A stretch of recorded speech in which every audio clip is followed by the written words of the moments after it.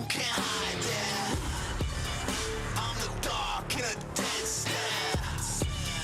Panic mode when I switch gears. I move like ghosts, don't waste my time, get out my way. This life crossroad, this life no joke. So don't look back, cause I'll be there in the smoke. Rising out the ashes, the phoenix, the burn in the rage. We'll hunt you right down to the end of your days. And I'll be right there at the top of the maze. While the rats in the sewer stay stuck in the days. So now I'm coming for you all, whether you like it or not, you've already gotten involved. Don't take it personal, I gotta finish you off. Cause only room at the time for one gun in the drawer.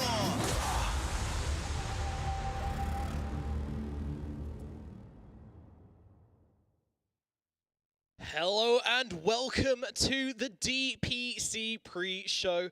My name is Nomad. Joining me on the panel today is the Bosnian bad boy Lizard and of course the German big man Black. These two fellas are going to be joining me to take us through the SEA DPC pre-show as we get into the details. Guys, SEA, it's a big region. There's so many players taking part, so many exciting teams. What are you looking forward to throughout these next 2 months? Mainly to see how, because in my head, the scene there is incredibly close when it comes to just pure skill level. Because I've been playing there for like almost 3 years at this point, and in pub games you can tell the individual skill level is super high. What I've struggled with the most throughout this entire time is just finding a good leader. Yep. And I'm looking forward to whether or not they've actually managed to solve this problem, because the last tournament was quite a while back. In SEA we did not have many tournaments at all. Yeah. So I'm looking forward to how much they improved. I'm worried for the region. Like, I really am. Why? Because of internet cafes and COVID, right? Like, I think they need a little bit more support. I remember my times growing up, I was Balkans, it's extremely poor as well, and we wouldn't have good PCs to play games at home. So I can kind of relate to that, just spending 10, 12 hours a day at an internet cafe club, playing games all day. It would break my heart. If I was a kid and I couldn't go, it would break me. So I hope that they stick together and continue competing. That's a really interesting point, Lizard, and I think we'll get back to that later on and talk about the impact that could have on the community and especially the future as well. But of course, we are looking ahead to this marathon of Dota we've got coming up over the next 2 months. Let's have a look at the schedule and see how things look. As from today, we're going to be going through, it's going to be 6 weeks of Dota, finishing up on the 27th or the 28th, depending on tiebreakers of February. So straight through till the end of February. It's going to be exciting. There's a lot of Dota going on, and unlike the Chinese region, there's no 2-week breaks, so it's just block after block after block. You guys are going to be enthralled with the SEA Dota in that time. Schedule's looking good. I mean, what does it do for a team to be playing this regularly? I mean, it's just always, you know, you always play much better and much more seriously when you play these like really big tournaments. There were a couple of online tournaments before this in pretty much every region, and you could see you know, players and teams, they were kind of just taking vacations, time of Dota here and there. It's not going to happen in the DPC, of course. Majors on the line, TA is on the line, the season 2 is on the line. Pretty much everything is on the line the next 4 or 5 months, so you got to go all out because there's no second chances really this time. You know, I'm gonna be honest, it's very difficult for me to tune into the gravity of the situation and understand that there is something on the line. Like, you're playing for your pride, you're playing for that DPC, you're playing for the major, right? Like the first, second and third, I believe. First goes to playoffs, second to group, something like that. But in any case, I'm still in that online tournament chill zone in which it's just another game, you know. Like, I can't really transition just yet, because yesterday I was watching our games and then I was watching the EU as well with Liquid, and I didn't feel the seriousness of that yet. It hasn't hit me. Yeah, but the players can't afford to get complacent though, can they? Because every single match matters, you know, when every single placement, there's such a big difference going down, not between the money is very evenly spaced, but the DPC points, the qualification slots, you know, you need to be up there if you want to get to that major, and that is so important. So let's have a look at the tournament format and see how things are going to be going. Of course, there is 2 divisions, there's 8 teams in the upper, 8 teams in the lower. They will all play each other in a best of 3 round robin format over these 6 weeks. And the important thing to mention is that the bottom 2 teams from Division 1 are going to be knocked down to Division 2, and the top 2 teams from Division 2 are going to go up to Division 1, and there is no playoffs there at all. It is just the old switcheroo. There is no second chances. If you are down there, you are down there. There is no second chance, and that is why we're saying it is so important that you don't drop these early games. You have to be sharp from the get-go. Yeah, okay, maybe you're going to take a series to really get into the swing of things, but you cannot be complacent in this tournament or it will come back to bite you. Do you think that's going to be harder for some of the newer teams who maybe aren't as experienced, don't have the same sort of processes to go through to start off a tournament and maybe a little bit slower to get starting? It's probably, honestly, easier for the newer teams because they've never felt like what it means to be at a TI before, or a major before, you know. Whereas these really experienced players, as Lizard just said, they're kind of in that zone where, you know, for over a year there was pretty much nothing, and now suddenly it's back to 100% seriousness.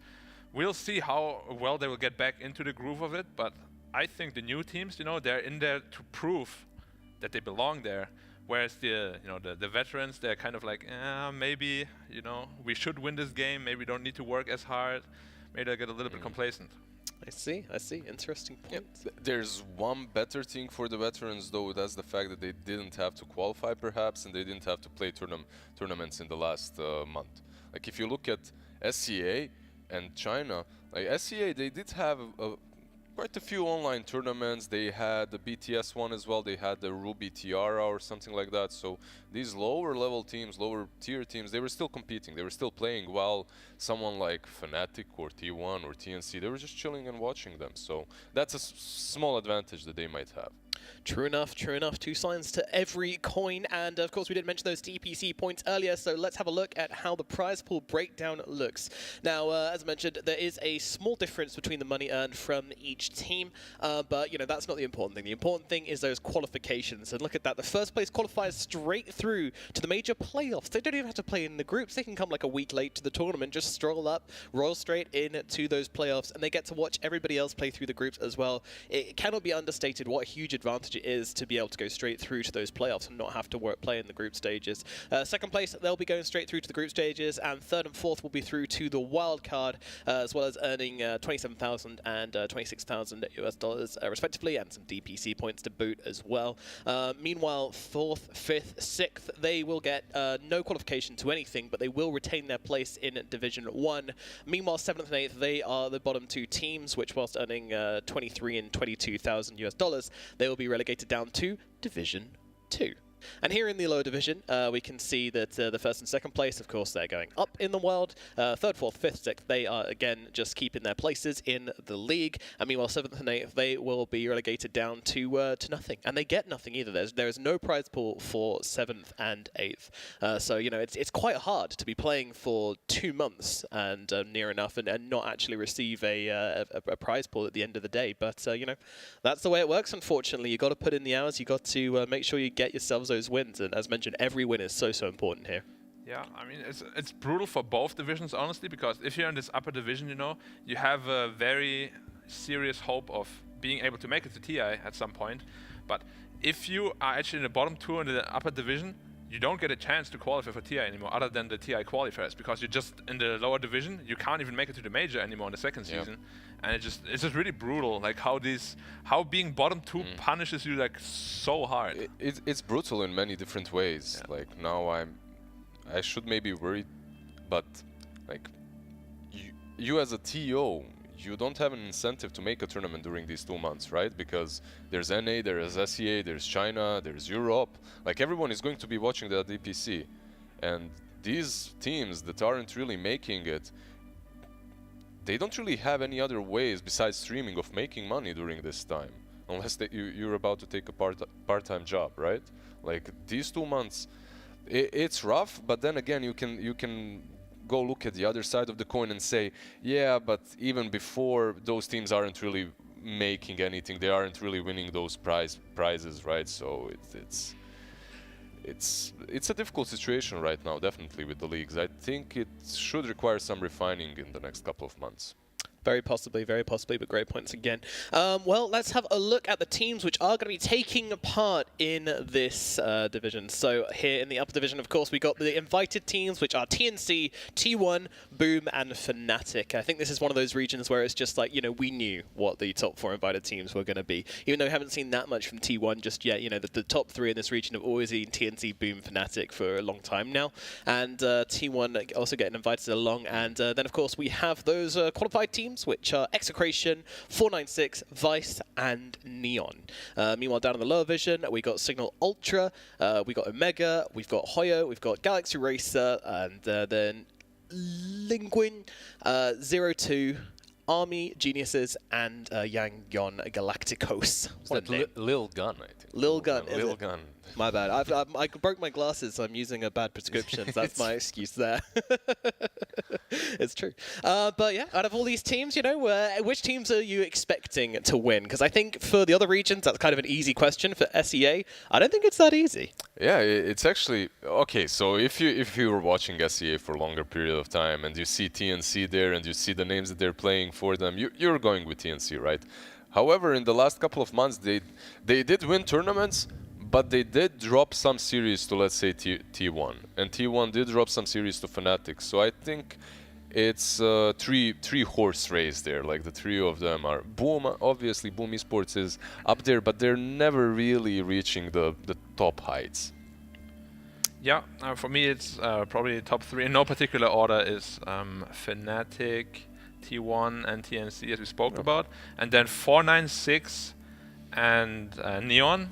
Of course, also Boom. Those 3 are like, you know, the quote-unquote dark horses. All 3 of them have potential to take any series of the 3 teams that I said are the strongest in the tournament. It is just, you know, I would say like the 3 strongest teams are like tier 1 teams, like proper tier 1 teams, and they're like tier 1.5, you know. Like they're not quite there yet, but they have the potential to take a series of them. Yeah, especially over, you know, when you've got entire month plus to kind of just play Dota every single week. It's a great chance for these tier 1 plus teams to improve, as it were. But like, I do want to know, what team do you have pegged? Which team do you think is going to take the whole thing? Give me one name. My money's on T1. T1? Yeah. Okay, all right, I like that. So TNC, T1. Yeah, I'll go with TNC.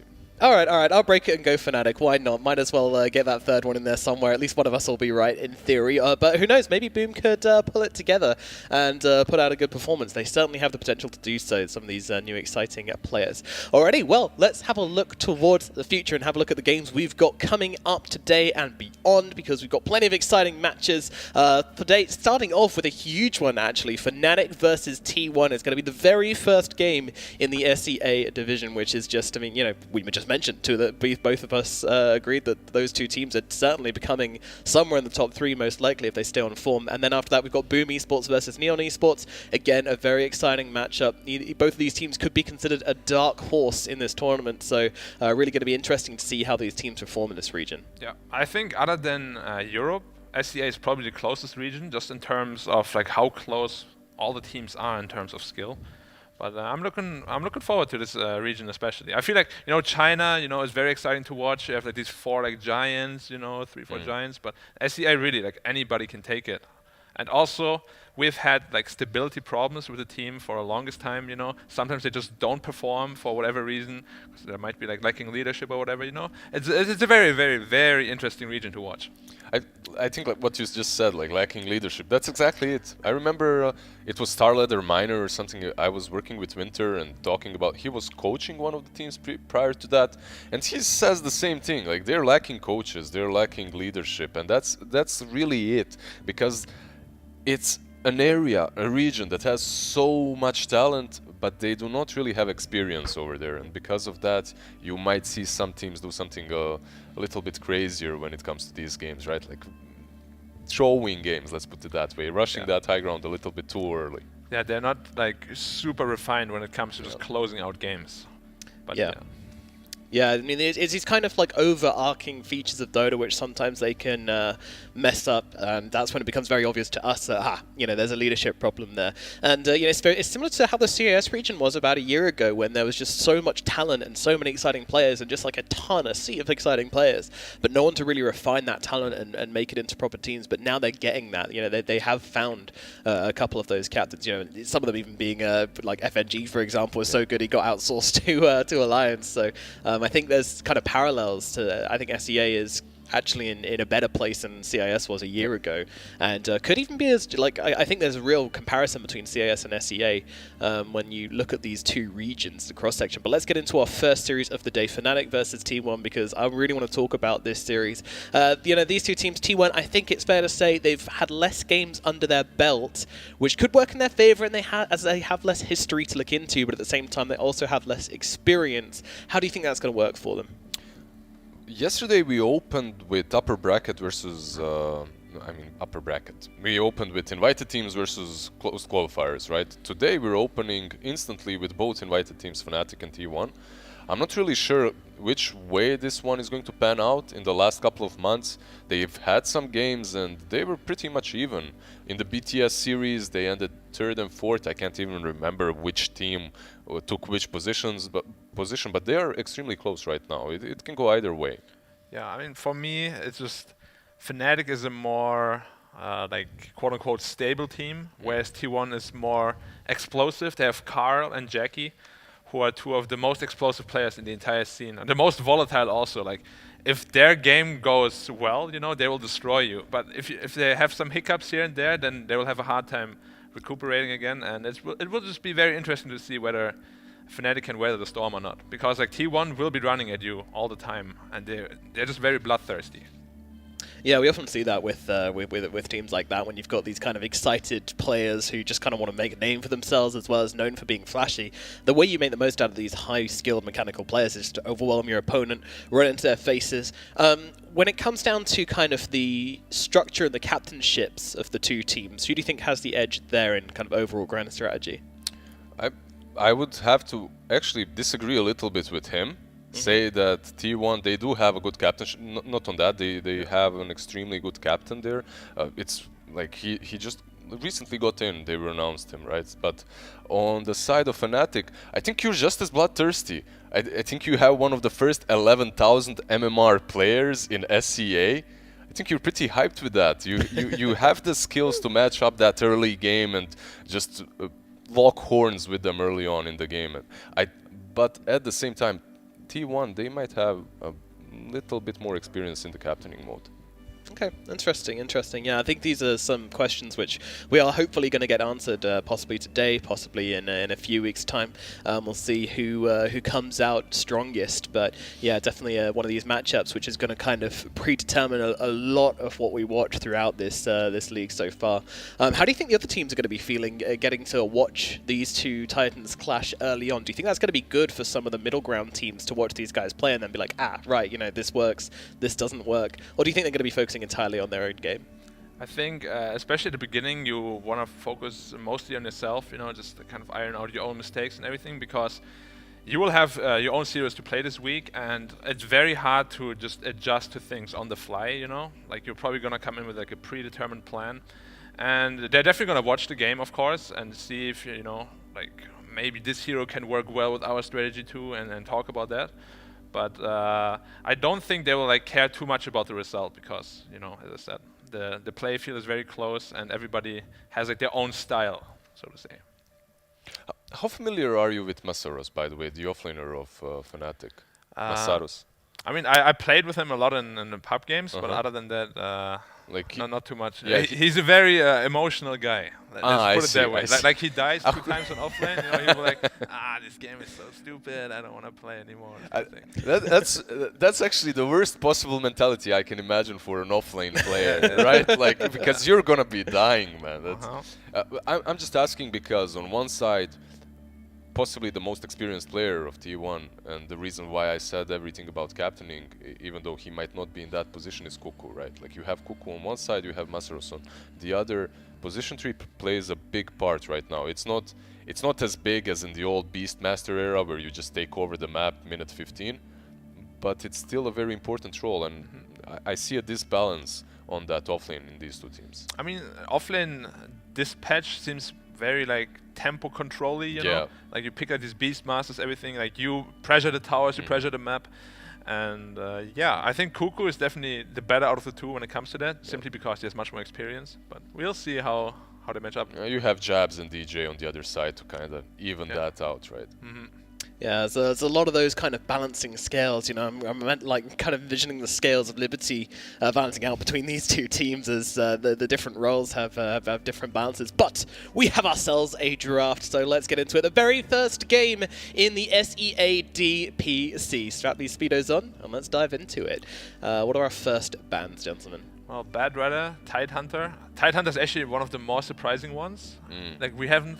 Like we will see how different the bans actually are from China and SEA, because the playstyles are completely different too. We might not even see Odie getting banned, you know? Like every region has like their own thinking of like, oh, this hero is way too strong, we can't let that go through, we need to pick up this hero. Yeah, like you see this Venge. Venge was drafted quite a bit in the region recently with Arc Wardens, with Drows, but that's the old patch as well. And these two teams, maybe they are stuck a little bit in that era. Like the Batrider was the Batrider is still strong, but he was first phase banned back then, and they go with the Wisp. Okay, this is something that they've done earlier.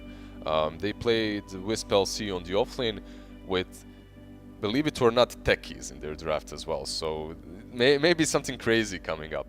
Yeah, and you can already see like the draft is very, very different from what we had yesterday with the Chinese region. It's actually like a complete reverse. We see both lineups already are shaping up to be very aggressive, with both the Pango and IO pickup. Dude, those laughs, like I'm telling you, techies is in their head, like it's happening. Also, Tidehunter is something that Fnatic has played recently. Yeah. So very strong hero this patch. Also, one thing we failed to mention: T1 is actually the old Geek fam who at one point, just of course they switched out the carry player, who at one point was the best team in SEA. They beat everybody. They won multiple tournaments continuously, and so they're actually not as inexperienced together as we might think, because they've been playing together for a very long time already. And we have this recurring theme of carries being replaced, right? Like it's same in SEA. It's everywhere. I don't know what's happening. We spoke about how every support gets replaced. Nowadays it's all the carries. It's all the carries, exactly. Like I think we're really reaching that point in which teams understand and organizations understand that your support duo is the foundation of the team. Yeah. Like when you break that apart, you break everything. Because usually those two players are the most hardworking ones. They're the ones that are taking notes. They're the ones that are devising strategies. They're the ones that are bringing the team together, telling everyone what they need to be doing, at least when it comes to the strategical part of the game, the grand scheme of things, right? Yeah. I mean, they definitely have to be more like diverse. If you're a core player, you play like 10 pub games a day, and you just want to get your mechanical skill up as high as you can. That's it. But you don't have to do like too much thinking. And if you're a support, you have to get your mechanical skill, plus you have to be watching all the games, thinking about the movements, because it's not as straightforward. It's not as, let's look at it this way. Position 4 is not as intuitive as a core position 1. Like if you're a carry, you mass out 20 games, you get better by each one, just because your core skill increases and your movements become crispier, faster. As a support, like it's all about thinking. It's a mind game. Yeah, I mean, I think the best way to say it, because you don't get better at anything without thinking about it. And the core players, they're just thinking about, what do I farm? They're looking at their screens and, they say, okay, my GPM's a little lower this game. What do I do to raise that? Where do I farm? What do I hit? What fights do I join? And then the questions which the supports have to ask themselves are much harder. I think what makes the best possible support player is one that knows the right questions to ask themselves when watching a replay or when playing a game. That's what it comes down to. And these guys, they ask good questions, let me tell you. If you're a position 4 and you're playing a game, it feels like this might be a bit too gruesome, but you're in a body and there's ruptures everywhere, and you have to figure out where you need to go to save that artery from bleeding out. When on the other side, you just have some. It doesn't matter what happens on the safe lane as long as your offlane does well, so you can pressure the mid game, right? Like things like that.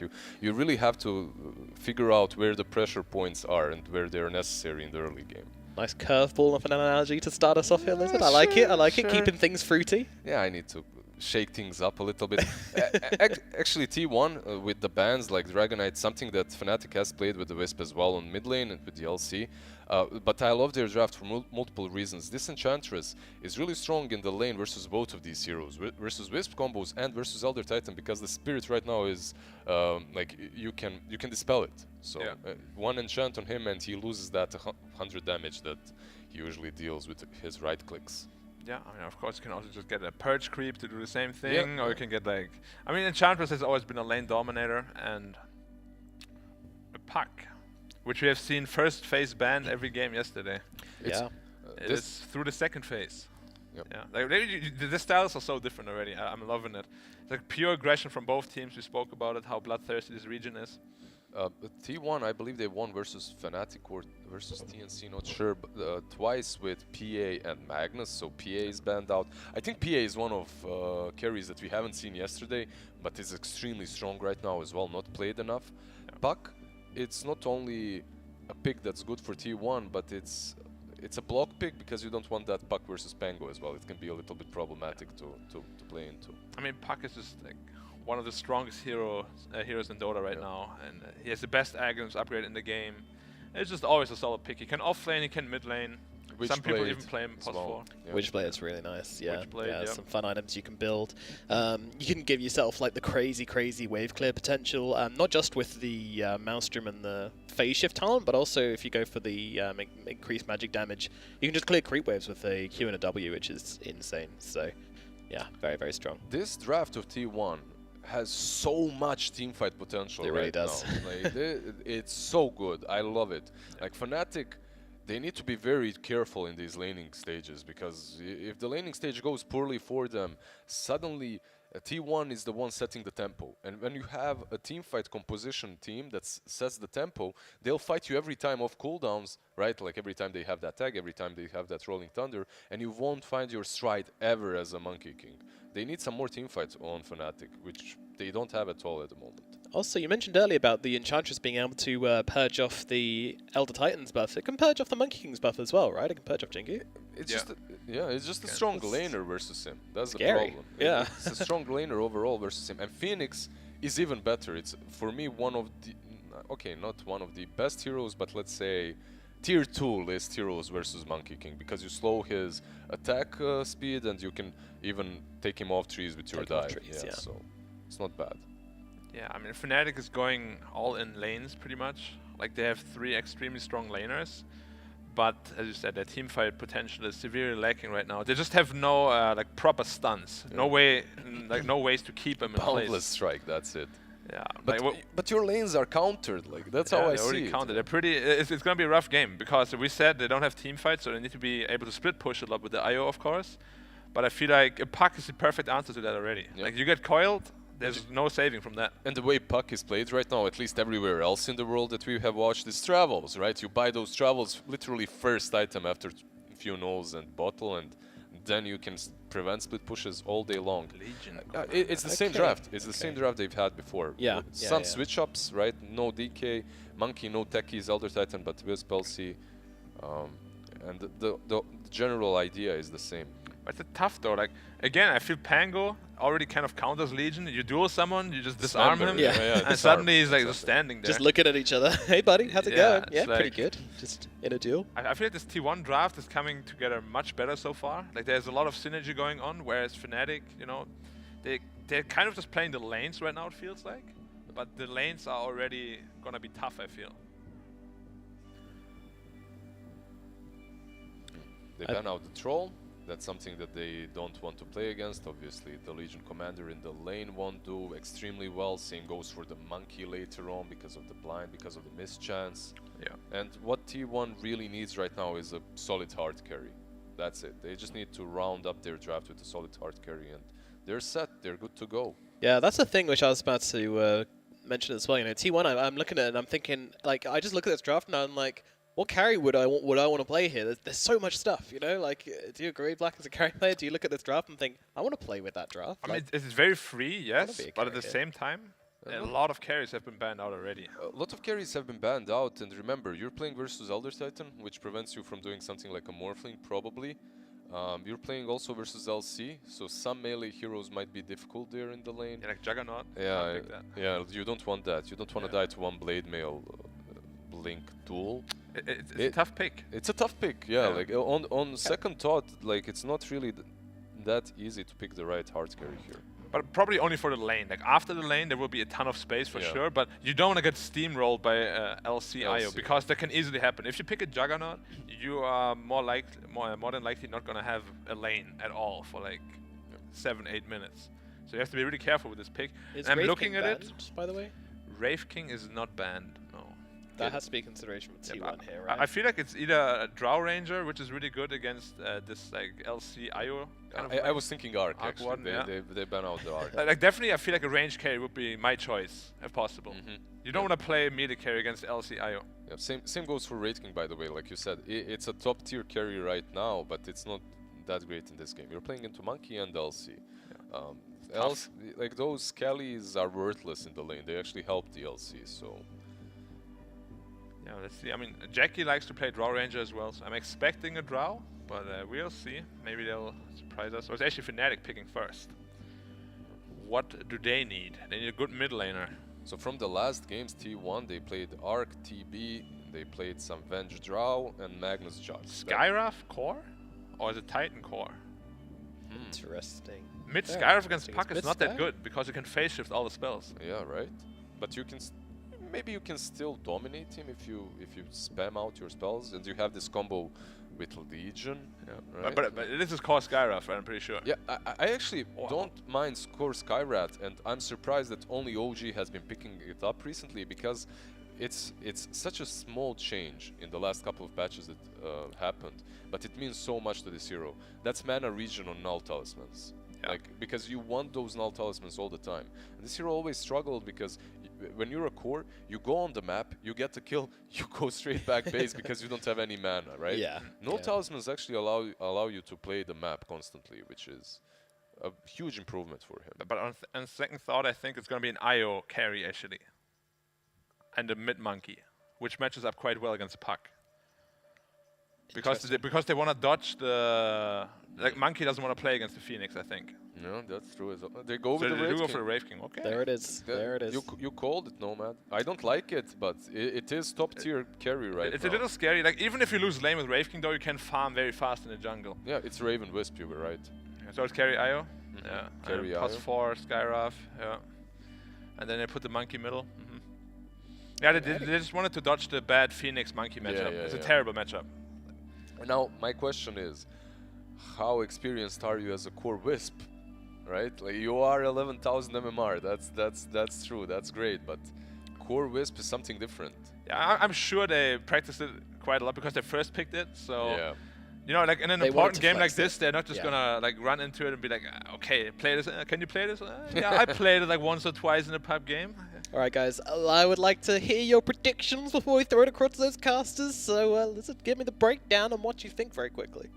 So my biggest concern is the Wraith King carry and how he'll match up in the lane.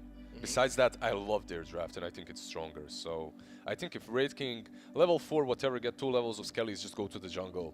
If he doesn't get dominated way too hard and if he leaves the lane early enough, I think this is their game. I think the teamfight potential is just way too high. I mean, I said, like, you know, you made me choose between the 3 teams. I said T1, so I have to stick with T1 no matter what. No choice. Every single series is going to be on T1, T1, T1. No choice. Alrighty. My hands are bound. Your hands are bound, your hands are tied. Alrighty, well, I think I've got to go for the Wraith King, unfortunately. I do think that the lane matchup is not as bad as it used to be into Legion Commander. You know, I think with the crit, it makes it so you can just come in, but of course the Skeleton's going to be a factor. There's so many factors in this one. It's an IO core. These guys are just coming out of the barracks, absolutely swinging it. It's going to be a pleasure to watch, and it's going to be a pleasure to listen to with these lovely, lovely casters. BQ up and Lacoste, take it away. Thank you very much, Nomad. Back with Lacoste, new region. First game of the day, should be good. Carry Wisp. Yeah, I Thoughts? mean, we're in for a treat, you know. Southeast Asia, upper division, starting. Always liked the region, never had the opportunity, like, to dive deep into it, and now's the chance, you know, to get all these players and teams better. I know Black, he's also considered like a Southeast Asian player. He played for T1 for like 12, 13 days. A pretty experienced player. I can see why he's so sentimental about the team, you know. These are his boys. They're not, because he was just there for 2 weeks playing online, but whatever.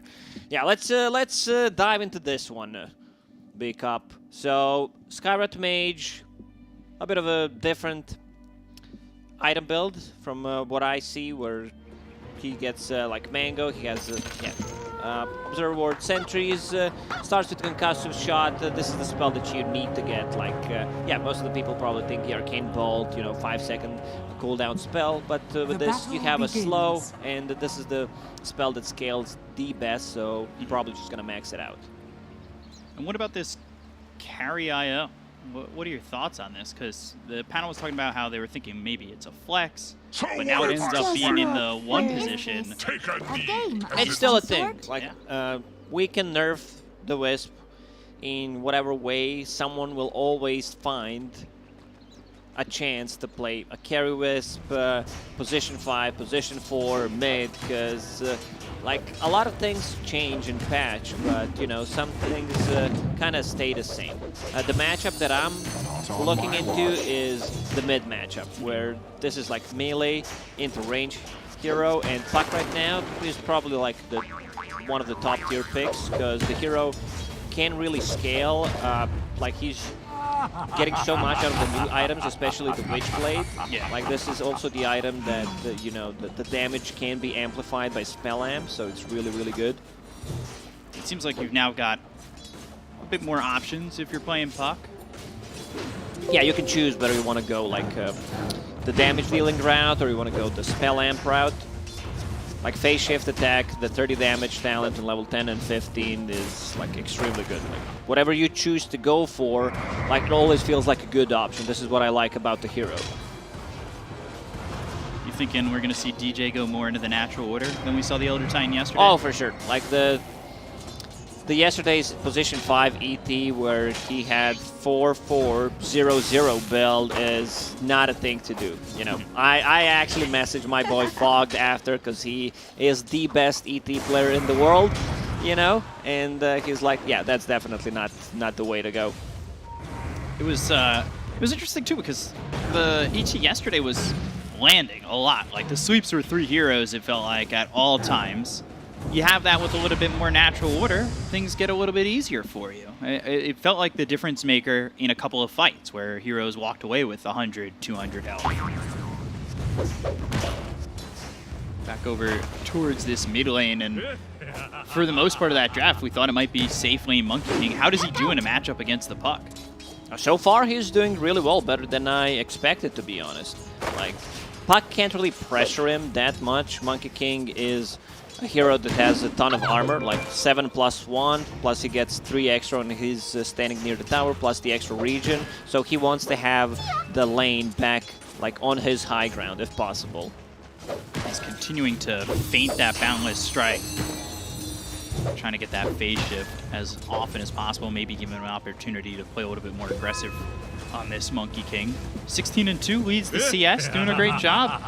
Over towards top, we take a look. Zephyr going after this Legion Commander. Jav's just trying to push him back as best he can with the Skywrath Mage, now picking up a point in that Arcane Bolt. So, surprise, Legion Commander does not have a point in press the attack. I think in this type of lane, you get 1 point in passive, and then you get like 1 or 2 points in press the attack, just to be able to, like, dispel things. Like, dispel the stun against the Phoenix is extremely good. So he's just going all in on damage. Like, they want to get some kills. Orb of Corrosion is ready. And they want to go after Jackie. They've got the Icarus Dive coming through. Now Masaros is in a lot of trouble running the other way. He was the one playing the aggressive style on that. Trying to get out of the hands of these little skeletons. And now it's the Jabs who gives up first blood. This is why I said, like, I would love to see more points in press the attack, because you can remove the fiery spirits and that gives you attack speed. You can trade much easier with the Raid King. I mean, it's good. Like, Overwhelming Odds is good, don't get me wrong, especially when the skeletons are spawned. Jackie, he seems pretty dead. Yeah, playing it up front, pretty close to the tower, ends up dropping at Jabs. Nasaros will be traded by Zephyr. Jabs can throw a couple more arcane bolts the way of Zephyr, but it's not going to get the kill, and he's got a salve, so he'll sit under the tower. This is something that I like, you know. I'm playing that 5. My carry dies, I'm like, sorry bro, you know, you died, and then I get to farm the creep wave, I get the solo XP. It's one of those things that really benefit your position 5, especially if it's like a greedier 5 like Phoenix, who really relies on those levels. Now, the quicker he gets to that 6, has that Supernova available, teamfight just gets that much better. Put that together with a Dream Coil, all of a sudden, a little bit into that mid game, you've got yourself a pretty substantial teamfight. Oh, Puck could be in a bit of trouble if he decides to commit for that bounty and sees Monkey King jumping on a tree. Time to bail. He ends up just going back to the tier 1 tower. 45 seconds till the bounty rune's available. Refill that bottle. Or, sorry, the power rune's available. Try to refill that bottle.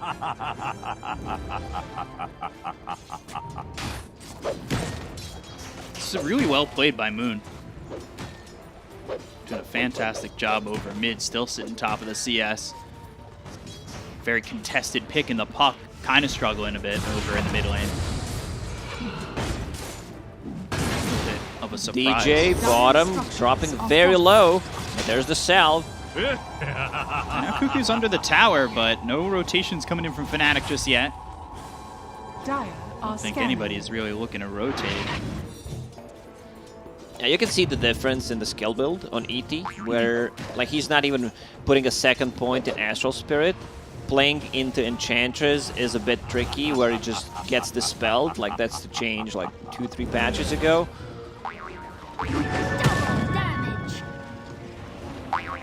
Balance strike over. They do have the Phoenix Puck, over coil on mid. mid. There's the coil, looking for the Wukong spam, but gets silenced. Icarus dive over. They brought in the Skywrath Mage, so Jab's trying to help out his mid.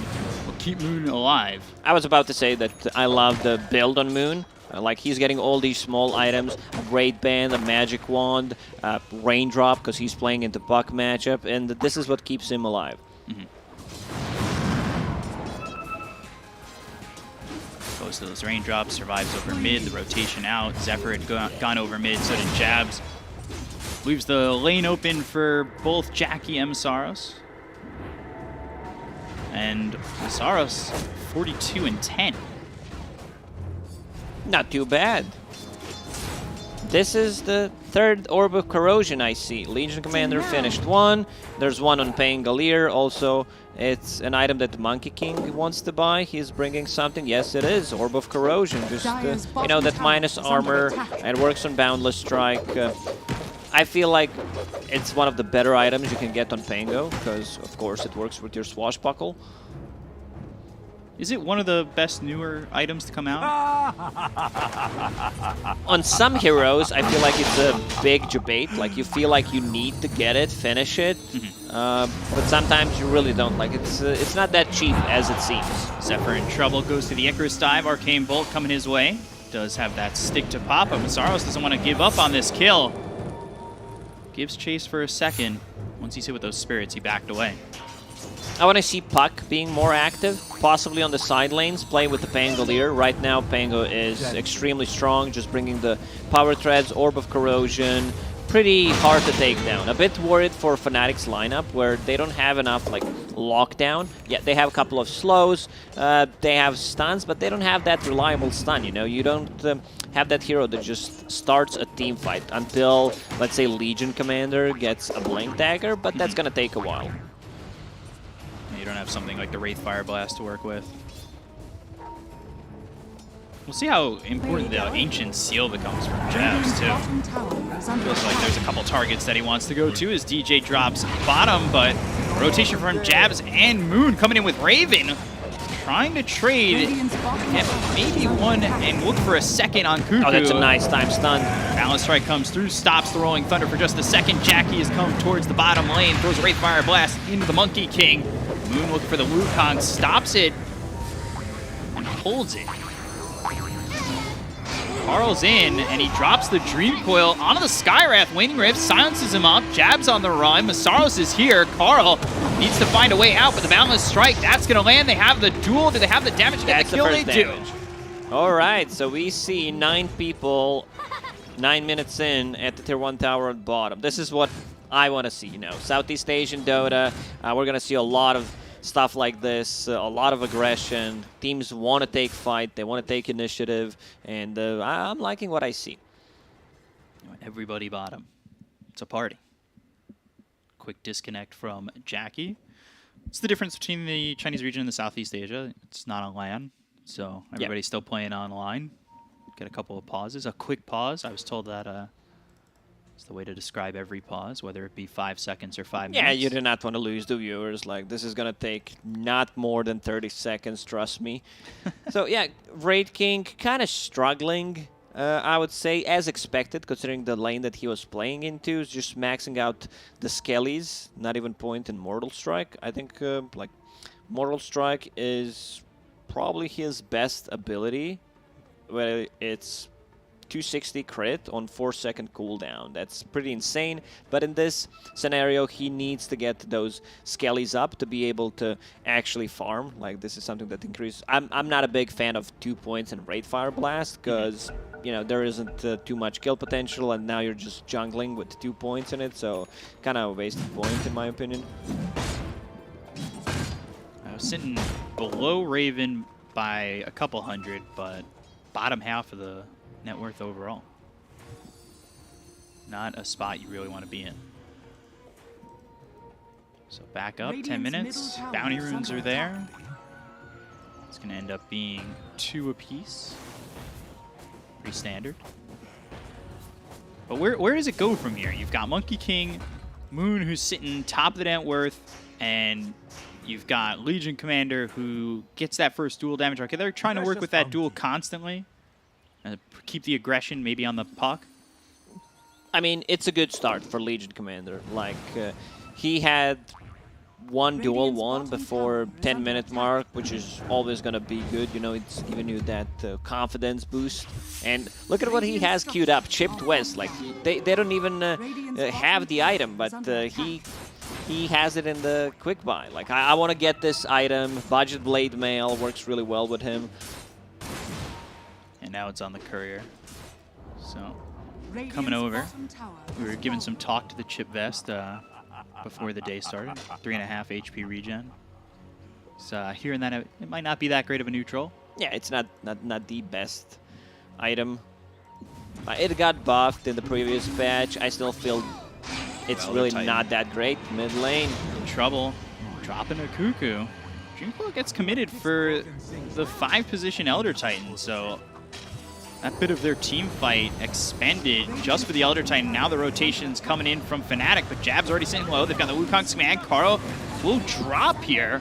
Sunray's not going to be on top of him to save him, and it's really not doing much to Moon, who sits back in the Wukongs, but they still have 4 heroes right by the tower ready to go. They drop the Supernova. They have the Rolling Thunder, hitting onto Moon just once.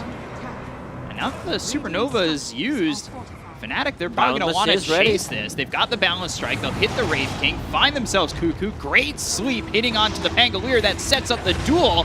Earth Splitter flies in, and it's enough to get another duel victory for this Legion Commander. Fnatic might not have like the best initiation lineup, but man, their counter initiation is pretty strong. Like, you have Relocate Out, you have Press the Attack, you have ET. He's probably one of the best ones, like, to just stomp any kind of aggressiveness that the enemy team is trying to make. And yeah, I like what I see from DJ. Like, 3 points in Echo Stomp. Already said that he doesn't need to put an extra one in Astral Spirit, because the landing stage against the Enchantress, it gets dispelled. 1 point in Order and Earth Splitter as well, you know, just to zone people out. It also deals not as much damage right now as it does at the later stages of the game, but still, like, the spell that you need to get. So he's just going to max out that Echo Stomp and probably just max out Aura after that. Do you think just willingly using that Dream Coil was a bit of a problem? Ooh, hold on. Jabs getting pushed up on. As Whitemon will grab the kill onto the Skywrath Mage. Masaros, he's thinking about going in. He's got Raven right here. The duel we use on Akaru. Drop the Dream Coil. Can they get the kill in time? Yes, they can. More dual damage going the way. The Legion Commander of the Rolling Thunder comes in from Cuckoo. Not landing, splitting the seams of the Radiant side. And now on back towards the tower. But again, Fnatic, they're always looking for this counter initiation. That's just how they played the mid fight. You come in with the Dream Coil and it doesn't do much for you on T1. Well, Fnatic are going to make you pay, and they've already done so twice. Will. I would say like the problem is Puck getting coiled, but Puck is not getting too much out of the map right now. Legion Commander, same amount of farm as Puck at the moment. I think the problem was in the previous fight where the Sun Ray didn't come like straight away, so Puck would be able to actually live and maybe even use his spells multiple times, but that didn't happen. And now Puck kind of struggling, you know, still going for that Witchblade, which is an insanely good item. I feel like the timing for it is not gonna be the greatest. Getting that kill onto the Phoenix and another duel victory. Raven This is gets sick. credit for that Like one. 40 damage. 14 minutes in is just too good. 1,000 gold away from a Blink Dagger. A bit worried for T1 at the moment. Like, good thing going for them is Pangolier has Maelstrom already done, I believe. Just needs to use the Courier, and they don't have any abilities that can stop Pangolier's Rolling Thunder, so that's gonna be a bit of an issue. Wraith King, Hand of Midas, into Armlet. There's also no mana burn for Wraith King, so his ulti is pretty much always gonna be available. But the timing, this is what Fnatic is looking into. Like Monkey King's BKB timing, plus Io's Aghanim Scepter on top of Helm of the Dominator. That's a lot of damage. And then they can start putting some pressure on Tier 1 tower on a mid lane, possibly after getting a kill or two, turn that into Roche.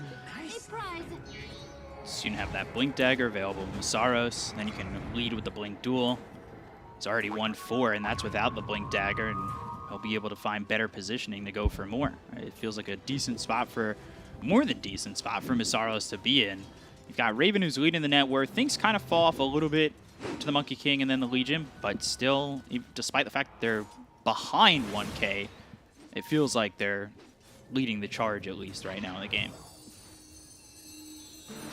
We'll try to bring this over. They've got the Dream Coil out on the Jabs. Catch him. Rolling Thunder committed to this as well. Does secure them a kill. They're looking for Masaros. Dancing around those trees, looking to not get hit by the Rolling Thunder, which ends right before he gets up onto Masaros, who's disarmed for the moment. The TPs are coming through from Fnatic. The question is whether or not they're going to be in time. They also have the relocate, and now, again, here comes the counter initiation. But they've got the Supernova down. It's about to pop, but not in time. Cuckoo, he is trying to TP out and will be successful in doing so. The Supernova looked well placed. It just it did, but then they you know, brought more numbers and they had nothing to defend the egg with. Like Pangolier is a really, really good egg defender with either a disarm or just a Rolling Thunder. Mm-hmm. While this is happening, bottom tier 2 for Fnatic is down to 500 health. Pushing in is the Wraith King Skeletons. To go back to the talk about like ET, this is something that, you know, makes a difference. Like your skill build, we're talking about the game yesterday in Chinese region where ET had like 4-4-0 build on position 5 ET. But look at this, you have max stomp, you have 2 points in aura, plus you have Earth Splitter on the level 8. Mm-hmm. So I'd choose this anytime. Now Masaros and DJ will smoke. Picking up that Blink Dagger, looking to debut it. Finding a spot to go for this duel. There are a couple heroes from T1 just sitting in the Radiant jungle, namely Cuckoo. But I don't believe, Radiant does not have vision on them, so smoking and trying to go in blind at the moment. They're just trying to get a pick off. Legion Commander plus Skywrath Mage is enough pretty much to kill anyone at this point. But as I said, their timing is BKB on Monkey plus Aghanim Scepter on Io. A bit of out of sync. Io will finish Aghanim Scepter. Monkey still needs like 500 gold. And they also have a Blink Dagger, a shiny new one on LC. We've been seeing a lot of Monkey Kings go into the Battle Fury Axe. Is that just something you don't do? I mean, Battle Fury Axe is too greedy. Axe is more than fine because it gives you that tower damage, it gives you like farm ability, more team fight presence. He still might go back to it after getting a BKB, but they have no abilities that pierce magic immunity, so I can understand why Moon is going for it. So just getting a couple hundred more gold, and then he'll have the BKB ready to go. Once BKB is up, push out the lanes, smoke up, try to get a pick off. Legion plus Sky, deadly combo. This is something that the Fnatic is looking to do in the next few minutes. But T1, farming, you know, Raid King on top of net worth.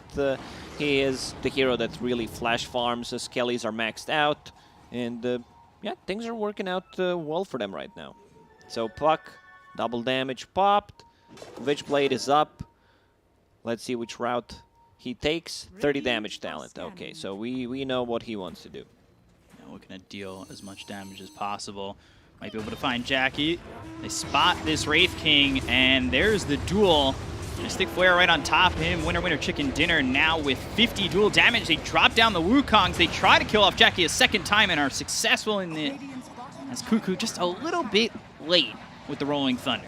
Still wouldn't make a difference, because they already killed him once, they dueled him, got the damage, and once he respawns, like, there is no real counterplay. Right now, Fnatic feels really strong. Keep fighting with Io. I like what I see. The item build, jabs. In trouble, Sunray on top of him, he'll burn out. Elder Titan looking next. Supernova on the back lines of this. Moon hits the balance strike onto Carl. They're trying to get the kill into the Puck, but they just don't have the control for the moment. They get the kill into Zephyr. They're going to take out one. They already have Wraith King out of the fight. Cuckoo trying to man fight as he'll finish off Raven, losing his life to Visaros, but now they've got duel again, but the victory is there for Whitemon. Thanks for the 20 damage. Moon will still chase. Try to kill this Enchantress, finishes him off with the Boundless Strike, and now it's Carl v Moon on a 1v1, although Jackie might have something to say about this. When you think about it, 20 damage is not a joke on a hero like Enchantress. She already deals a ton of right-click damage with that impetus, which is maxed out. Still feel like Fnatic's teamfight is much stronger when Monkey King has ulti. That fight they didn't have duel, they didn't have Monkey King's ulti, they did not have Earth Splitter. So if it's like full 5-on-5 engagement, it's really strong. Like, Monkey can deal with the egg, especially if Legion Commander uses Presti attack, and they have nothing, again, that pierces through magic immunity, so probably Monkey King's job is going to be to try to take out that Supernova. And he did just that in that fight. Cuckoo ending up killing off Raven, and this was, again, for the most part, without Jackie involved. He was killed earlier as they found him twice bottom.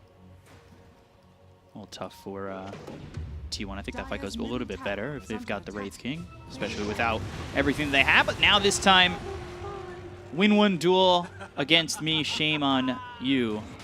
Or shame on me. I forget how the saying goes. Either way, there's more duel damage. Shame on whoever loses the duel, I think. Yeah. That's it. Won't be getting 20 from me anymore, especially when we've got Mystic Flare available. They're still looking to pressure the Tier 1 tower.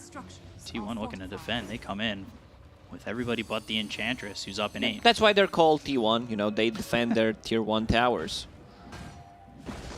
Still got 2 up. Winning the T1 battle at the moment.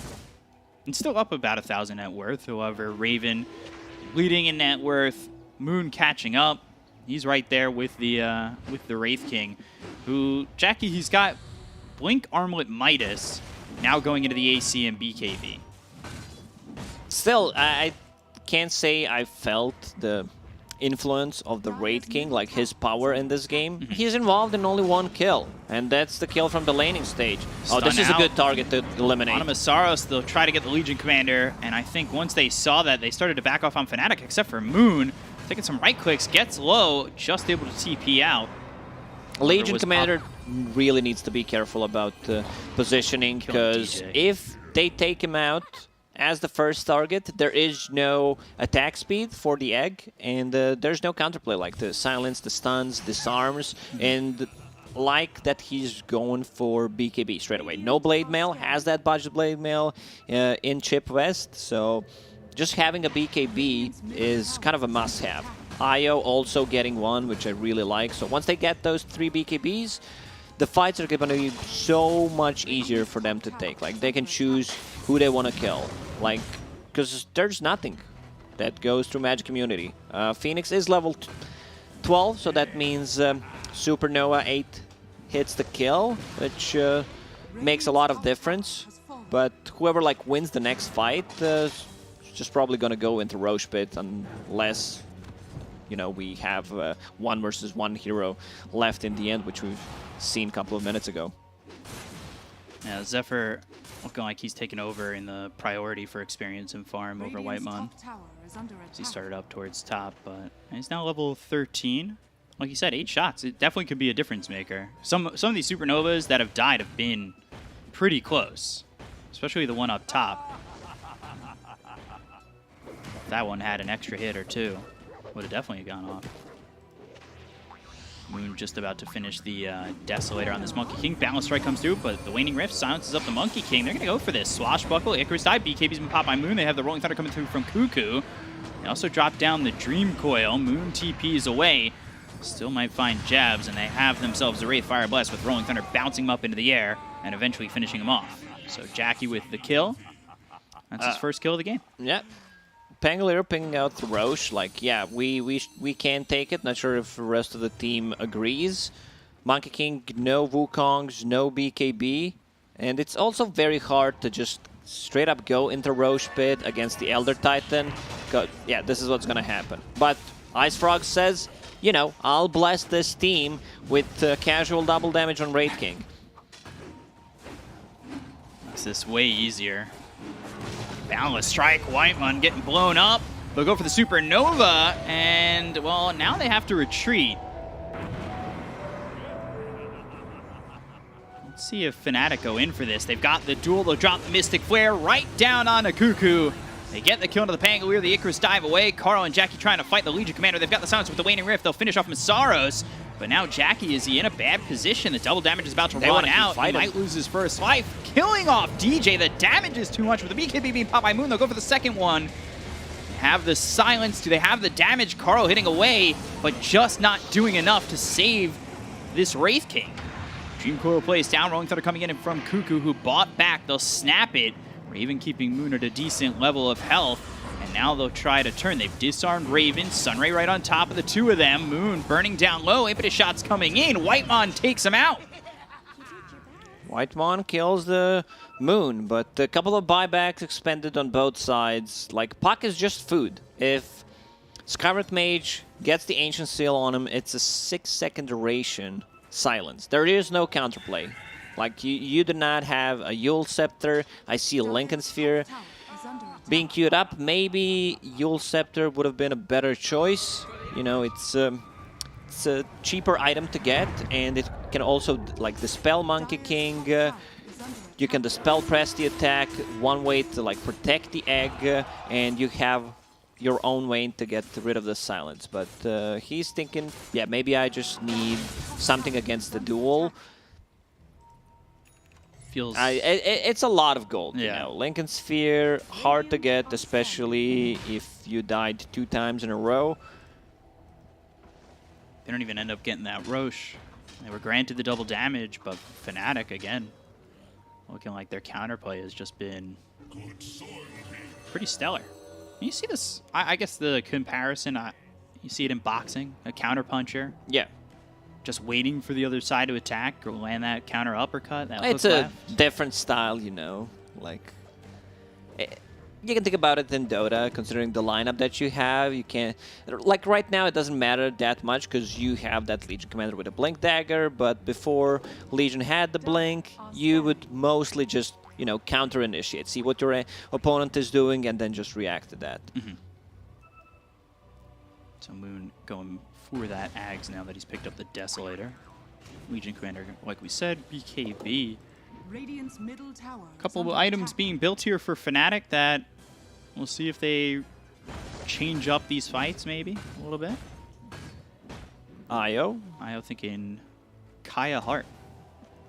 Yeah, not too bad, you know. It's also Sanj Kaya. Sanj is completed, just needs to be delivered, because Overcharge now gives spell amplification, and you're mostly relying on the spirits to deal the damage. So it kind of understand what he's going for. It could be like a new build since the recent changes to Overcharge. Jackie gets into the trees and TP's out as Moon was heading his way towards top. Radiant's bottom tower is under attack. Pretty Radiant's quiet bottom tower for the has last fallen. 2 minutes or so. It seems like both teams have gotten a little bit complacent and just backing up for a moment and farming, pushing out the lanes a little bit. Everyone's just being careful about the Roche.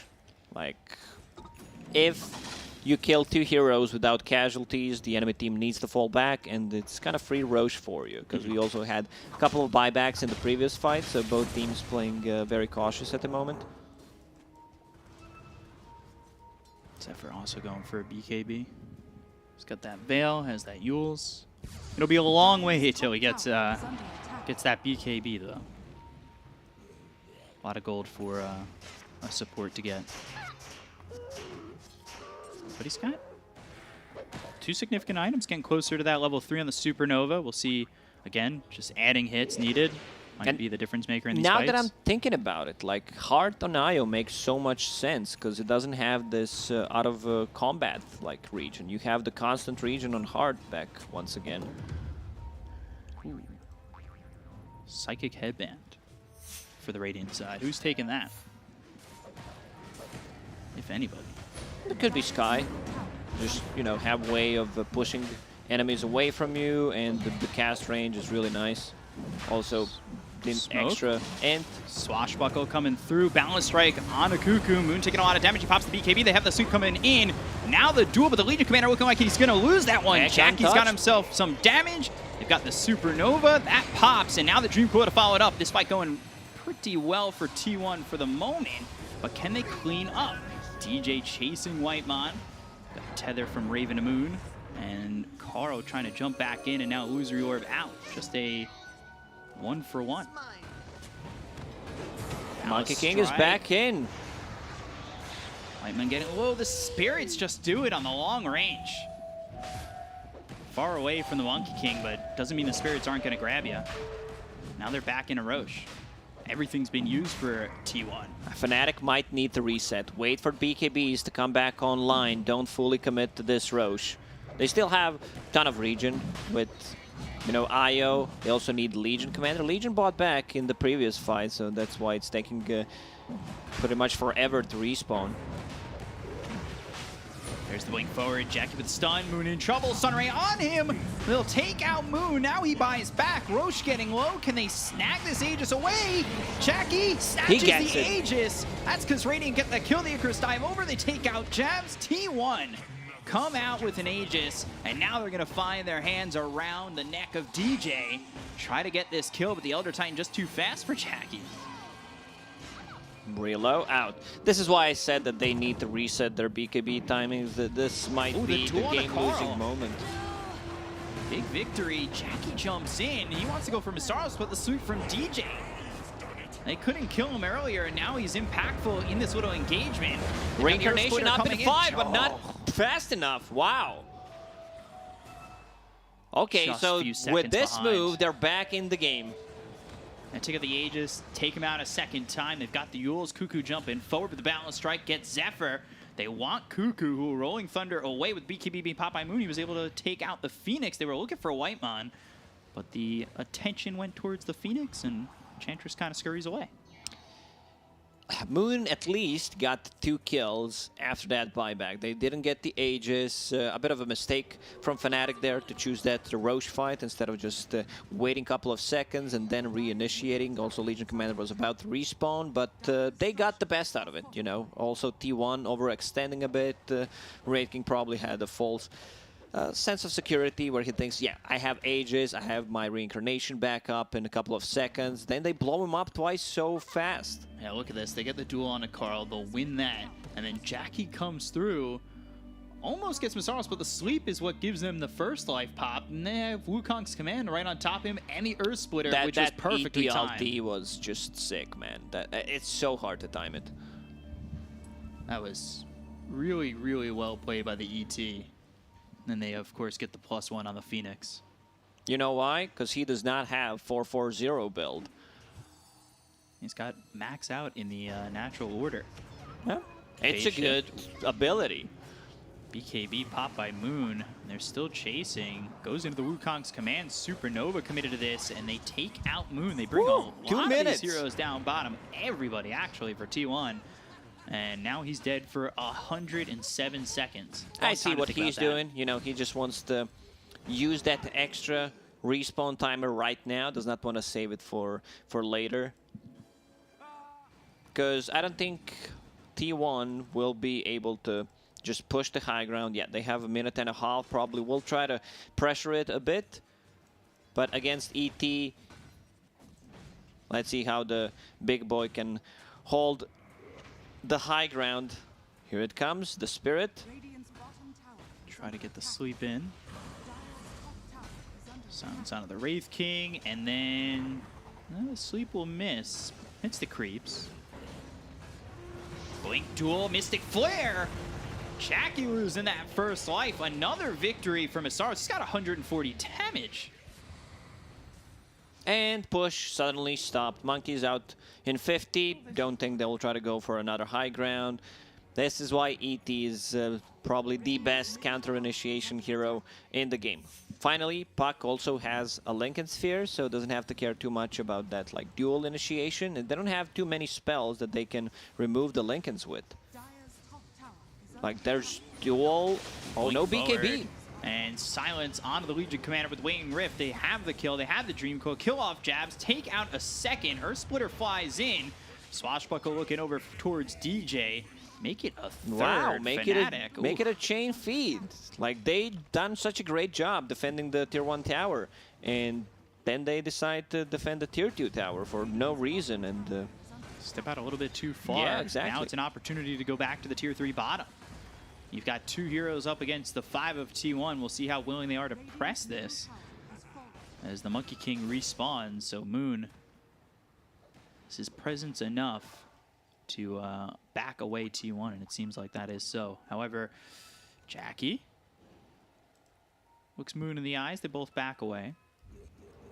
Dream Coil on cooldown for another 18 seconds. Okay, Fnatic should just, you know, hold the high ground. Moon in a bit of a trouble if Wraith King finds him.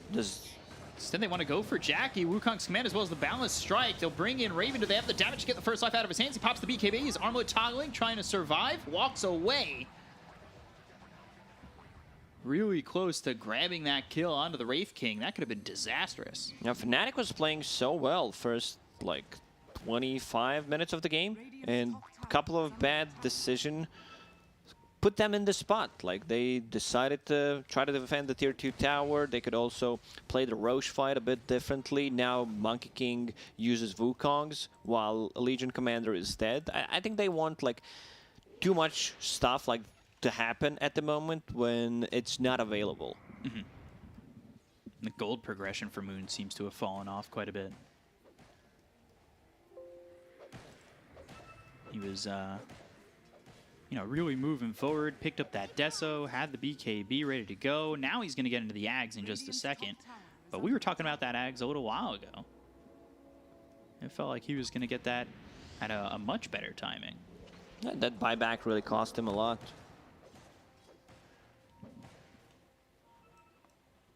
So Whiteman just up towards top with Zephyr. The rest of the team coming in. Cuckoo will join in with Jackie. And then Carl is going to TP back towards the base. He was cleaning up bottom. He's picked up his own axe. Big one to have at this point in the game. Against 3 BKBs, it's really, really good. Like Black on the panel said, this is the best axe in the game. I don't think it's like the best one, but definitely tier 1 Aghanim Scepter upgrade. Spell Prism for the Wraith King, or at least found by him. Roche up in potentially a minute and 23 seconds. T1 postured towards the pit and ready to take on Fnatic if they come out a little bit too far. And we saw that when they went to the Tier 2 tower, how that fight for T1 went. BKB for the Elder Titan next. You've got Stormcrafter picked up by the Monkey King, and the Trickster Cloak found by the Pangolier. He's going to hold on to that too. It's not a bad Abyssal item. Like, on certain heroes like the assassin type heroes, the evasion is really good. Invis is really good, but it also gives evasion and magic resistance, which is kind of dope. Also, none of the heroes bought Shard this game, 40 minutes in. Radiant's middle tower is under attack. Any Shard that you think is of value in this game? Ooh, all that thought. They're going to find themselves. DJ Duel comes through onto the hunt to this Pangolier. They kill off Cuckoo. Whitemon and Jackie are looking like they're retreating. Although Jackie turns on Raven for a second, throws one right click. There's a Rayfire Blast onto Moon. They bought back on Cuckoo. Whitemon moving forward. Karl's here. Let's see what he can do with this. The Supernova right on top of Masaros. That pops and the Dream Coil comes down onto Raven. Jackie with a Wraithfire Blast that hits onto the Monkey King once again. They're looking for the Rolling Thunder coming in from Cuckoo, but Jackie getting low, losing that first life as the Wukong's command is right on top of him. He's going to be in trouble once again. Pops the BKB. He's on the run. Moon trying to chase. He's got the Jingle with the Waning Riveting onto the IO as well as the Monkey King. Now they're right on top of Raven. Boundless Strike hits the backlines, gets onto Karl. Whitemon throwing some impetus shots over, but that's just not enough damage. Sunray to try and save Cuckoo, who bought back. He's going to be dead for 104 seconds. Silence onto the Monkey King. Moon trying to run. He's tethered up that on region. Raven. And now Jackie and Zephyr, they get close. They'll take out Whitemon. Man, Look towards Io. the rest. Zephyr gets hit with the spirits. He's out of this one for 79. A blink towards the base of the Radiant Jesus side, and Karl Christ, will man. escape. Talking about the region, click on the IO. We have Heart that got changed, so you have 1.6% max health region per second. That's quite nice, you know. You have Paladin Sword to amplify all that region, and then you have Kaya and Sanj that also gives 30%, you know, self HP region and lifesteal amplification. So combine that with the overcharge, that gives, you know, 16% spell amp, and the I would like to see some like real math to see how much actual region IO was, you know, landing on that Monkey King in the previous fight. That was actually sick. They can't focus Monkey. They need to straight up go and try to kill IO. Now we need a mathematician in the chat. Help us out real quick. Do the numbers, crunch them, give us a result. You got Raven now level 25. He's gone into the attack tethered allies target. Does this change his build at all? He's going into the AC next. Yeah, AC is more than fine. And now with attack tethered allies target, it's quite nice, you know. One of the better 25 talents, I would say, especially when you play the core IO. Dire's bottom tower Spell Prism found by Skywrath, and he's going to keep it. So that'll put the Concussive Shot on a 9.8 second cooldown, Arcane Bolt on a 1.6 second cooldown, and the Silence, the Ancient Seal, 4.9 second cooldown, 6 second duration. Not too bad, huh? No, not bad at all. So you can perma-silence people. Is that like a Spell Prism, you pick that up, and now you think like, what if I go Ags? Now you're silencing 2 people on a 4.9 second cooldown? It's a possibility, yeah. I see 4 staff queued up, which could make a lot more difference in a team fight than the Ags.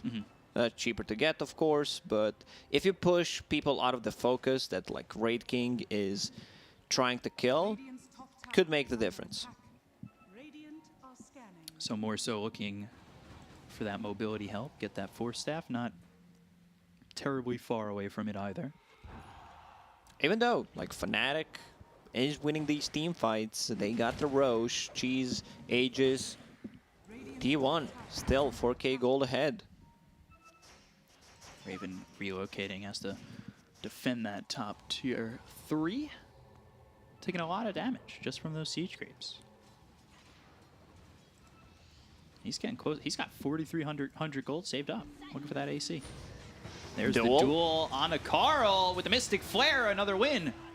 Masaros has got a lot of damage now at a clean 200. And pretty much the only spell they have to remove the Lincoln Sphere is Arcane Bolt. Yeah, it's 1.6 cooldown ability, so that's pretty nice. And they have Ancient Seal. Other than that, there's nothing. But with it being available on such a low cooldown, you could really abuse that. Make sure that Lincoln's is just almost never in play. Like, you know for sure that you can pretty much pop it, right? Yeah. Wraith King going Abyssal. I know Cuckoo, he was working on one as well. So multiple Abyssals, and then Carl going into the Daedalus, trying to get more damage. But this is a problem. He's got buyback. He's dead for another 40 seconds. Fnatic are knocking on the door of the tier 3 bot. They're ready to go. They've got the Aegis in the hands of Moon. Question is, can T1 defend? Are they willing to use that buyback? Are they trying to hold it? Will they give up one tier 3, maybe a set of racks? Waymon in some trouble, blinking deep. Looking for this duel. He'll get it, loses his life afterwards, and now the buyback comes out from Carl, though. Dreamcoat would be dropped down. They get the kill into Zephyr. They'll lose DJ. Buybacks all over the place with the Wukong's command being placed by Moon. Going after Jackie solo. Armlet toggle to survive and walk away. Carl kills off jabs. Lincoln's gets popped. The balance strikes in. Ooh, just jaunts over. So they lost the 3 heroes. Jackie? Legion Commander bought back. Is They're he still too far chasing. forward? They've got the silence, and they'll take out his first life. They don't have Wukong's to place right on top of him. Masaros doesn't have a duel for 13 seconds. The BKB being popped by Moon. Sunray from Zephyr right on top of the Wraith King. They back up past the tier 3 tower, but Moon almost seemingly not scared to go past the tier 3 and in between the tier 4s, just like we saw Masaros do a second ago.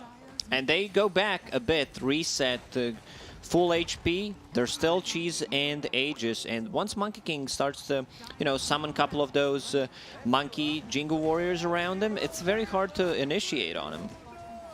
Raven, Moon, Illusory Orb right on top. And there's the blink forward, going with the Ray Fire is available Blast. if needed. Do they have the damage? It does not look like it's so. Duel on a Whitemon, another winner there for Fnatic. They'll look over at Jackie. They'll take him out. He does have buyback. Carl on the run. This is not looking good for T1. This is about a 20,000 net worth shift towards Fnatic, who are up 8K. Aegis is gone. Jackie still dead. Might need to be forced to use a buyback here, and there it is. Not sure what they can get out of this. Monkeys, he still wants to fight. BKB plus Wukong's command is up. Dreamcoat comes through on a 2 as well as the Waning Rift. They've got the Dreamcoat on a Raven as well as Moon, but this seems more like a disengage than anything, as T1 will go back to their high ground and try to defend potentially one last time. This is it. They only have one more fight. If they lose this fight, the game just ends. So let's see what they can do with this. Smoke up from T1. Waning Rift, Illusory Orb coming from the back, looking over towards the Elder Titan DJ, but the Balance Strike, that hits on a Jackie. He's getting bashed away. That first life is already out of his hands. He'll come back alive. Penguin with the swashbuckle out. They've got the Wukong's command as well as the duel right on top of the Wraith King. He gets low. Jackie will fall. Another winner there for the Legion Commander. That's they it. take That's out the game. puck, and that will be it. Fnatic coming back from a bit of a deficit up to about 10K, and they find themselves with game 1 in their hands. Really well done by Fnatic to bring that back. Yeah, I said they're playing so well, even with the deficit. Couple of weird decision making around the first Roche, but in the end they make it work. Like this build on IO, mwah, absolute perfection. That's the sign of approval. Yeah, I like it. And so good. Like I would just love to see the healing numbers. That'd be dope. Yeah, because these are like over probably 100,000 healing coming out from Wisp. Yeah, that was really impressive, and there were a couple points where it felt like Fnatic may have let go of it. They come out, defend the tier 2, they end up getting punished for that, and all of a sudden they fight back. They get through what was like a 10,000 net worth deficit, and Fnatic had a great understanding what their timings are in this game, where they, get that Aghanim Scepter on IO, they get BKB on Monkey King, and then they just, keep fighting. Like, this is what lineup is really good about. They're not using too many long cooldowns and just straight up engagement, I like what I see. Yeah, I like what I see too. So we'll hear what the panel's thoughts are on that one. We'll throw it back over to Nomad and crew. Back to you. Thank you very much, Ben. Yeah, that was a hell of a turnaround. I mean, a really close match, actually. Two teams locked inside almost like an arm wrestle, getting tighter and tighter until one of the teams, they just snapped, didn't they, Black? Yeah, I mean, okay, I'm the bad boy here, so I'll get the bad out of the way, and you can talk about the good. Okay, How's that sure, sound? sure. Okay, so the two bad things about T1. First of all, the Wraith King did not skill his crit until like level 8, Okay. which I've never seen in my life before. His new crit is his best ability out of any spell he has, and he just refused to skill it. I don't know why. It really slowed down his own game super much. And second thing, why don't you build any vessel against an IO? They had no vessel. Okay. It's like the biggest counter to So IO. those are your two bads. Yes. Okay. My one good on the side of Fnatic is you have a first 11,000 MMR, one of the first, right? And you have Moon, who's also, I'm sure, like 10k plus, relocating on top of you. That's more MMR than our Twitch chat combined, relocating on one hero. Like, what can you do? Vessel ain't gonna help with that, dude. Come on, chill. But my problem is, like you said, very weird overall. Let me harp on the bad ones as well a little bit. Sure, I'm gonna steal your I'm spotlight. happy. I don't understand how T1 played this game. It was so uncoordinated. You have such a good teamfight composition, but you're wasting your spells on useless targets. Like in the first 15-20 minutes, they waste their ultis on Skyrat, on Elder Titan. They are never together fighting around objectives. Hell, they had 10k advantage, but that 10k advantage wasn't turned into anything.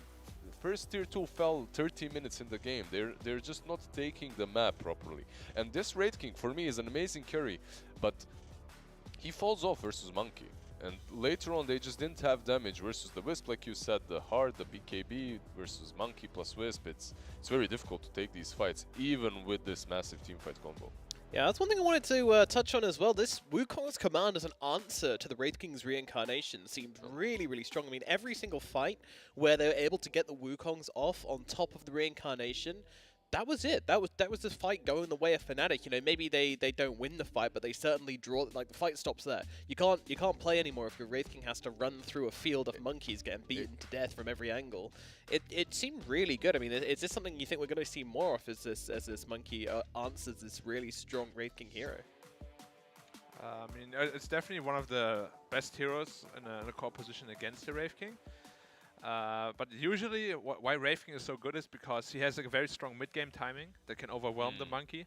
Because like in mid-game, when Monkey only has like maybe 1.5 items, you usually have like 2 or 3 items already because you farm so much faster than him. And then you don't really care about the ring, you know? Like you have like your Radiance, your AC, and you just stand in there and you fight him. But of course, if they have even farm, which they did this game, then there's no way that the Wraith King can fight him. It's all circumstantial, right? Like in this situation, you have a Wraith King that didn't really take over the map with his team. The team fights weren't really there. Because of that, the tier 2s are still standing.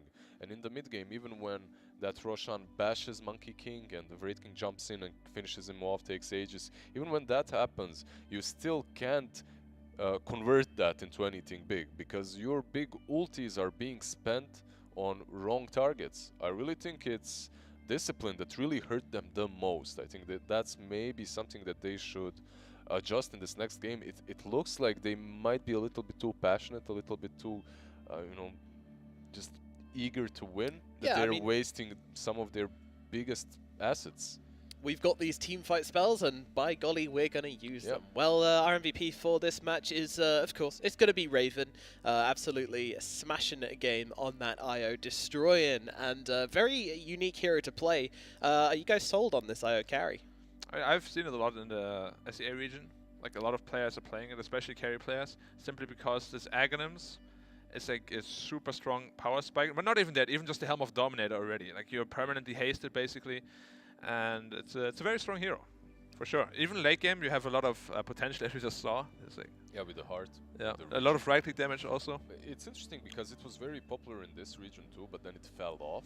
Like people did stop picking the Wisp carry overall. It's mostly position 4 if it's picked. but it can work. Like it definitely did show here. But it worked for multiple reasons. You had Monkey that benefits from Wisp, plus you played versus an egg versus Phoenix, so you can always relocate on top of that egg with overcharge. You kill it off fast. But I also feel like they made it a little bit easy for him. As I said, they didn't build a vessel, they didn't build Shiva's guard, they didn't build Skadi. Nothing. You know, Like, he literally just had 100% health region the entire fight. Whereas if you build all these 3 items, he has like nothing. Yeah. He has a minus HP region. So Skadi probably was a little bit difficult to build for them, right? Like you can build it on Hoop Pango or Wraith King, not really great for either. It's not the greatest, yeah. Shivas you definitely could build. Yeah, like on that, Puck. yeah, on Puck, even Pango, Yeah. I know it's not optimal, but it's possible to do. So, And then Vessel on Phoenix. Vessel on anyone, yeah. Yeah, On and Phoenix then you instead of nullify Veil. already. Yeah. Like Vessel, Phoenix went for Veil. I love Veil. It gives you a lot of magic damage early on, but it wasn't really necessary here. Urn and Vessel does more for your whole team. Yeah, I agree. And maybe we would like to see a different build on that Puck, maybe going for a more right-click orientated build where he could go for that Skadi and still feel the impact. It's really hard, though, to look back on that game and actually isolate what went wrong, because there's just so much going on in that game. And they were ahead as well for such a long time, but then all of a sudden, you know, we kept saying that this Aya's going to fall off, right? He's going to stop doing what he does, but you know, when those items aren't built and when the control's not there, and they just seem to have better answers to the problems which they were raising on the side of T1. So the first game does indeed go the way of Fnatic. We are right around the corner from game number 2, so don't go anywhere. We're going to throw it over to a short break, and then we're going to be back with the second match here in the DPC League SEA, powered by PGL. We'll see you very shortly.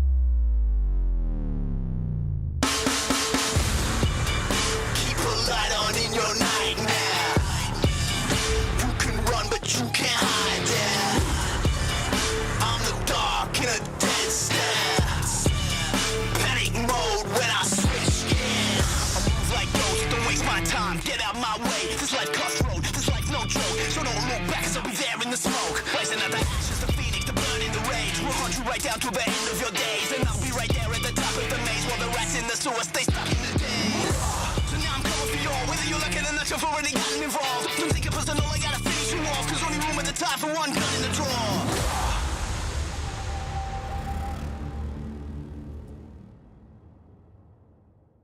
Hello there, and welcome back to the DPC League. We are here with the SEA region with PGL as we get into game number 2 in this series. It is T1 versus Fnatic. These two teams going head-to-head in a vicious, vicious match. Game number 1, it was all looking gravy, baby, for T1 until it didn't.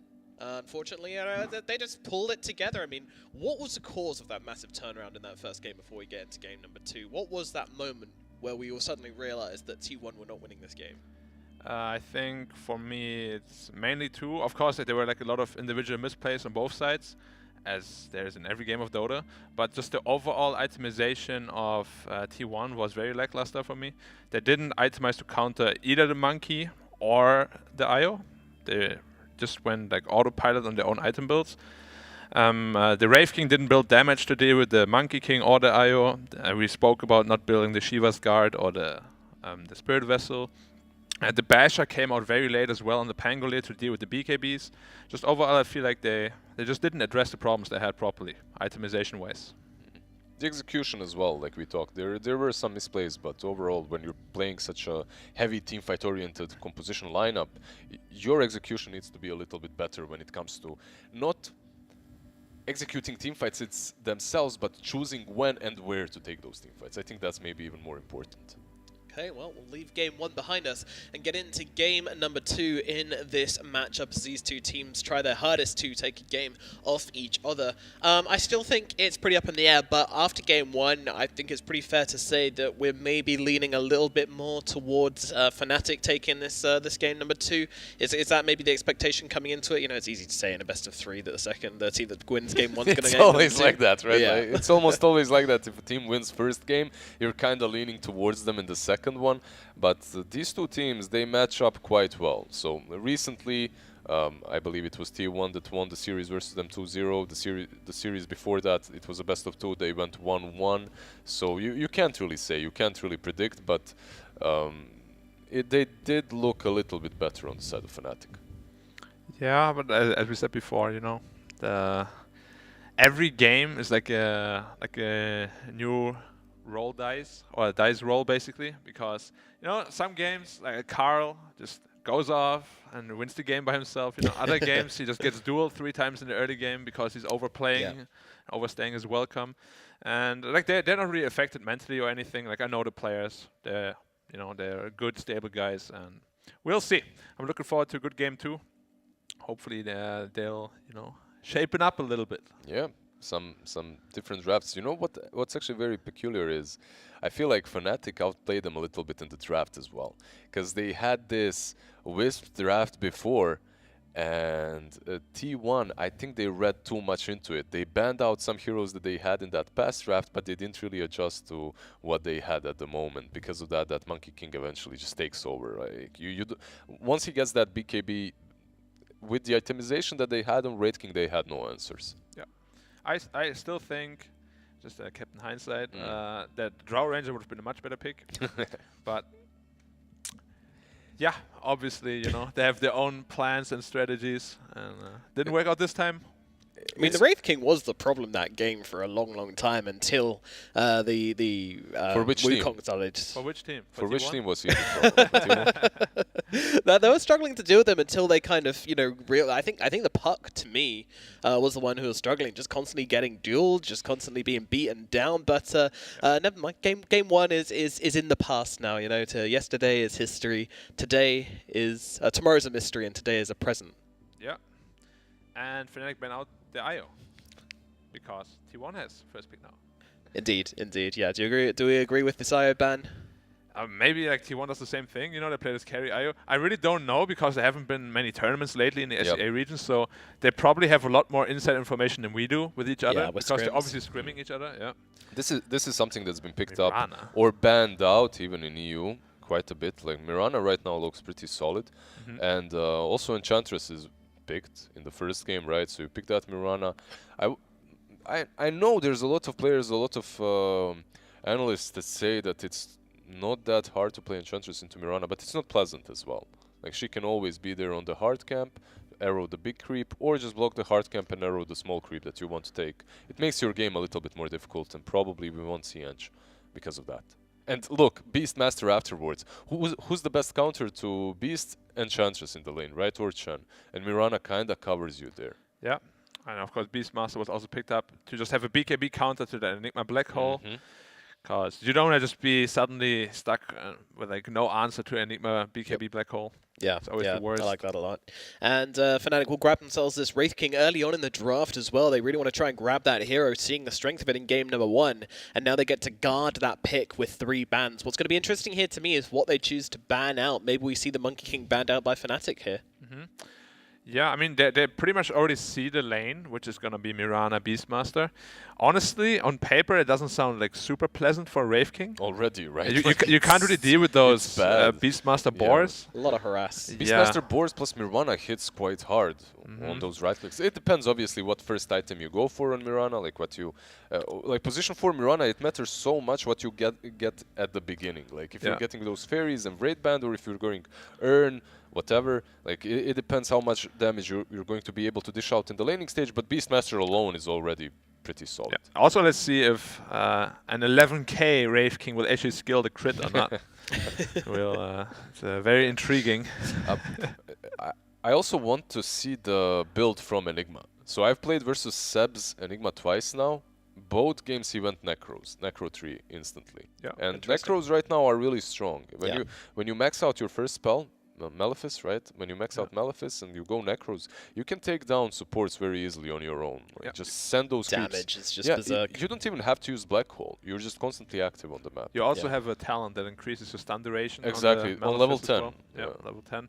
It's really nice. I mean, some teams also, OG also did that. They played a +5 Enigma just to secure the safe lane. That's true. Constantly denying the range creeps. And their draft is still pretty open. So some people even play offlane Wraith King, you know. Yeah, I mean, I'm wondering, is it possible that you play the Enigma into the Beastmaster and then just take his boars following that logic? That could be interesting. Very possible. It's also possible, as I said, they just put the Wraith King offlane. There's like their draft is pretty open right now still. They did throw a curveball with that first game when they put Wisp on carry. Maybe it was more surprising to some than others, but yeah, it's possible maybe to do a similar thing with the Wraith King as well. For sure. There's banning out the carries that are good against the Wraith King, so it's probably gonna be a carry Wraith King. Right. Would you rather have your PC set up in the bedroom or in the living room? Living room every time, dude. Living room, yeah. Yeah. Is that the only 2 choices? Okay, if you have another, your own PC gaming room. If that's not allowed, okay, you can't. Have if that. that's not allowed, then living room. I feel like I'm too cozy in my bedroom. Right? Like, imagine you're playing like a DPC tournament. You're in a bedroom, like, okay, we lost. I'm just gonna go sleep. you have that magnetic field of your bed pulling you closer every time you lose. Like it's much easier to give up if you're next to your bed. It's the same with the home gym. You should never have your home gym close to your bedroom. It should be at least like 3-4 meters away. 3-4 meters, yeah. And I'm going to steer the discussion away from gym because with these two on the panel, we will just go down that rabbit hole and never come up for What, you want to again. talk about squats? Yeah, today no, is our no. So the reason I wouldn't want it in my bedroom, especially if you've got your webcam on, is you don't want people seeing your bedroom, I always find. You know, my bedroom's always a mess. Look at and my his living bedroom, room's though. always lovely. Perfectly prepared. Yeah, very. Probably he's ready for it. I don't know if he lives with his mom or girlfriend, but I've lived with him. I know he can't do that by himself. Oh, okay. Like I know that 100%. Like he's a messy boy. Living in houses with your teammates can be rough sometimes, especially if they're not too big. Always rough. I had a teammate who left. So on the first or second day of bootcamp, we made him like a protein kale shake, something like that. He drank half of it. He didn't like the other half. He left it on the table next to the bed where he slept, and that thing was left there uncleaned for the whole month of bootcamp. Oh, it grew its own ecosystem inside. Like I don't get how some people can live, I swear. And when he opened it, it was like the pressure built up to just fire it out across the room. No, it was open the whole time. He was breathing. Okay. He was breathing in the spores, man. Maybe that's some kind of new like superfood regime where you just like allow the kale to ferment and then breathe it in. recently in Europe he was top tier player on mid. Well, so there we go, there guys. you go, You know, that's you want it. a secret to free Doping. MMR? Just ferment some kale next to your bed and give it an old huff every day. Alrighty, let's see. We've got a couple more picks coming out of the phase, guys. What are we seeing here? What are we liking? I mean, I don't really care about an Ogre pick. Ogre is just a super boring hero. Agreed. We all know what he does, but I'm very surprised to see a Naga Siren with an Aura draft. Like usually if you have an Aura draft, you want to have something like a Drow or Drow Luna, with Venge, something, yeah. But Terrorblade, instead they're going with Arc. the carry Naga, which is very good against Wraith King and Enigma, but yeah, it's just a little bit unexpected. Yeah, Terrorblade and Arc have been banned out, so that wasn't the option. But there's still some other heroes like Drow is not banned, I believe. Yeah, like they could have. However, they have Cuckoo on their team, and Beastmaster is like 99% offlane, but there is a small chance of having some crazy Naga off too. All right, let me just tell you, man. This new Aghanim's on Naga Siren is so good against Enigma. What you do is you just sleep, and you can net people during the sleep with the new Aghanims, and you just net the you run in, find the Enigma, you net him, and just send your Illus on him, he will die. It's one of the best heroes against Enigma this patch. Of course, Wraith King also has a very hard time dealing with him. The Diffusal Manta build itself is very difficult. So do you think that this time around we'll see a Radiance Wraith King? Yeah, it has to be. I mean, even last game I thought I would see a Radiance Wraith King. I just feel like this item it's just made for Wraith King, you know? Like you run in, you tank up all the damage, you come back, do the same thing again. It's just one of the best items for the hero. And one of the things that you have to see in this game as well for Fnatic is they do have Ogre, so you don't necessarily have to go into attack speed, right? Initially on the Wraith King, you have that Bloodlust to cover you. Yeah, I mean, one of my concerns here is that this Wraith King is going to outfarm the Naga, right? With the Bloodlust and... Oh, you still think Naga has the edge? Naga is a crazy farm faster. Yeah. Okay. It's very difficult to outfarm her. You go Manta first, you just send all those illusions with Yasha movement speed across the map. It's very difficult to outfarm her. Yeah. So it's like a +5 Venge? Is it still good after the rework? Like I always feel like a +5 Venge in my game is just a burden. I don't know. like he just dies and does nothing. I mean, some swaps versus Enigma Black Hole. If you don't have Roar, you can have swap. True. Say it for her, right? So that's kind of neat. You can already see the use of her, and maybe it's also. What about mid-Venge? Mid-Venge? I mean, it's doable. Yeah. It's doable as well. Versus Puck, that minus armor and just hitting him. It also is a pretty hard Enigma counter. It is a mid-Venge, I think. Yeah, mid-Venge with Aghanims. I think that's really what they're good doing. Enigma, Reckon not the mid Marana? It could be. It could be. Yeah. The new Aghanims is pretty good. Yeah. The Starfall and obviously the Shard is the Falcon incredible, Blade as is we also know. sick on Mirana right now. It's really good. Or they pull out my pub special Lion mid.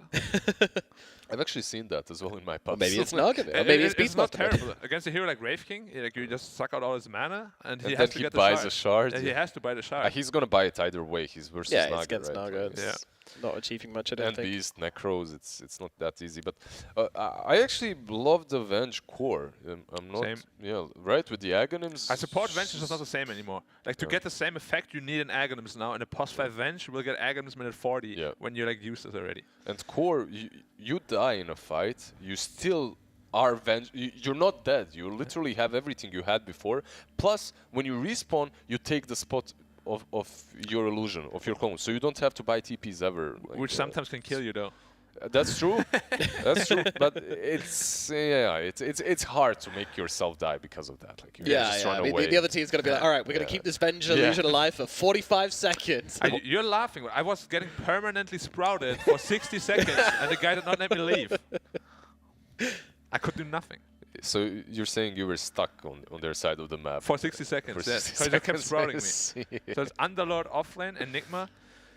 Yep. Fnatic decide that a So it's an slow Enigma it's fall Venge is the core. answer. Yeah, Enigma Venge 4. core. Venge Yeah. core, there it Mid-Enigma. is. Alrighty. Okay, good.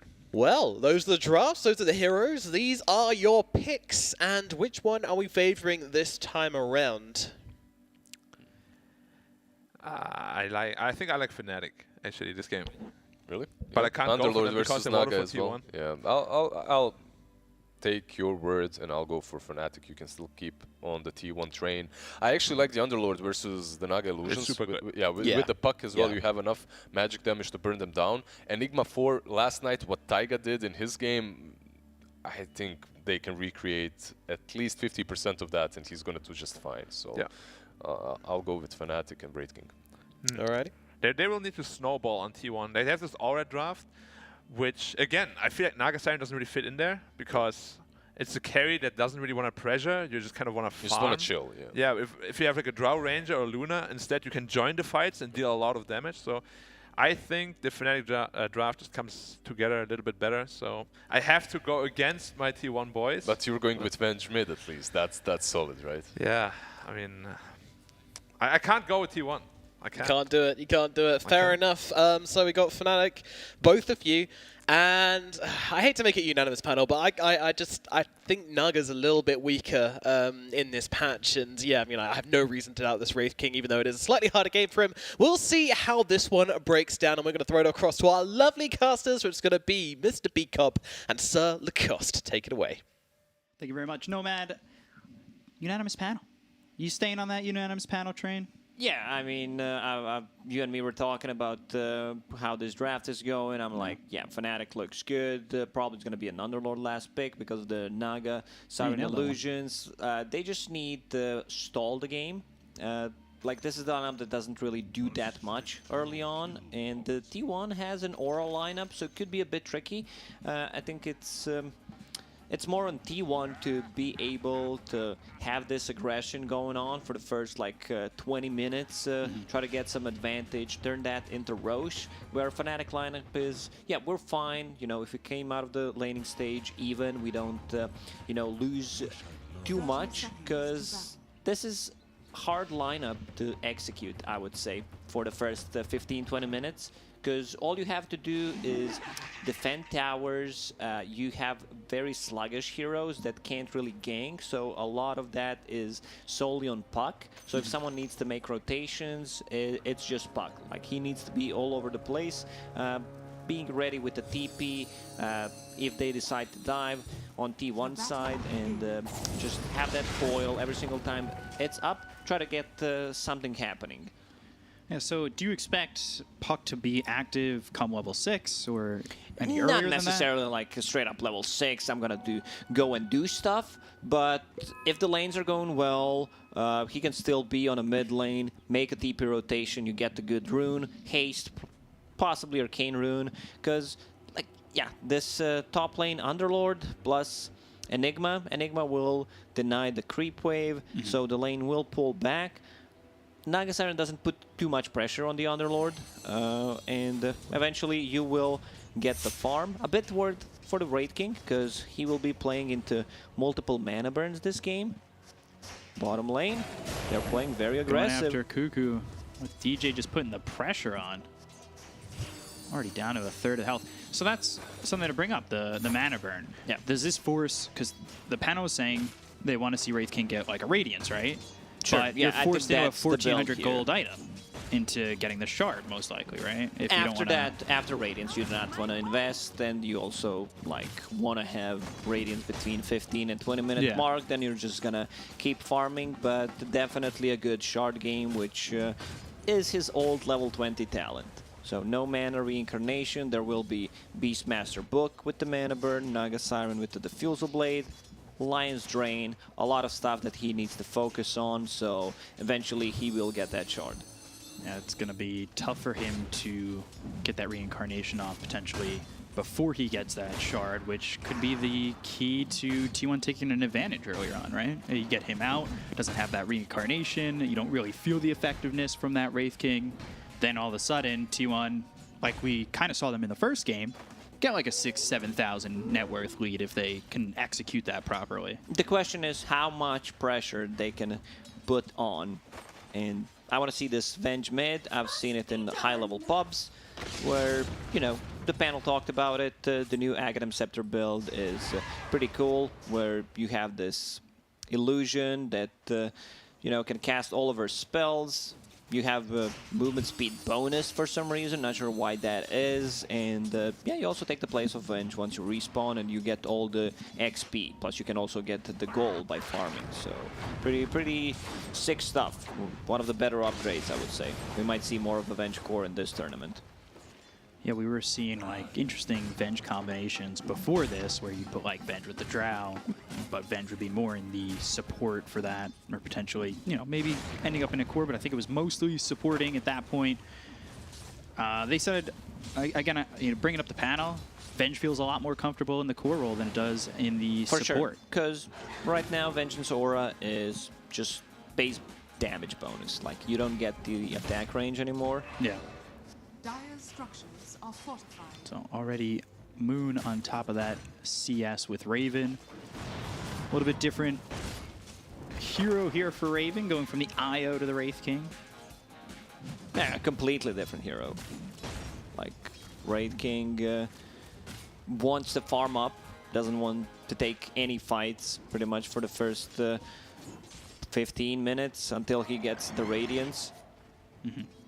Just farming for now, you know, doesn't have a point in crit yet, 2 points in Skellies.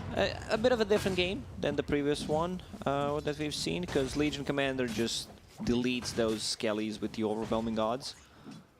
This way, like, they don't have that much AoE, at least not in the laning stage. Jab showing up into the face of Whitemon, getting his mana drain, but with the Malefice, all of a sudden, Whitemon might get blocked to a point where... Can you body block him to death? Imagine if, like, body blocks, if you successfully body block him for 3+ seconds, it actually deals the damage. You said I was giving bad ideas and with provides the 6v6. an extra slow. That sounds like a lot, just for body blocking. Yeah, you try to body block. Like, you just start running the other way to not to get the damage. True, yeah. Well, No, it's pretty stupid. AoE Yeah, I breaks gotta it? agree, it's pretty stupid. The more I think about it, I wasn't saying it was stupid, just, you know. it's just bad. It seems like it's it could broken. be strong if you do end up pulling it off, right? I still like the 6-on-6 idea. Evolve the game.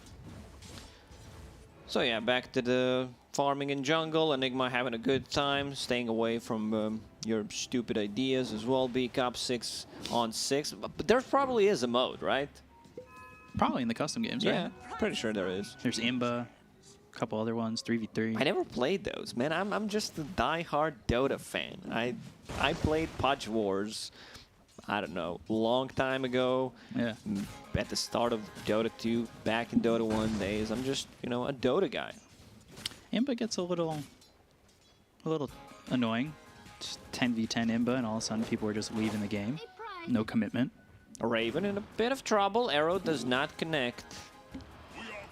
Speaking of the Enigma before, I think we kind of had this conversation before our mics were live. Yeah. How difficult of a game it is for him to really be the playmaker, get that black hole out. There's so many things here that make it difficult for him. Exactly. That's why they decided to, you know, shift Enigma to position 4. You're playing into Beastmaster, so there's always going to be a BKB piercing ability, plus a swap, sleep. Like, it's a very hard Enigma game to start with, so they just give farm priority to Underlord. And, like, yeah, they're not putting too much pressure on Underlord. He's having a really good time, 26 CS, 11 denies, has Soul Ring, has a Ring of Health, so a lot of regions, their damage is pretty static on the top lane, so whenever he has mana, just use that Firestorm and kill the whole creep wave. And top 3 on the net worth are all on the side of Fnatic. Just by a couple hundred here or there. The one who's really standing out is Raven, which is just about 3,000 net worth. He's doing a really good job farming, and we talked about how that's his job, although up in top, the Underlord in trouble, most likely giving up first blood. There it is for Jackie. You got 3 heroes with Zephyr, Whitemon, and Jackie all showing up to get that kill on Masaros. They can't get that kill if they don't rotate Mirana, so she just comes top, they get the first kill, first blood, and Jackie gets it. So this is something that you want to see, you know, your carry getting a first blood. Carl this time around, pretty much the same thinking as Monkey King had in the previous game. Against the Puck matchup, I'll get the Magic Wand, 1 Raid Band, have that Raindrop just to be able to survive through like initial burst that Puck has. Now, Fnatic, looks to me that they're going to play more of a 4 protect 1, right? Give the Wraith King that time to get to that, well, he's going Midas and Radiance. Just give him time to get that farm online as Cuckoo in some trouble. DJ and Raven, they'll combine for the kill. That's a good one to push him even closer to that Midas. It's a slow lineup, as I already stated, for Yeah. Fnatic, so there are Treat Coil. okay, you know, just being here, getting a this kill. kill here and there if possible, and farming the jungle, farming the lanes, because eventually, like, you will take a fight. I like what Black said during the panel, that the Naga Siren doesn't really fit into these, like, Moon. aura lineups. He's looking like he might drop. The damage is there. Structures are fortified. And Venge was waiting, has a little bit of help from the Lion of Whitemon to control him, have those stuns, get a kill onto the puck. It's a big kill. Like, hard to execute if you don't move Lion. Like, Vengeful Spirit stun is pretty easy to dodge. There's also no point in swap at the moment. And yeah, it's all about tower defense for Fnatic. Just make more and more time for the Wraith King. Oh, I like this. Masara's going for Vanguard, which could possibly be turned into the Crimson Guard against all these summons, against Naga illusions. Yeah, that's just going to be a great item. Doesn't necessarily need to rush it, but, you know, you can still get like a casual cloak, possibly a mech, and then get a Crimson Guard. He'll see how the game develops. Is he more just looking to beat auras? Yeah, for sure. Like, you deal damage with the Firestorm, and puck can scale. Plus, it's a really, really good Radiance game against illusions, against the summon, so Braven just needs to farm it up. Right now, he's doing really good, staying 300 gold ahead of a Naga Siren. Also, like, Naga Siren is the hero that farms extremely fast. Couple of stacks already being made in the jungle. Jackie closing in on that top of the net worth. We're seeing a different build for the puck this time. Going Blink Dagger first item. We saw Witchblade first for the puck in the previous game. So not the same build as the last one, but do you think that Blink's the right call? Yeah, I think his job in this game is to be as active as possible. So Blink Dagger will allow him that. He can still go back Find to the Enigma. Witchblade if needed.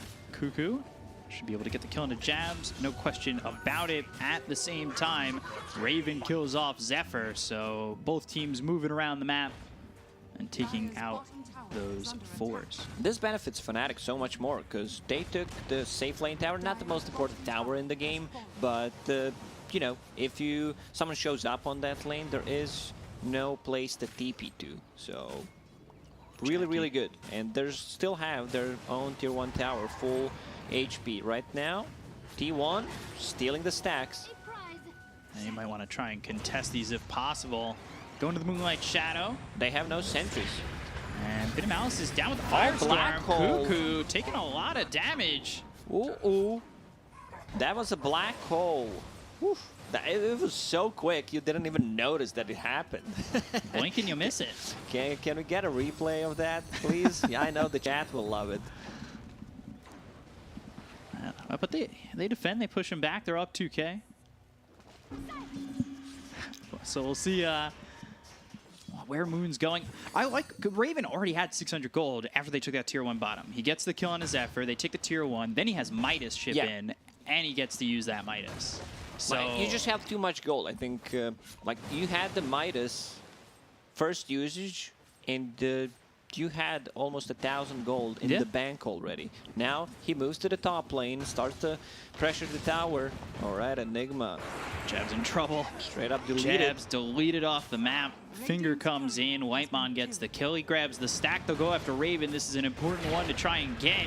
But if it turns around, it could be really detrimental to the rest of the game. They're trying to drain that mana, get the kill on a Raven. He's got nothing to get that reincarnation off anymore. Dream Coil down on the Venge as well as the Mirana, with Masaras just hidden away when this Undying. They'll take out Carl. They'll look for Zephyr. He's no longer silenced. He gets a lead. But is it far enough? The Ignite cast range. and the last shot coming in from Moon, capping that one off. They do lose Raven. Slow down that Radiance. but still on 3 top for, of net worth. for 2. Really good trade. Underlord and Puck are playing together. This is such a sick combo. Like just a ton of damage between these two heroes. Firestorm, Dream Coil, keeping them inside of it, and he's not getting a talent. He is putting more points in Pit of Malice, which I really, really like. Like, also just 2 points in Atrophy Aura. You want to have that Pit of Malice maxed out just for like more root mechanic. It feels so good. Like the damage, sorry, B-Cup, like the damage is gonna be insane. Enigma, not a single point in Midnight Pulse, probably will start getting some right now, just hit level 8. Midnight Pulse into Pit of Malice plus Firestorm. Percentage-based damage, 2 spells, is gonna melt the illusions, which is just gonna melt everything. And this seems like a strong combo. It's a sick combo. I feel like T1 should have punished the laning stage much harder, because right now Fnatic has a 2k gold lead.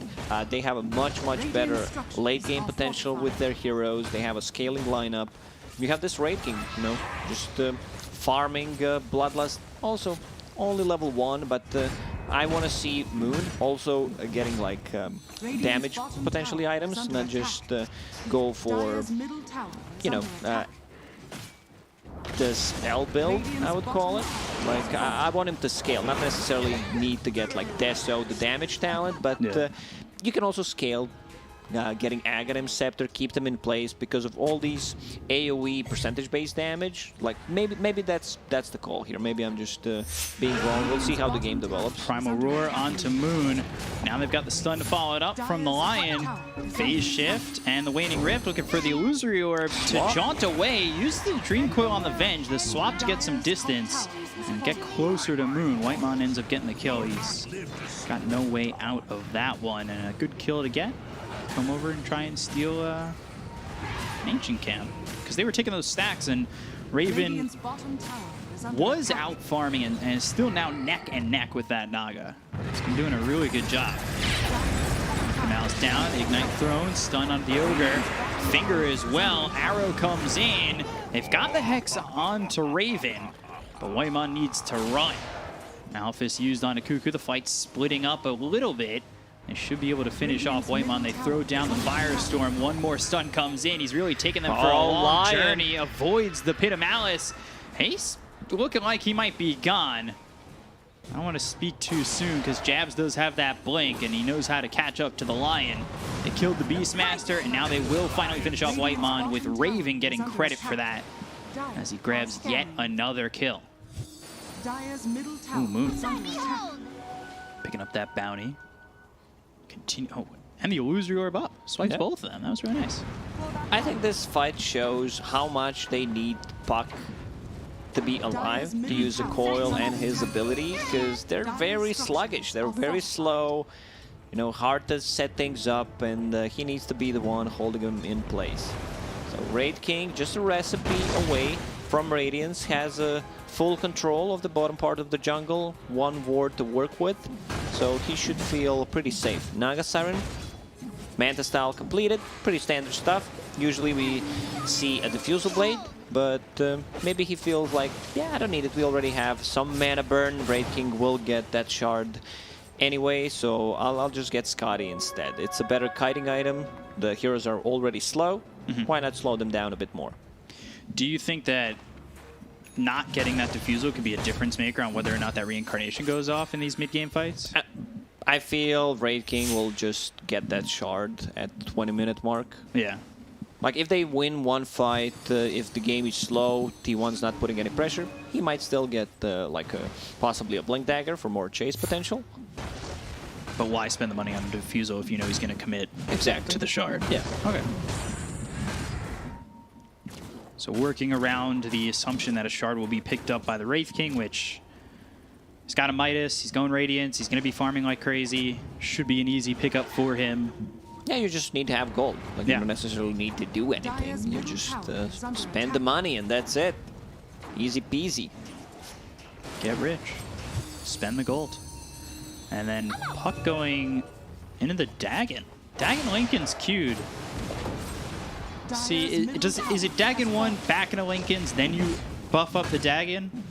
Or are you going into the recipes and then the Lincolns? Or is there some point where it's like, oh, well, now the Lincolns is necessary, let me just buy it? Could be a way just to deal with the illusions. But Dire's top tower is under could have attack. also gone for a bit more scaling build.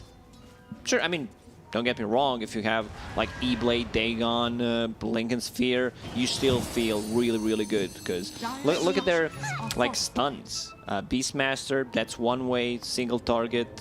Vengeful Spirit, you can dodge that with the magic, with the phase shift.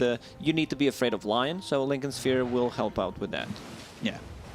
So we'll see when he gets that. Ags was picked up by the Venge, Scotty being built there for the Naga, and it's Radavetos for the Underlord. The chase is on for Moon, but they won't be able to catch up to him. I like that Radavetos. We were seeing a lot of that when Underlord was a little bit more popular in the previous patch, going to Pit of Malice with the Radavetos, but they'll try to get a kill here on Amasaros. They have the Hex, they'll throw the finger, the damage being done. Black Hole comes in onto the Venge, but the arrow stops it. Carl, he'll end up dead. Jabs and Masaros do end up dropping Dream Coil here onto the Naga as well as the Mirana, but they have the swap. They pull back the Wraith King and they get the first life. However, Zephyr going down to Moon. They're looking over at Whitemon. He's sitting low, so is Cuckoo. Net onto this Wraith King. Crit. Oh, God, the right clicks coming in from Raven. Now finally a song. Once 4 heroes are dead. Can they chase? They need to chase this illusion, because Vengeful Spirit will, you know, be ready and up in 15 seconds. You respawn and go back to where your illusion is. Dire's I think middle DJ tower spotted is him. under attack. Doesn't have anybody really near him. Let's take a look at this replay once again. Pit of Malice comes in, roots up the Lion, the stun is out. They throw the finger on him. He's quite tanky already. They really tried to focus the Underlord. And then the Black Hole gets stopped by the arrow. Carl gets right-click down. Moon kills him off. Underlord finally drops with jabs. And this Dream Coil is well placed, hitting out of the Mirana as well as the Naga. Whitemon's still going in. They get that first life. But here's where things get tricky. Moon kills off Zephyr. They have the stun onto the Naga. They can look over at Whitemon as well as Cuckoo. A couple more right clicks from Moon. Moon gets the kill there, and then eventually the right click just slamming down Cuckoo. Yeah, a crit. So once Underlord gets that Road of Athos, it's going to be much easier to set things up. You know, you go for one clear target. There is a save in terms of swap, but it's a core Venge, so you really don't want to be using it on your teammates, putting yourself in a bad spot. There's no defensive tools for yourself, so you need to be very careful about that. One thing that they have, we didn't talk about it, is Vision Game for T1, where they can have their lanes outpushed, Beastmaster summons, you have Control, you have Hawk. Going for Cuckoo. Pit of Malice right on top of him. They'll use the Moonlight Shadow, but he's dead before he fades. He doesn't even have boots. Yeah, he just picked up boots 20 minutes in. There's that Blink Dagger you talked about for the Wraith King.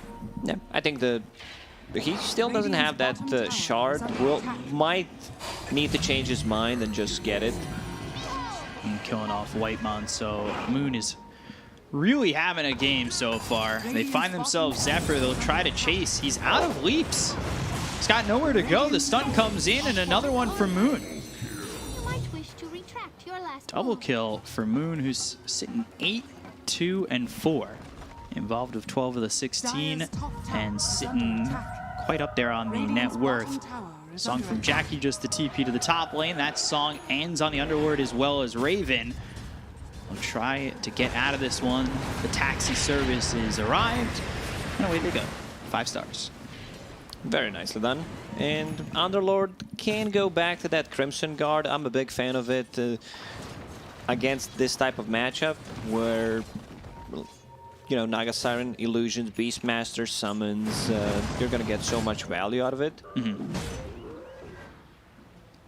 Wraith King queues up the AC. So far, not even thinking Shard. See if that pays off, waiting on that Shard, but he could hold the gold and then eventually go for it if he feels it's a necessity. Black Hole on the 2. Arrow coming in, hits the Wraith King, so the Black Hole continues. They've got the Pit of Malice with the Midnight Pulse down.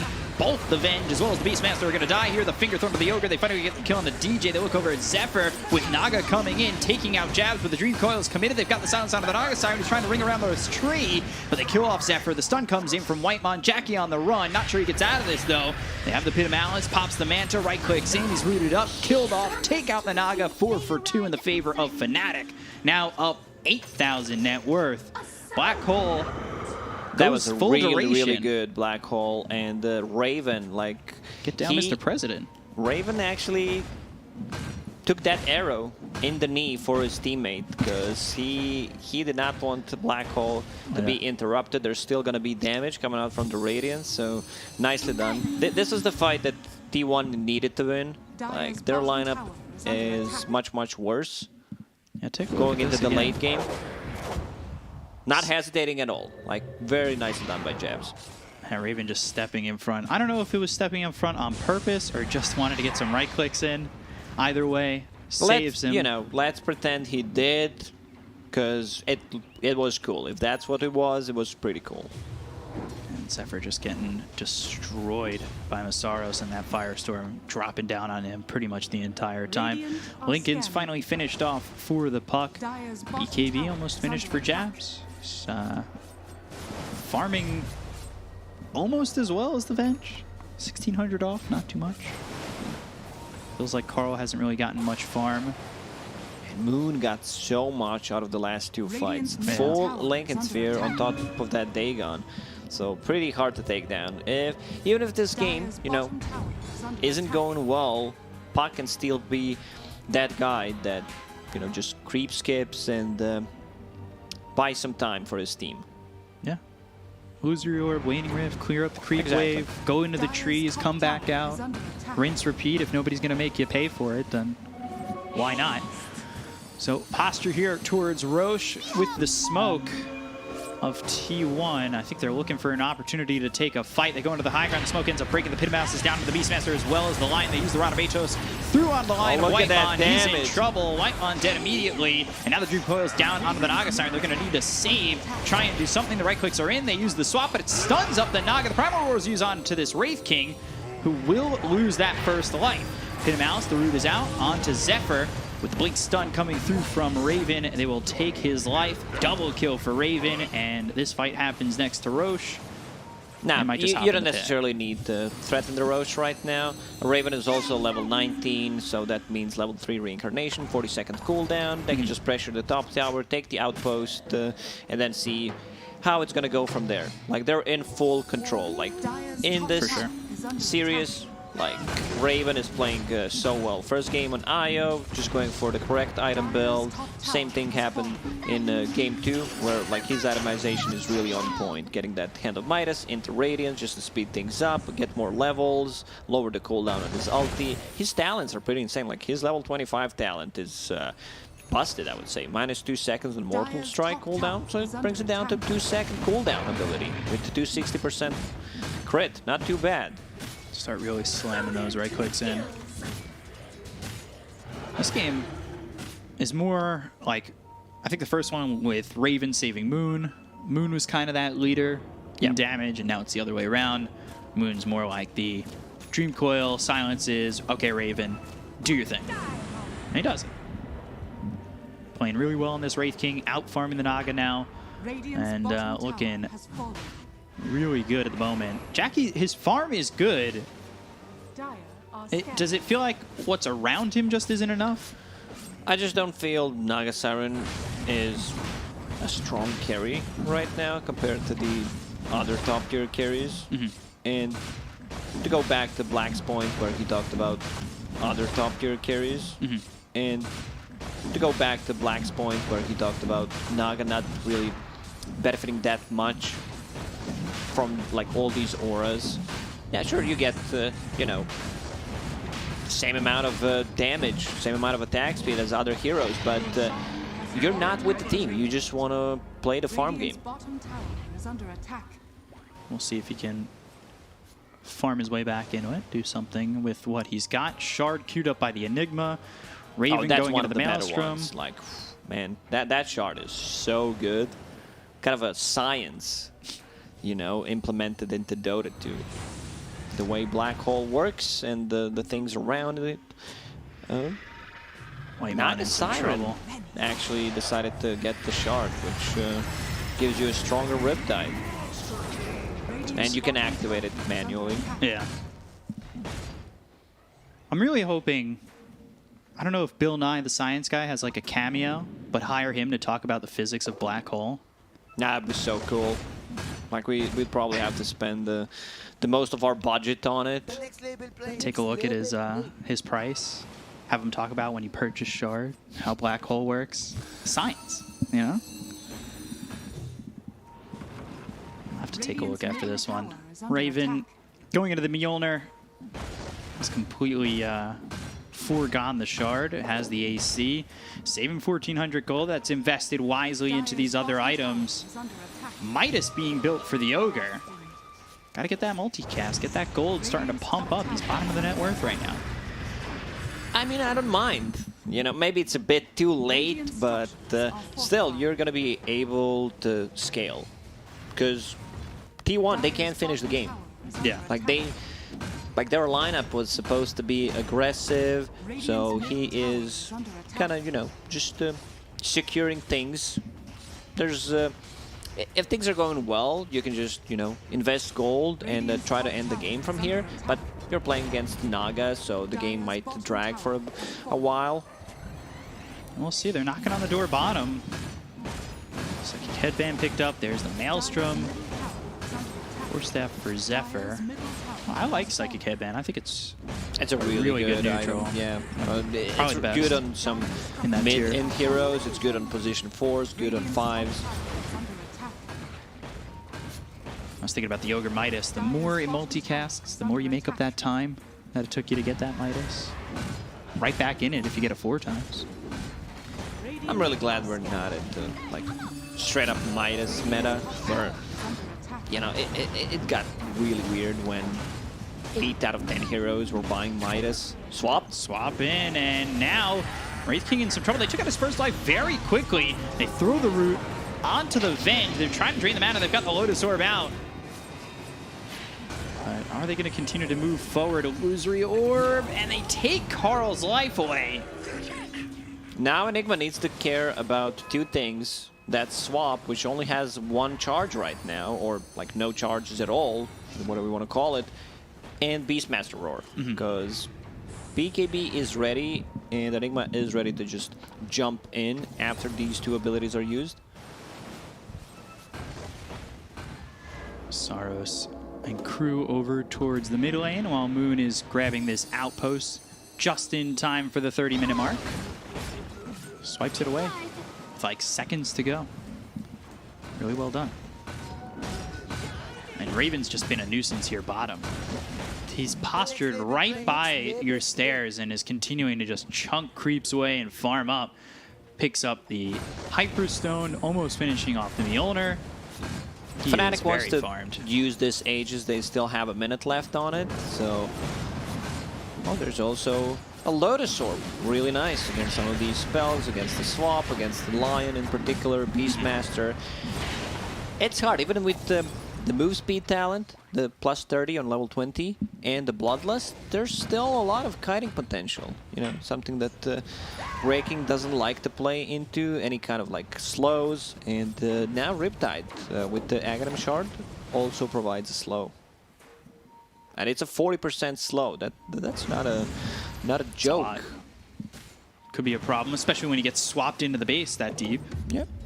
All of a sudden, you just can't get away. I guess it also depends on whether or not he's got that Aegis, because that's what made that really difficult too. You got to kill him 3 times, and they really weren't able to drain much of his mana. So it feels like Reincarnation's almost always going to get off at the moment. They can't keep Whitemon safe. He's not draining enough. Raven's just right in their face. No fear.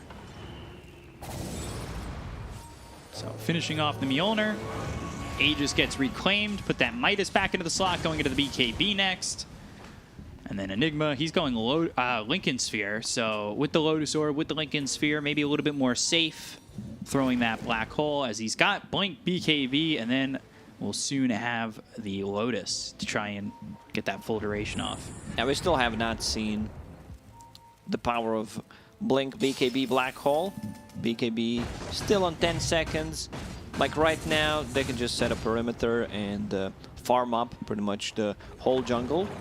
Because T1's lineup doesn't have that much burst damage. Like, you need to use Roar, you need to get a finger to actually get a kill, and then you are possibly putting yourself in a bad spot, you know, where Fnatic can get a good jump, and right now I don't think you can afford to lose a fight near your base.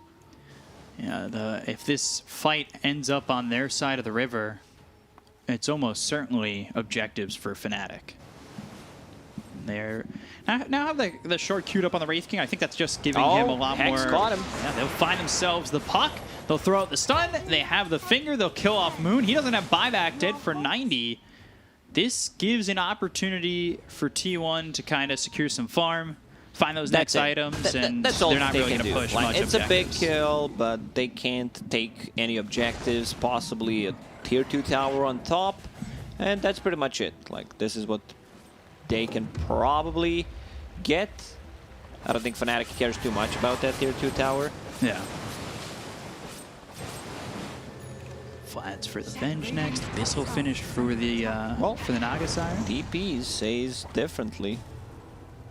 I mean, when you think about it, they have a really sick tower defense with Midnight Pulse, Firestorm, these 2 percentage-based abilities. It's where the damage also comes from in a team fight. Like, you have a bit of Malice to hold them in place, set up these 2 abilities, it's going to be most of your damage. On top of Raid King. Like, don't get me wrong, Raid King is a raid boss in this game. He finally gets that shard, doesn't have to care about any kind of mana burn. Yeah. Gets that shard, becomes the Mythic Plus boss. Gets really difficult for T1 to take him out of the fight completely. And at that point, there's so much commitment that you need to make just to get both lives out of the hands of Raven. You know, the last game where we saw Wraith King getting dueled, and then now he's in the center of a Wukong's command, it became really tough for that Wraith King. Here, I don't think his struggles are nearly as much. Yeah, it's a different game for Raid King, where you know, he cares about kiting potential, but he has a really good backup team for him. And T1 finally crossing the river for the first time in what feels like 10 minutes. It's probably an overestimate. Probably more like 6. And it's not safe. No, it it's was not. really not safe for them to be across the river. They're putting some pressure, though, on that bottom lane. Even if it's just a tiny amount, they have these illusions pushing. And trying to take care of them as best he can. And you start to lose your attention, and all of a sudden the Naga Siren's down there, takes a tier 3, opens up the base a little bit. This is something that they need to be very careful about, because I don't think T1 has a clear plan on how to win a team fight, but dragging out the game, just being annoying, is something that this lineup is really good at. Like with the Beastmaster, summons, you're gonna always pretty much have a better vision coming out from Hawk, Illusion, scouting things out. So you can see where the enemies are and then try to go for some kind of a rat play. Potentially you're going to see another Swift Blink. It's the only upgraded Blink we've seen in So far, one day. Yeah, we've seen, what? 2 Swift 2 or 3 Blinks? Swift Yeah. Blinks. Roshan will be up in 30 seconds. There's a double damage being guarded by Raid King, I believe. Yeah, It's been it's pretty underneath. common.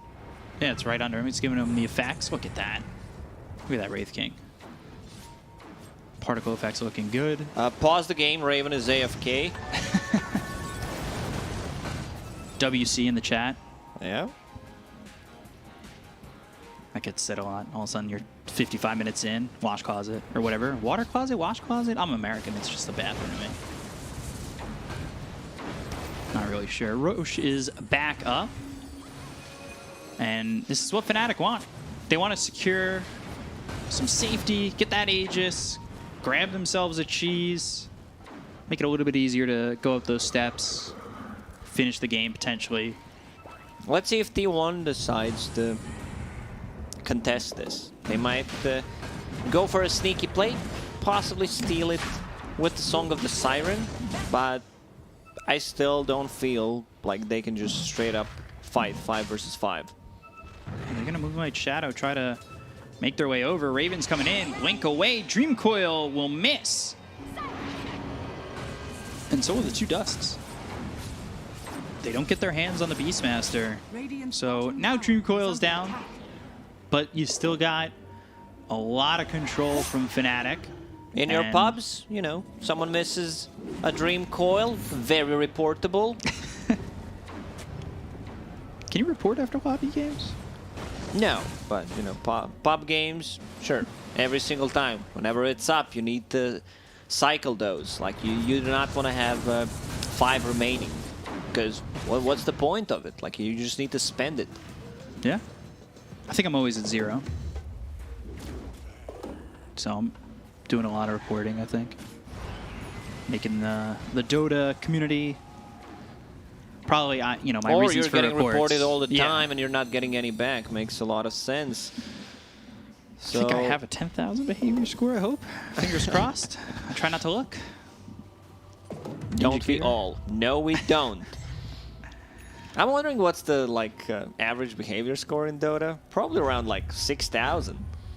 That seems so low. It really doesn't, you know. You're so naive, B-Cop. I don't know. I've had 10K my entire... I've maybe slipped to 9980 or something like that, but, you know. Especially right now, in the flat, I don't have a button for my mic, so I keep pretty quiet.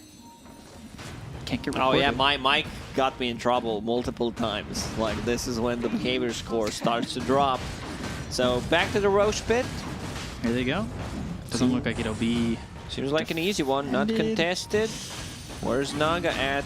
Trying to get close. Very close. Ooh, Zephyr looking to snatch it. Raven gets it. They got the kill on Dire, but they snatch the Aegis. Close. Zephyr was almost there with the timing. He made a space in inventory, just trying to grab it, but that's cheese and Aegis for Fnatic. Now Enigma has a Lincoln Sphere, doesn't have to care about the Swap or the Roar, one of those two. Going for the Shard as well. Still want that black hole. Pull you in. T1 coming over. Force Staff. Pop the Lincolns. They've got the stun. There are a lot of heroes here, Whiteman. I don't know if you want to be there. Especially when you're getting 2 clicked by Raven.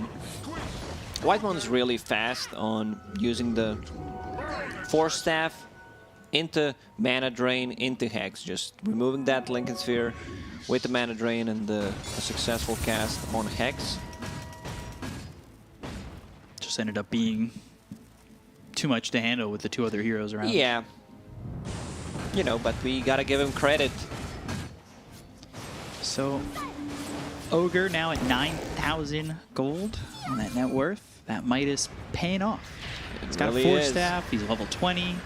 No, he got Midas at what, like 30-minute mark? Maybe even a little later than that. I think it was 30. And then a Force Staff, now sitting on 2,000 gold. Got himself to level 20.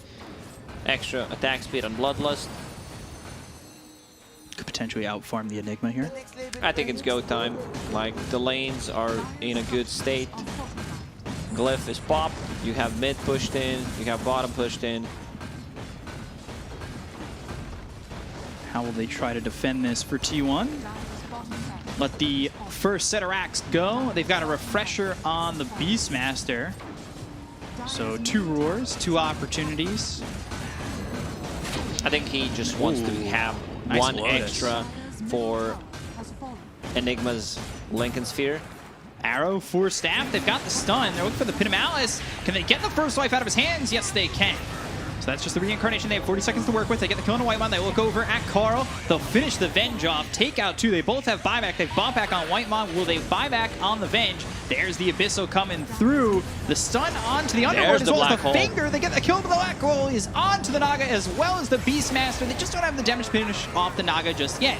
However, they kill off Cuckoo. They take the Beastmaster out of the fight, and he bought out on that refresher orb, so he doesn't have buyback dead for 73 seconds. They've got the Silence out of the bench as well as the Lion. They look over at Whitemon. Now, with the Song, they'll reset, but what do you have in this reset? Arrow comes in. That'll hit onto this puck. But do they have anything else? Raven starts to come forward. The right clicks are in. They get the kill to Carl. They'll end up losing Moon. He's got buyback. Naga getting low. The right clicks from Raven. Will it be enough? He gets under the tier 4 tower. They've got the stun. They'll get the kill, and he'll buy back immediately. But Zephyr's been caught, and he's been killed off. I believe that's it. They lost pretty much everyone. They're knocking on your tier 4s now, hitting the throne, and the double Gs are dropped. So yeah, pretty nice showing from Fnatic. T1 with the lineup that needed to do more early on. Like, you needed to get out of the laning stage with 3 to 5k gold advantage, keep the pressure going. That's why I would have wanted to see a different hero than the Naga Siren that, you know, just goes for the towers, puts a bit more pressure. And yeah, all the Fnatic needed to do is defend towers, get some levels, get the farm, and it was their game to take. Yeah, much better laid out plan for Fnatic. This one not as back and forth as the first game. This was all Fnatic the entire time. And a lot better play from them, I thought, overall. But we'll have a little word from our panel, see what their thoughts are. We're on this second game. We'll throw it over to you guys. Nomad, take it away. Yep, game number 1, a little bit dirty, a little bit naughty, but game number 2, they clean things up, and it's looking spick and span for Fnatic in game number 2. That's how you do it. That's how you take a game, and unfortunately the Naga Siren didn't come through for them in the end. What would you say was T1's biggest weakness in the second game? Naga pick overall didn't... it was literally countered. They just had everything that they needed to deal with her. A lot of magic damage coming from the puck with those illusions. You could see she's trying to split push bottom lane. Puck just clears them up.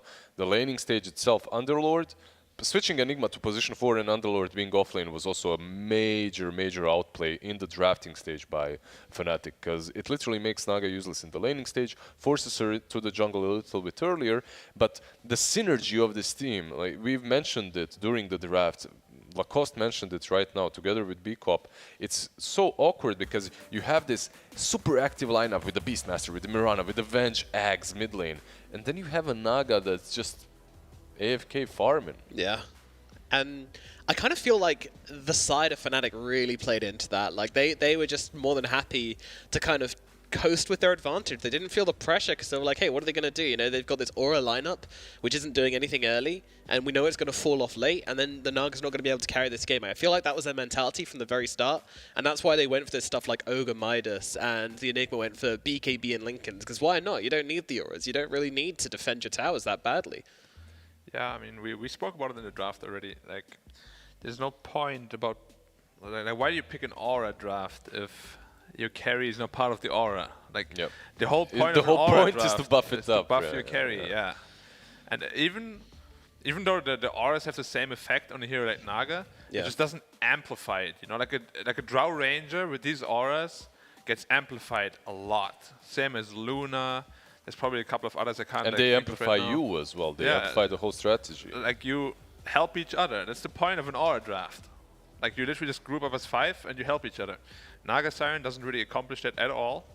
And we could see his impact in this game was, like, there was no impact. Yeah. You know, you couldn't feel it. Like, there was a Naga, okay, but a Radiance, we have all the Underlord magic damage, we have Midnight Pulse, we have Puck's magic damage. as well, Radiance, Mjolnir. What do you want to do as Naga? It's not even his fault that he can't do anything, it's just a terrible Naga game. Some really good black holes, by the way. Being able to catch a core Venge next to a Beastmaster as an Enigma, that's top level. That's the dream right there. Yeah. Like, nice cancels inside my black hole. Thank you very much. And you look at that Venge with Vlads and Aghanims, like it's not going to scale that much. Venge, in my opinion, is still a strong core mid. I think it can work in some situations, but this just wasn't it. She wants to be fighting all the time to actually make use of those 2 lives. I think it was a fine pick. It's just like the Naga rule. The Naga just ruins it, Yeah. And overall, I think...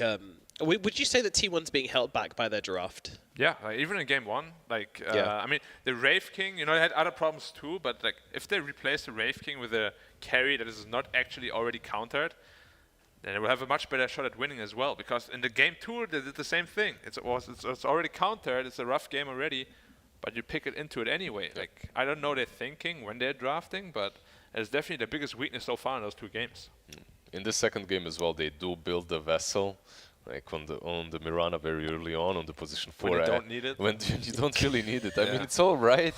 It's decent versus Underlord. He has a lot of HP. Decent versus Wraith King, I suppose. But the first game, like, I would rather have vessel in that one than this.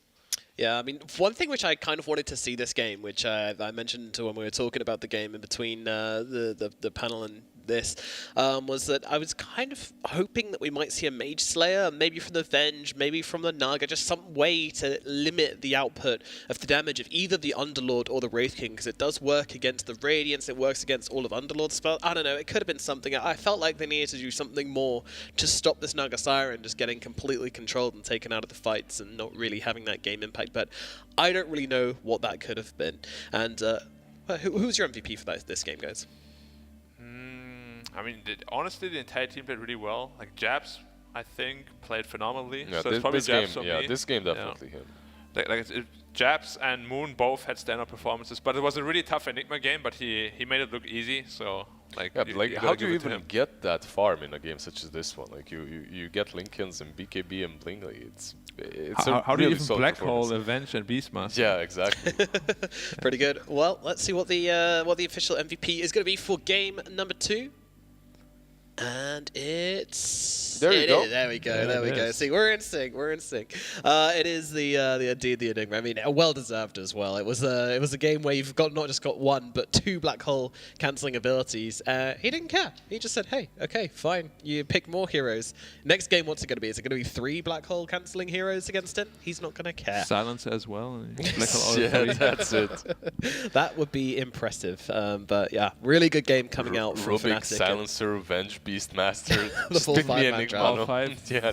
It's fine, I'll get them all. Don't worry about it, guys. I got you. What a game. What a game. And Fnatic looking really strong now. They're definitely looking like one of the favorites. You know, this is one of the teams which we've tagged to be like, hey, they could challenge TNC as the dominant team in SEA. And I think this game's giving their fans a lot of hope. So, I want to talk about a little something before we throw to a break, actually. Valve mentioned earlier today that they were going to be releasing some fan packs which were actually created by the teams themselves with some voice lines. That's the thing I'm most interested in. Some sprays, some emotes, and some voice lines given from the teams themselves. What are you guys hoping for in that? I'm hoping that they're going to approach me, too. I got lots of voice lines, as you both know. I have so many voice lines. I have so many voice lines. I have so many different voices I can use. I'm like an incredible talent. I'm very disappointed they didn't actually approach me with this. I mean, humble too. Yeah, exactly. Very humble. So humble. To hop on that train, like, does any of these players play harmonica? I don't think they do. Like, well, I for one would like, you know, just we see in the webcams as well, like the laughter and like the shouting sometimes. I just want some shouting from our guys, you know, any of them. Fnatic, TNC, T1, any of the SEA teams, yeah, I just want to hear them shouting in their languages, and that would be great if I could just shout at someone with you know, a voice line from Raven or Jazz. Absolutely, I mean those are the best lines, the ones which you have no idea what they're saying, but you can just feel the energy behind them. Which one will be the most sold one? Probably OG, right? yeah. Yeah, well they're going to play into it, you know. 100%. They're probably just going to give themselves voice lines which they can then use against their opponents. Yeah, they would think about their voice lines before the game, you know, like. Which ones do we want to select for this game? Yeah. What do you think about the Learn tab? Not the Learn tab, sorry. What do you think about the new Rest in update? peace. That is, yeah. The Learn tab got patched before I actually clicked on it. I crashed my game, so I didn't touch it anymore. Yeah, I didn't click it. It's I pretty didn't accurate. know, So you want to learn Dota 2? Yeah, I mean the new overlay and everything. It looks pretty solid, right? Like user interface. The schedule, everything. Yeah. I mean, they definitely put in some good work into this update, especially when it comes to, you know, it's like showcasing the DPC a little bit more, because that was one of the big criticisms that we gave them, that they, you know, quote unquote, don't care too much, but it's very elegant, very elegant. Looks good. Yeah. In case you guys are wondering, they've introduced a watch tab into Dota, which gives you all the information about the DPC, including all the group points and where you can watch all the streams, and of course the standings, which we can also see here, and how this has affected things. Of course, you know, this is the only game which we've seen so far in the upper bracket. So there's of course Fnatic now on top. feeling pretty good. Okay, one on the bottom. Wow. Invited team, last place. There we go. Disgrace. One of them had to be. It happens, yeah. Like, we had one of our panelists play for them as well. No wonder they're on the bottom at the moment. I wonder who that was. Yeah. Where's the cost right now? He's John. He's John. And of course, talking about watching things smoothly, you can also watch this this broadcast in 4K on YouTube as well. So you know, if you want to see Lizard's muscles in full 4K definition, or Black's lovely mug in nice high fidelity, then head over there as well, and you can see some lovely high resolution shots of our beautiful panel members, and of course the game itself as well. Alrighty, folks, we're going to throw it over to a break, and it's going to be about 20 to 25 minutes, and then we're going to be back with the next series of the day, so stick around for more DPC SEA action here at the PGL Bucharest Studios. We'll see you soon.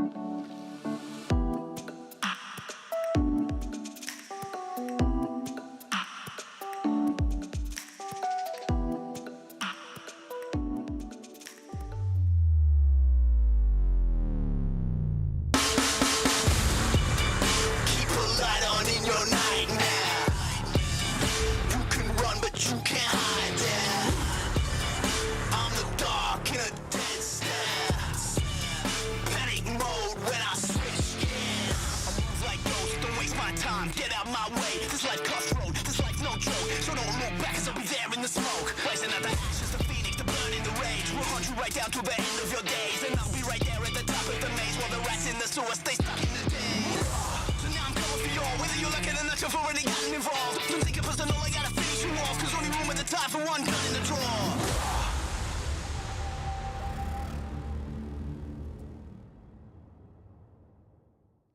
Hello and welcome back to the DPC. We are here in the Southeast Asia region with PGL, and my name is Noma. Joining me is, of course, as always, it's Black, it's Lizard, and they're going to help us break down this best of 3 series, which we're about to get into. And this one is going to be an interesting one. Neon versus Boom. Now, obviously, Neon are the underdogs in this story. Boom, they're the invited team. We've seen this story twice before yesterday. What are we thinking? Is it more likely that Neon take a game off Boom than it was yesterday with the Chinese region? Yeah, I would say so. First and foremost, it's a different region in which anyone is a contender. Anyone can take a game or the full series. Again, there is an upside for Boom. They didn't have to play a lot of games recently. Meanwhile, Neon was even competing up to 2-3 days ago in different regional leagues, tournaments. Ruby, Tiara, I think they won it. So there's a list of their games, a list of drafts. I think you can find like 10 games in the last week on its own, so that's a big advantage for Boom. Yeah, but for me personally, I don't want to discredit Boom or anything, but Neon is one of my favorite teams to watch actually in this tournament. I've watched them online quite a bit, and they've been destroying their opponents. Yep. And their team play is really good. The players in the team are really good. They have a lot of potential, and there is. I'm just looking forward to whether it all can come together or not. Because they definitely have the potential to, be in the top 3. Yeah, like 2 days ago, the grand final, they went 3-1. Like just 3 games very easily taken by them. They look like they're in the meta with the heroes that they picked too. But I can't go against Boom. Like I'm not super biased. It's like Indonesia versus Philippines. When I was streaming a little bit on YouTube, I had always a lot of Indonesian players, like viewers there. Yeah. They would, what was it? Lizard apa kabar. That's what they would. Apa kabar. That's what. Do you know what it means? Apa kabar? Apa kabar. Yeah. No, I think it's like how are you or something like that. I hope it's nothing bad. But they would spam me with that, and then they would call me noob or whatnot every time I fed. But fun times. It's probably Long something time bad. If you don't know what it is, it's usually something bad. No, I think it's like what's up or something. Like of course. It's like the first thing they would write. I hope it's not that. Just come to the stream immediately like, Lizard noob, get out of here. Yeah. Just here to insult you. Yep. Yeah. But it's interesting the point you made about them being on meta for Neon, because I think definitely when you're looking at the carry player Natsumi, his historical heroes have been like kind of Wraith King and PL, 2 heroes, which Morphling, of course. These 3 heroes are really popular right now, especially obviously Wraith King and PL seemed some rise in popularity at the start of the patch, at least in public games. Seems to have died down a little bit, but still definitely a viable hero in the right circumstances. So I do think it's a really great patch for Neon. Whilst they do have games on public record, they have practiced in a competitive environment, so I think some of the other teams we've been kind of seeing them making some basic mistakes, which has been quite disappointing, but I don't think we're going to see that with Neon. These guys are practiced, and they are used to being under the limelight. Yes, it's DPC time. Yes, it's time to get serious, and that might cause them a little bit of nerves and possibly some upset there. But I think this is one of the teams which I think is going to be strongest from the invited teams out of both the Chinese and SCA regions. And I don't know. I'm willing to stick by that. I think we might see this team doing pretty damn well. Yeah, for me personally, it's different from player to player, but whenever I played, I much rather play all the time whenever I can, simply just to be practiced and, be on your A game when you can. Because even now, T1, we just saw, they haven't competed in a tournament for quite a while, and they made a lot of very basic mistakes. Like, they're not warmed up yet. They're not ready to compete yet, They're not in the form they should be. But you scrim as well, right? There's of also course, that. Of course, yeah. But it's always, scrimming is always very different. You probably also know. No, right? I understand. Everyone's not as serious. I've had players abandon my scrims against me from tier 1 teams, just abandon after a couple of minutes of play. So anything can happen in the scrims. It's wild, and also teams are mostly mixing up stuff. They don't want to share a lot of their strategies with you as well, especially if you're scrimming from the same region. That's why some teams avoid each other as well. So scrims, obviously not as important as tournaments. Casual flex there, Lizard. You know, tier 1 teams abandoned against him. You heard it here first, folks, man. This guy's I didn't say that they were absolute losing. beast. I didn't say that they were losing. They were just like, these guys, it's just not worth playing against. Yeah, I'm just exactly. gonna... I never said that. I mean, you think it's funny, but it actually happens a lot where, like, in 10 minutes, for the, you know, quote-unquote better team, they think it's over. Yeah, they and will they just literally don't wanna play. they will GG out, even though they're the ones crushing, you know, just Wow. because, like, you know, worth the time.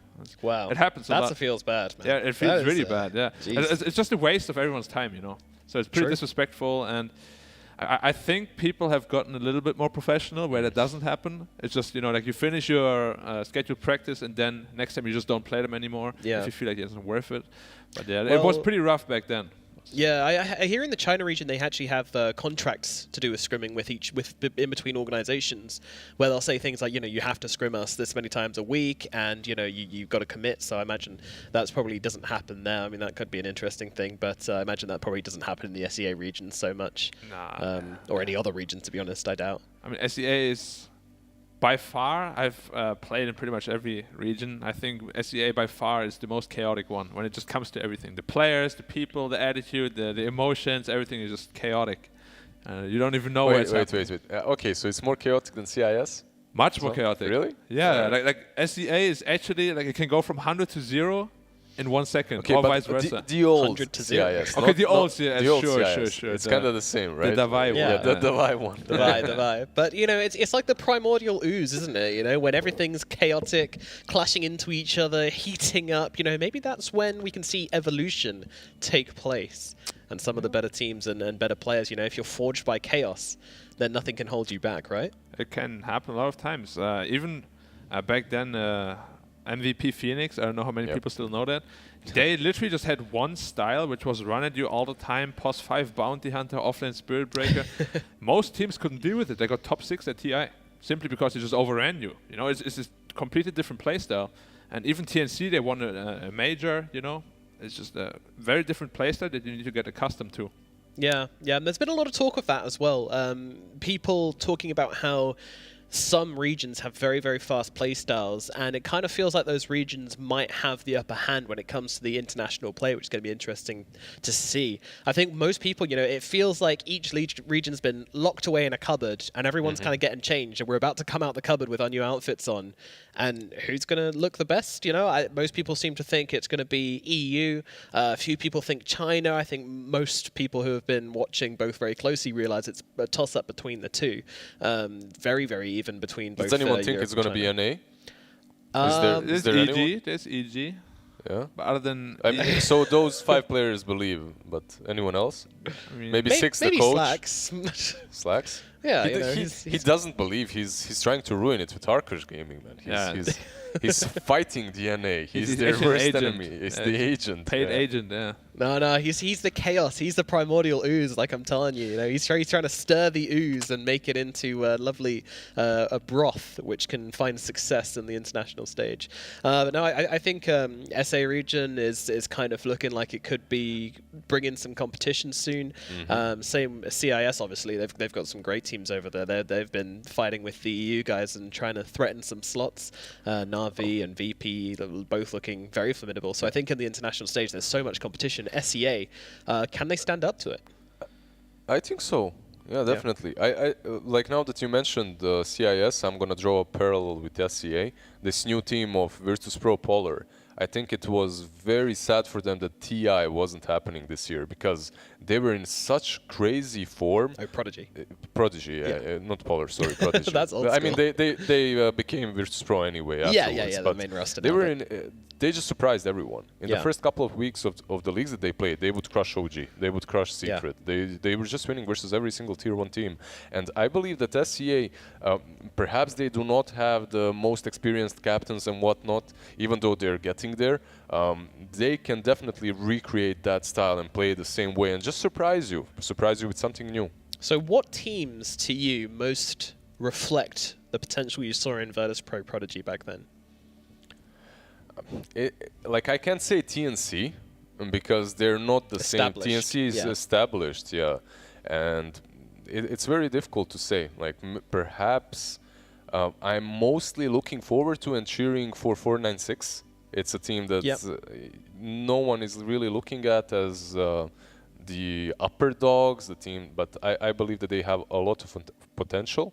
It's something that I see in their support duo and Bombi as well. I just like those guys. They're a fun team. I personally think Neon could be that, maybe, but Boom also has a huge amount of potential. That team just seems to be getting better and better, slowly improving every single time I watch them play. But in terms of the, out of the barracks, just fighting fit, looking and surprising everybody and catch them off guard, I think, 496 and Neon have to be those underdogs which we could possibly see coming into players as their own unit. And as we're just about to jump into the draft very quickly, Bike, what kind of heroes and what kind of playstyle are you expecting from both these teams in this series? Neon is usually... Actually, both teams, I think, are quite hard carry focused. Yeah, definitely. So they're like very, textbook meta, quote unquote. So we'll just have to see who has better execution. I'm looking very forward to, especially the mid players, Mikoto, and I actually don't know how he wants to be called, Cute. Kez No, that's not Kez good. is a 5. Quappa. Yeah. What's the mid laner's name of Neon? Hyde Cutie something. on Neon? Yeah. Yopaj? Oh, Yopaj, yeah. Or yeah. Yopai. How do you pronounce it? I don't Yopaj know. or I don't Yopaj? know at all. Like his name gives me say the most Yopaj. trouble out Yeah. of any region. I would rather say Yopai. I don't know Yeah, why. that's Yopaj. I mean, Yeah. his Steam name is Cutie Pie or whatever. So Yeah. Okay, so Boom Esports, this combo is actually sick. Like Kotl plus Bounty. If you go dual offlane like this, it's so much damage, man. Maybe Shuriken. What, just Not only the Shuriken, the Janada as Janada. well, right? Like Yeah, there's yeah. so much damage. The goal steal. Mirana, I don't think you like overall playing versus Bounty. Like in the game, it can be a little bit difficult. But their bans as well, Puck and Nyx, it's something. Yeah, you just look at their games, the last couple of games that Neon has played in the tournaments, and they've drafted both of these heroes. So they're also broken, obviously, in the meta. Yeah.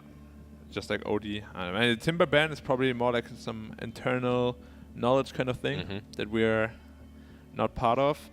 Where Troll... Troll is still a bit scary. Like I feel like Troll is a bit scared of Kotl Bounty if it actually the dual offlane combo. Because you just spam with shurikens and Janada hits, even a Troll can't tank that. Yeah, exactly. Yeah. It's a lot of damage. You don't have to right-click him. You just spam Illuminate, pull the hard camp, and spam Chakra on Bounty Hunter to continue those Janada or Shuriken tosses. What do you think about his Kotl's new spell, the one which blows really out my strong. eardrums every time someone casts it? Wait, the second one? It's so loud. What's Solar the name? Bind. What's the name? Solar Bind. It's Solar Bind. Jesus. Yeah, it's really strong. The light comes and binds you, man. Yeah, the sun Blinds my ears. binds you in a spot. It's really strong. Yeah. I like that spell a lot. It I lasts so still long don't max too. it. Like what? As I said, it lasts so long. Yeah, too. it's the very duration long. is crazy long. Mhm.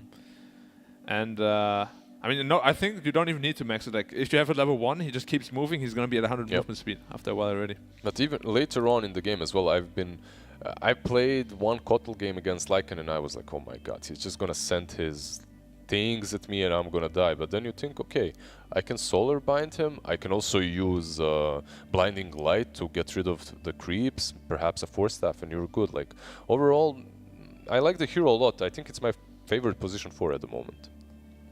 Yeah, of course, his Illuminate also got massively buffed. Yep. I hate playing against Kotl right now. Like he just because like again, like that's what happens so much with Dota lately. Like the entire knowledge you have of the game just gets completely mixed up. Because you always know it's 2, 3, 4, 5 seconds. He stands there, casts a thing, but they reduced that cast time, but it still does the same damage. But I think even a little bit more now. So he just stands there for like less than a second, and boom, you get like 200 damage in your face. If you- You're like, wow, I forgot they changed that. You know? If he uses Solar Bind on you as well, like. Yeah, it's So magic resistance. before the patch hit, I was crying how I'm sad that heroes are being taken away from us, like old Kotl and some other old heroes that have been changed completely. Enchantress just changed completely, not the same heroes anymore, And then Kotl literally, he was given everything he had before back, right? Sure, have And- 6 spells, no problem. and some more with the shard, because now you can heal up heroes again once more. Spirit Breaker Ooh. It's really good against Kotl and Bounty. and Bounty as well. If Bounty's ever charged, he's more likely gonna die because he doesn't know he's charged. Obviously, Yeah. he's just gonna run somewhere and. Yeah, it's old school, very old school counter to Bounty. You had Yeah. 3 heroes that you would like to pick, Spirit Breaker, Clockwork, and Dirt Spirit. That's what you want to play versus Bounty. Plus, I really love playing Troll when you've got a Spirit Breaker on your team because it just allows you to stay on that one target. And not only do you have vision of them, but you also know that they're going to get stunned and then ultied and controlled, so you're almost always going to be able to bring them down. And that's really important for Troll. But once again, we see this Pangolier coming out as an answer to the Troll Warlord. Quite nice because you've got that disarm there, of course. Yep, I see A-Region special. They love their Pangolier. It can be mid, it can be off lane. Yeah. We'll see what they're Yeah, planning. it's looking pretty flexible with both the Bounty Hunter and the Pangolier so far. Their bans, by the way, the Night Stalker ban is something that Neon has played before with the Troll, so it's the combination that they did run earlier. Sand King, I can't remember if I saw it in one of their drafts, but alright. Interesting. Have seen it played by some other teams on position 4 or on offlane. Yeah, I mean, Senki Mirana is an old school Old combo, school, yeah. of course. But it can lose out some spam lanes, like Coddle plus... I mean, we'll see what they're... You don't even know what the lanes are here, right, for Boom. Yeah, it could even be Pos 5 Bounty Hunter. Actually, Pos 5 Bounty Hunter is quite strong against Mirana. It's amazing. Yeah, you It's just really keep good, hitting yeah. him. Jinada. The problem with Mirana is you want to be trading hits and arrowing every now and then. And Bounty Hunter, he just finds you and he out-hits you. He has more armor. If you're level 1 with an arrow, he's going to zone you on his own. Like, he doesn't have to do that with the Sand King, but he can definitely do that to you. It's Bloodseeker time. Yeah. Coming into my element. Been spamming this hero in my pubs. I can tell you all you need to know about the Bloodseeker.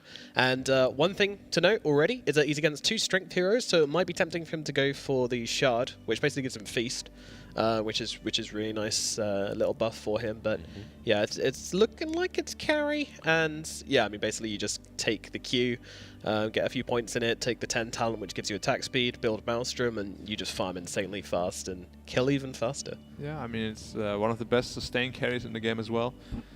It just has so much pressure on you to like deny all the creeps, because like, if he just gets like one wave, suddenly he's full health again. It just feels so bad to play against the Bloodseeker, honestly. Yep. Pretty strong with the Kotl as well. You have the Blood Rite, you have the Ignis Fatus, you have Chakra Magic as well with the Blood Rite, which has been nerfed a little bit, but still, with that Kotl will alleviate that pain a little bit. I was thinking maybe they even took that Bloodseeker to prevent Neon from taking it because they have Pango, right? Like that could have been a decent. It's decent, but it's also really good against Spirit Breaker. Yeah. Like, you don't want to play Spirit Breaker anymore. I had that in one pub game. You just ulted the guy and dead. That's, Yeah, it's the same thing with he Phoenix forgot to sometimes. press S. to Yeah, stop. I mean, even if he does, like the hero just useless, right? Yeah. If he can't run. So It's better to ride or die than yeah, I mean, sometimes cancel your charge. You just It's gotta a true Spirit Breaker you gotta player. commit to your thoughts, man. Exactly. I ain't exactly. stopping for nothing. That's the true Spirit Breaker mentality, right? there. Absolutely. Absolutely. Press charge, hands off the keyboard until you land. This Boom Esports draft is very funky. There's so much random damage coming in from everywhere, like Yeah. Illuminate, Track Tosses, Pango, Bloodseeker. But it's very individual. Yeah. Like, Yeah. there's nothing coming together just yet. No, I was thinking that there's nothing really which the Bloodseeker wants to play. Like maybe the Pango, but you know, you want someone to hold them there for a minute so that you can just get off your ulti and get off your Blood Rite and then chase them afterwards, which doesn't really seem to be there. But Bloodseeker also thrives in chaos, so I guess that kind of works out. Yeah, but it's just like for both sides. Even Neon, like the only quote-unquote combo they have is like a Sand King Mirana arrow. Yep. There's no setups for anything else. I feel like Boom Esports, let's see, Void Spirit. So this should be your... Again, just... I have no idea who It's the just carry like is here. it's Yeah. just like 5 heroes doing whatever they want. Yeah. Do you reckon they've all just got a dice and they're just going to roll for their full roll for their hero? Just like, yeah, I'm playing mid lane Coddle, let's go. It's so much fun though. Like look at Boom Hell yeah. Esports. It's so much fun. Like they can run around you, like they run circles around you. They can do so much with every single one, and you have track in that early game to benefit from any kills that you get. But Neon Esports, yeah, they might not have as many combos, but they look a little bit more stable at least, if nothing else. I mean, Boom, like they're lacking team fight for sure. The only thing they have is a Pango ult. You can have the disco ball as well a little bit later with the axe. But that's not nearly as effective anymore. And No, I don't know, not they against Mirana. just have to like split push, pretty much. Split push, pickoffs here, get like 1-2 kills with bounty, you know, make them rotate to the other side of the map, and then abuse that kind of mobility they have. Because team fighting is gonna be tough against tanking. That's true. That's true. With that draft. Team fighting again, it will be tough against one hero that they have, because that's one extra hero that you don't when it comes to team fights, right? Like.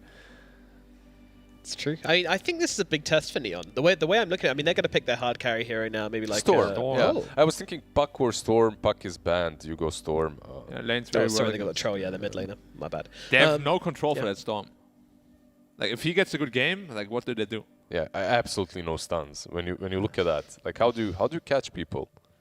Remnant into Bloodright into It's a Panic tough into ask, man. lose game. Yeah, it's a really good Storm game. But will the chaos produced by the side of Boom be too much for Neon to play into? I really feel like this is a kind of a testing draft for Neon. Like they've come at them, Boom have come at them and just put a load of problems on the table, and they're gonna try and bring this game down to their level where they're just allowed to just like throw spells and cause absolute chaos. Neon, they need to show now that they have like the captainship and the team play to overcome that, not fall prey to this madness and actually keep themselves together. So do you think they can do it? I mean, how are we supposed to do our job if they like draft like this, you know? It's so difficult. Like they're It's literally so just gonna run at each other, Yeah. and then one team is gonna win.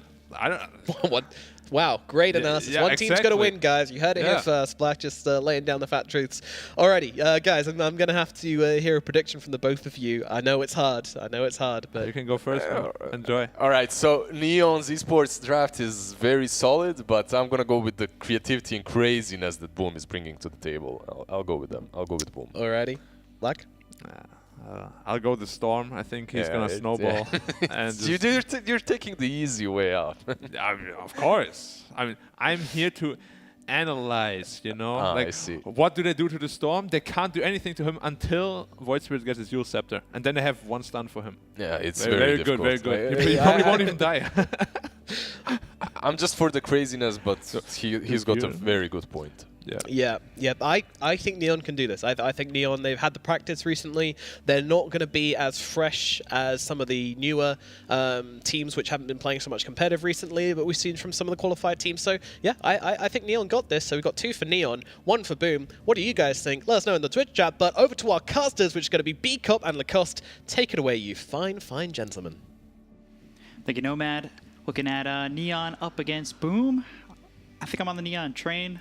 It seems like a weird draft from Boom. You know, Boom, I can't remember I've seen draft like this in a really long time. This is just a lineup that's going to be pretty chaotic. They have no tower damage. I'm not sure, even if you are... Like, this type of lineup with Bounty Hunter, it can work because, you know, you get that extra gold, you keep the aggression going, but I don't think you can just end the game. Like, even if you're 10,000 gold ahead, you can't sit there and try to go for a tower. Arrow misses. The arrow's to the right, so that might keep Makoto alive. They'll chase. They've got the charge that forces him into the dissimulate just to stay alive. FBZ comes over. Januel in some trouble. Now he's the one taking a lot of damage, but the Barrel Strike comes out from Play Hard. This is a full team fight. Oh, the before four-man blast. They'll go for Drew. If they could kill this Bloodseeker, that would be pretty devastating early, but the Blood right down. Yopaj, he ends up silenced. Kezcute right under his nose. Maybe looking to get a shot in, but that is very dangerous for Kezcute. They don't have the heroes to come over and hit him with a Burrow Strike again, or maybe an arrow. So nobody dies. 5v5 mid. That's something that we usually don't see, you know. We see people rotating, people dying, but not this time around. The Storm lost a lot of region. He already had to eat his tango. Let's see what he's bringing. Yeah, just another set of tangos on the mid lane. So, yeah, I think Black had a really good point. It's a free Storm Spirit game where they have no stuns. You don't care too much about Rupture. It's hard to set things up with the Void Spirit. At least they have some tower damage with the Troll, so I'm leaning towards the Neon Esports lineup.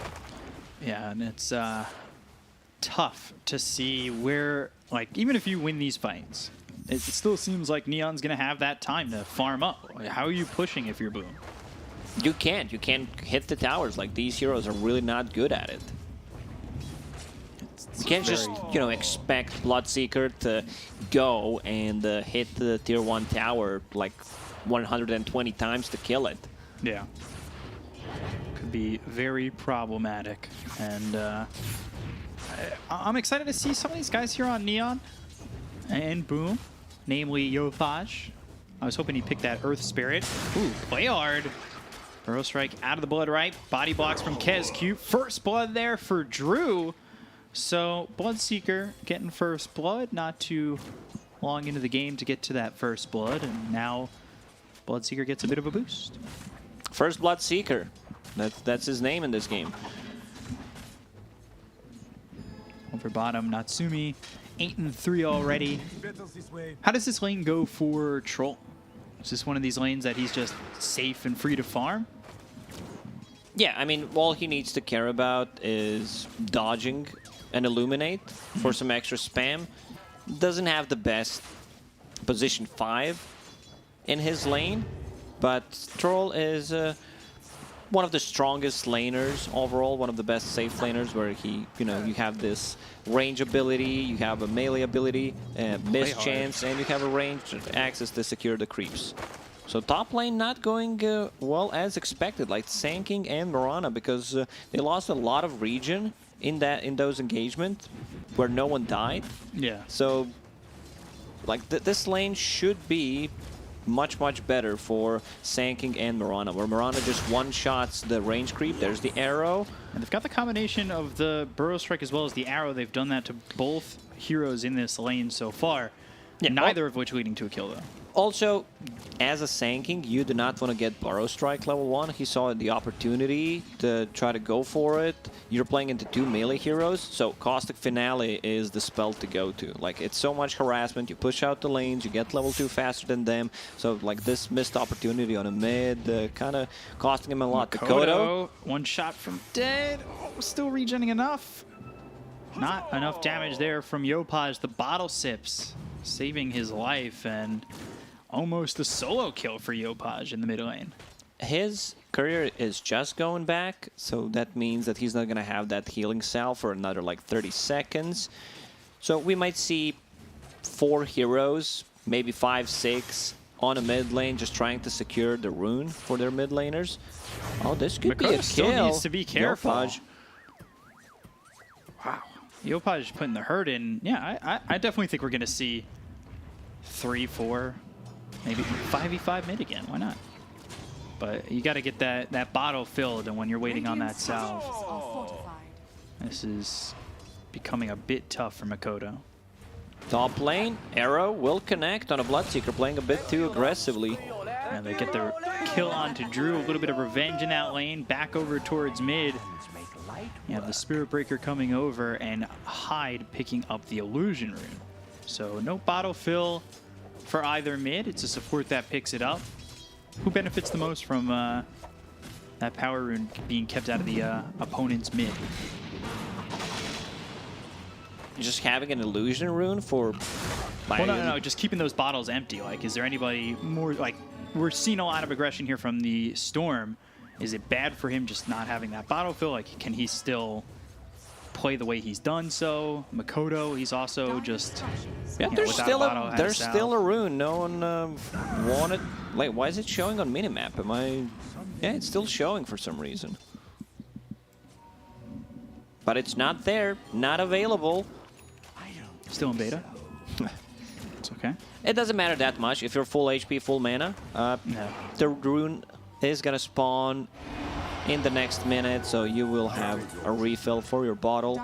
Like the secure bounty rune on your side. It's being pinged out. Kezcute trying to maybe snatch that rune, but a bit too late. No Boots of Speed, no Wind Lace. This leaves Drew alone for a moment, but not expecting him to really die under the tier 1 tower where the creep wave is at the moment. Bottle fill for Storm. He's got 3 charges on it. He's hit level 6. Makoto about to hit that 6. I would expect potentially Makoto to be quite active hitting that 6. As Playhard getting chased by both Kescute and Drew. And it looks Talking like about Playhard, active. he stays alive. You've got the Storm Hero TPs in. They go after Drew. They have the charge from the Spirit Breaker. Burrow Strike short. Drew, though, still not looking like he can turn around nice or do arrow, anything. And the snipe. arrow from Scam ends up landing. They will trade for Playhard. It's Kescute who gets the kill. It was starting to Yopaj bring with the 4 nice heroes over. rotation, because Mikoto does not have a point in Ether Remnant to, you know, just stop a TP, picks up a region rune so he can farm the jungle. Like there's also a stack on this side Yeah. Dire's with top the tower 3 points is in the under attack. simulate. Yeah, you can just, you know, clear the creep wave much easier, but I expect him to get at least 1 Ether Remnant point, maybe level 7, level 8. It's just a setup. You can also stop the Spirit Breaker's charge, which is nice.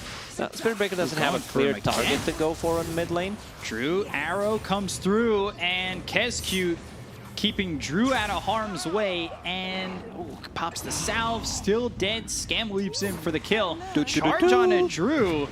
They still want to go forward for him with a rotation coming in. We'll see how detrimental this is to Neon. They've got 4 heroes. They'll lay down the Blood Right. Burrow Strike comes in. The silences are there. They've also disarmed the Storm. Eventually, Drew falls to Yopaj. They're in between the Tier 1 and Tier 2, diving for these kills. It's a tough one for Boom. Like, they need to respond. Mikoto needs to be a bit more active. Like, they diving the tower for a very, very long time. So he should be the one trying to respond. And he still doesn't have that Aether Remnant either.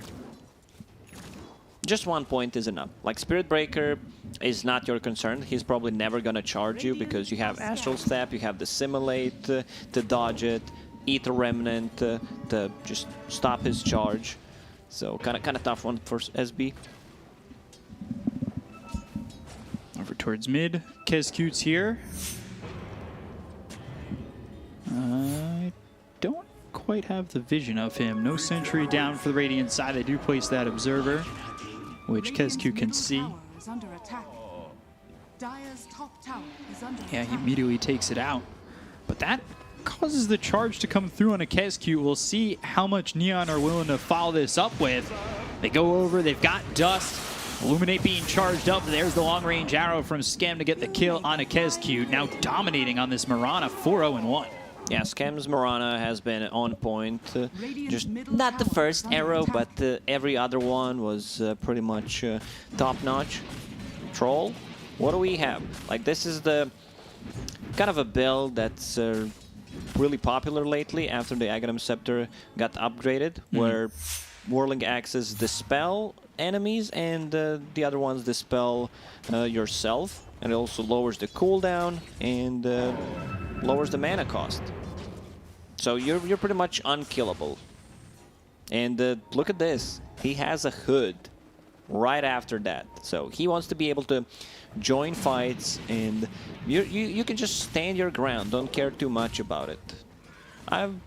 Me and Black talked about like the build on Troll, and this is something that he mentioned that he saw in some of the games. Yeah. Like you have magic, not gonna say magic immunity, but you have some extra magic resistance. You have a miss chance. You have a way of dispelling things. Radiant's Sure, courier but has been if you're killed. silenced, you know, then you can't do that. There is only one at the moment coming on from Bloodseeker, but it's a long duration silence once it's maxed out. And you can use that Aether Remnant, move in as play hard. Going down to Makoto, they TP Play in hard, die Natsumi. hard. Makoto's now used both Astral Steps. They could catch him with a charge. That's exactly what they're going to go for. They've got the Ball Lightning as well as the Vortex. Arrow missing. A little bit off the mark. Not sure that's going to matter. Makoto still ends up falling to Yopaj. That arrow missed, but almost hit Keeper of the Light. Like, both of these teams don't have too much tower damage, so they need to play around the catapult timings to be able to get rid of the tier 1 towers. Bounty Hunter, Dire's structures still are level fortified. 5. Like, in terms of network, Radiant's bottom game pretty tower is under even, attack. but I feel Boom Esports, they need to make game a bit more chaotic, especially with the Void Spirit. get that track online, try to go for kills. This is how they, I'm not gonna say come back into the game, but this is their win condition, you know, just keep fighting with the Bounty Hunter's track. Try to bump up on that net worth, do what you can. But do they have enough to fight right now? Like, even with the track, are they in a spot to win these fights? It feels weak, like fighting into Sanking. Still doesn't have a point in Epicenter, but you know, just the Burrow Strike itself is a very strong ability. And I feel like late game kind of leaning towards Neon Esports, because once again, no real lockdown for the Storm Spirit. Eventually you will have it once that Void Spirit gets the Yule Scepter, so it's a guaranteed setup, but also no tower damage, which is really hard. So whenever Catapult spawns, try to be there, play with the team, make stuff happen. Otherwise, you're just going to be stuck and not be able to take the towers. There it is, Rupture combination. Rupture with the track, Rolling Thunder, Burrow Strike from Play Hard, getting bumped up and moved over with the Rolling Thunder. Hyde gets the kill with the Illuminate, and it's a track kill there for Kiski. Top tower has fallen. So well done. You know, they work with that track. It does, to get just that kill, it's the Rolling Thunder, it's the Rupture. Like that, now what are you doing about the rest of the team? You get a tier 1 tower, you get some, you know, you get a kill, you get an objective, but using the basis of your fight just for the one kill now kind of leaves Neon to you want to get right? as many kills as possible Yeah. with this type of lineup. You don't care about using pretty much any abilities. You're not relying on cooldowns. Nice arrow with once the again Vortex, from Scam. Blinding Light. See if it makes a difference. Makoto's still dying. Yopaj now on the killing spree. Swashbuckle over, but Burrow Strike from Play Hard. They've got the track on the Sand King. So under the tower regardless. They'll look with that Spirit Breaker ult. FBZ gets hit. Natsumi coming over. Not finding anybody just yet. And you've got 3 heroes track so far during the Moonlight Shadow. Dire structures are fortified. Blood right down. Rupture used. Natsumi the one who's hit. Oh, Puts look himself at the in a great space where spot. Natsumi's hiding. Yeah, getting away from that Rolling Thunder, keeping himself safe while FBZ comes around. Meanwhile, Yopaj dives in, gets the kill on the Hyde. That was really well played by Natsumi, knowing that that little crevice is there to kind of hunker down in. Boom Esports, they have good ways of defending the towers when the heroes are alive. Bloodright, you have Pangolier Swashbuckle, and most importantly, Illuminate, so Keeper of the Light needs to be alive. Oh my god, that's a lot of damage. Mikoto's thinking about going in. Radiant's Charge was bottom coming out. tower is under Could have been a attack. bit of an issue.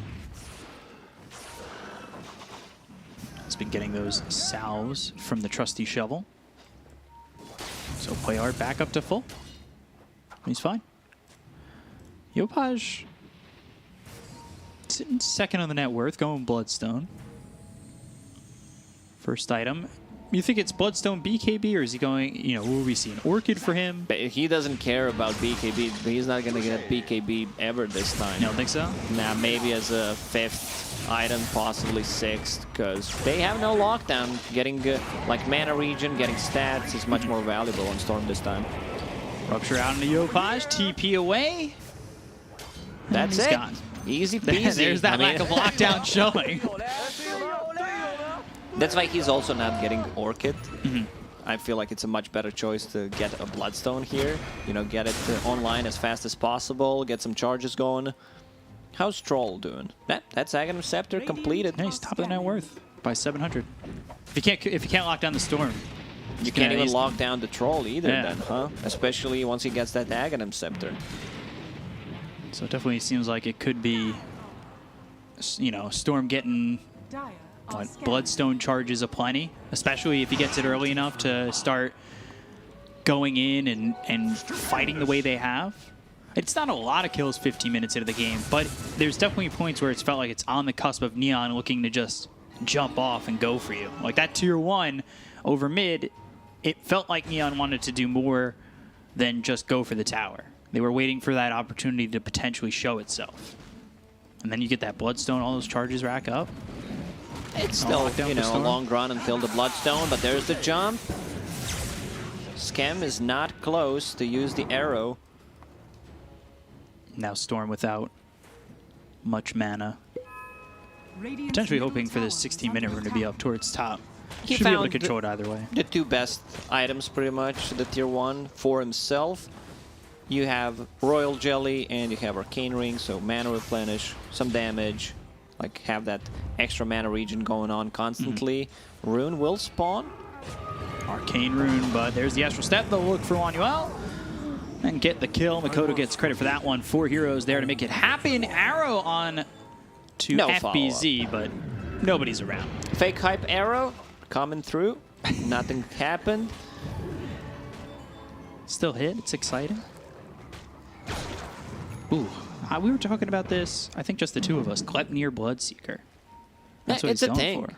It's a thing. Like, that's the carry build for the Bloodseeker, I'm excited to see that. where you have this farming ability, Maelstrom, which is kind of natural build-up, and something that we've seen from mostly offlane Bloodseekers to just keep them in place in the Blood Rite with the Atos. So you just upgrade it to Gleipnir, which is really nice.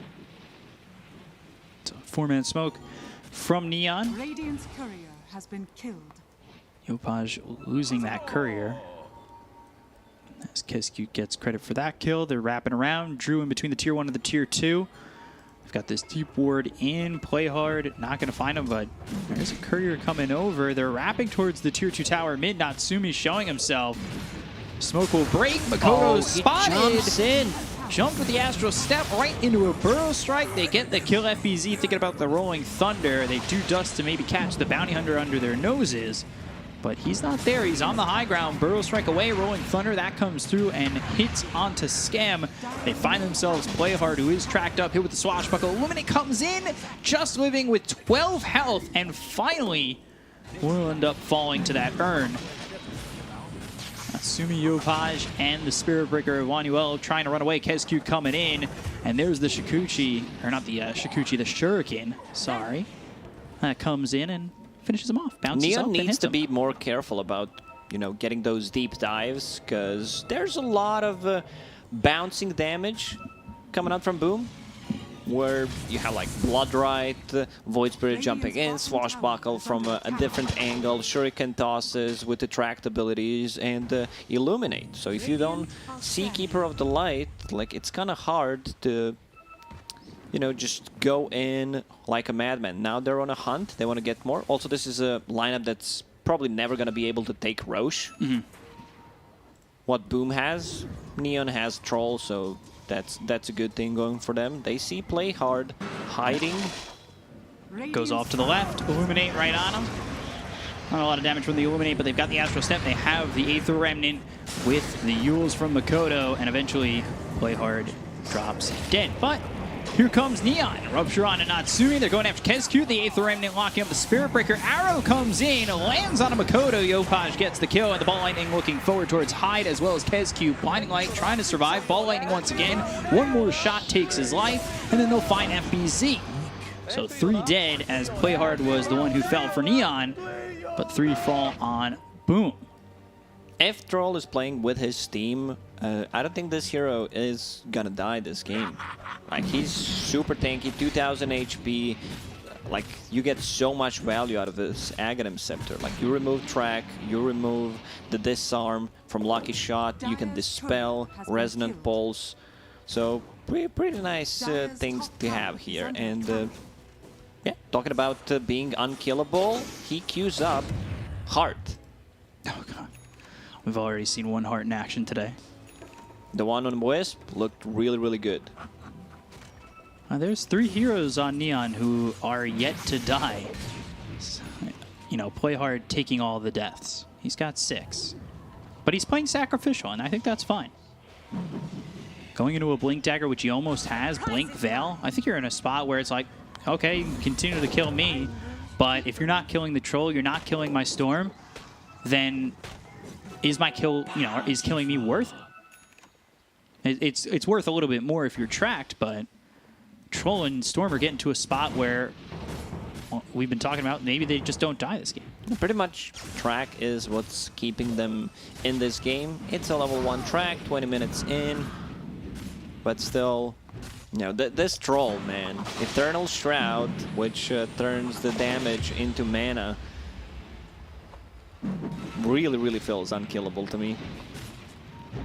He's not dealing that much damage, but the damage comes from the lower cooldown of Axis, so that's fine. And Storm right now has a double damage, so and also newly purchased Bloodstone, so they want to take a fight. They'll look for FBZ, Blood right down. Astro step forward, they'll look for the Bounty Hunter. They get the kill on FBZ, they'll take out KSQ. That's 2 heroes dead already. Epicenter was committed from Playhard. Makoto trying to run on this one. Brostrike onto the high ground. Now Drew coming over. Manuel and Playhard will be in the face of this Bloodseeker. They get the kill onto the Sand King. They ball back on the Bounty Hunter as well as the Pangolier. They throw down the Blood right, but it won't land on a Natsumi, who's in a lot of trouble and eventually does die. These are two buybacks. FBZ and KSQ, they bought back. Like, what can they get from this? These are track kills, so this is fine. But they can't take the... Let's see. Maybe I'm wrong. Let's see how long is it going to take for them to take Roche. Bloodseeker, Arrow. Arrow comes in, hits on FBZ. All that time talking about Troll not dying. Finally does end up falling the second we talk about it again. I said if he's playing with the theme, he used ulti, ran with the Rupture, and ran into 4. So, you know. Did it to yourself. Troll. Can't be committing with Is that Storm on the Rupture. jumping in? He made the slot. Let's see if he can steal it. Make the attempt, ballinging in, and the Aegis picked up by Drew. However, he'll ride the Burrow Strike of Playhard. Does he get out of it? They find the dust, they find KSQ, they get the kill onto the Bounty Hunter, they're going to ball lightning, look for Drew, finish off the Aegis. They've taken the first life out of his hands, and now Natsumi's here. Aether Remnant right on top of the Bloodseeker, but the Electric Vortex comes in, Blood right down, no silenced heroes on the side of Neon. Gletnir rooting up a couple of these heroes with the Rolling Thunder coming in, that hits on a Playhard. They've got the Blood right down again. One more shot onto the Bloodseeker to finish off Drew for a second time, as 2 heroes are dead on the side of Boom Esports. They've got the ulti coming out from the Spirit Breaker as well as the charge on the Void Spirit, so doing a lot here to disrupt this. Makoto with the double Astral Step to get away. The arrow won't land, but a lot being done by Neon after they get their hands on the Aegis on the side of Boom. Yo, Paj, that was such a sick move. He perfectly timed and calculated all his mana to jump on the Bloodseeker, get the Aegis off of him, and you know, he has these mana regen items. He got all the Bloodstone charges, 5 actually, from the 2 fights that he had, and most importantly, he did not die. Like, they don't have enough lockdown for him. The only lockdown right now is like Gleipnir into Bloodright, because he does not have a defensive tool for him. And that's like the one way I see them getting the kill is if Bloodright is 6 seconds and they find a way to finish him beforehand. But there's so much there to just disrupt the fight, even when they have that opportunity. We saw the Spirit Breaker charge come through. You've got the Burrow Strikes from Playhard that have been pretty much on point. Neon are doing a good job of keeping their cores alive, you know, especially this Storm. They really took advantage and got the kill on that Aegis and then took Drew out a second time. It was really well done by Neon so far. Neon's playing really well. They lost that fight, extended a bit, which gave Boom Esports a Roche, but so far so good. Like, play hard. He's not getting any of the last hits on Sand King, but he is getting a lot of assists, involved in 14 out of 17 kills. Now with the Blink Dagger, you know, needs 1 defensive item. I see Yule Scepter, which I really like, you know, just getting rid of the track, rid of the silence is gonna do so much. How's Makoto doing? Not too bad, you know. Not the top of the net worth, but getting very close to that. Aghanim Scepter, which is also going to be one way to silence the Storm Spirit, silence the Troll, so he can't pop those Whirling Axes multiple times in a fight. Smoke used by Neon. Natsumi Playhard and Skem moving over towards mid and across it. Neon playing up to this point pretty well. They've been pretty active up to this point. Just winning a smaller tournament a couple days ago. Kagura Championship. It's like a China SEA mixture tournament. And they've been pretty much tearing it up in those kind of tournaments the whole year. Gleipnir, Bloodright, silence comes through on a Playhard. No, he's going to Burrow Strike and get out of it. FBZ goes with the Rolling Thunder. He's being charged. They'll look for Drew. And the arrow the wrong direction. And Januel just trying to charge back. He already TP'd. Man, that is a fun game to watch, especially when stuff like this happens. So Troll is committing. Natsumi getting that heart. Okay, I'm gonna say it again now with the heart. I don't think he should die. I wish maybe a mod in the chat can do that prediction thing that's new on Twitch. Will Natsumi die? Does Lacoste make the right call? Put your points on it, your channel points on it. Yeah, use your all channel points. Trust me on this one, chat. You know, you can't be wrong all the time. Or make misplays. So Storm Spirit very close to the Aghanim Scepter. Once Yopaj gets that, it's gonna be so much easier to set things up for Sanking Epicenter. Will be pretty chaotic. You know, Spirit Breaker will charge through. There's gonna be like Sanking Epicenter. Sanking is not a guy that usually wants to go first with the Epi.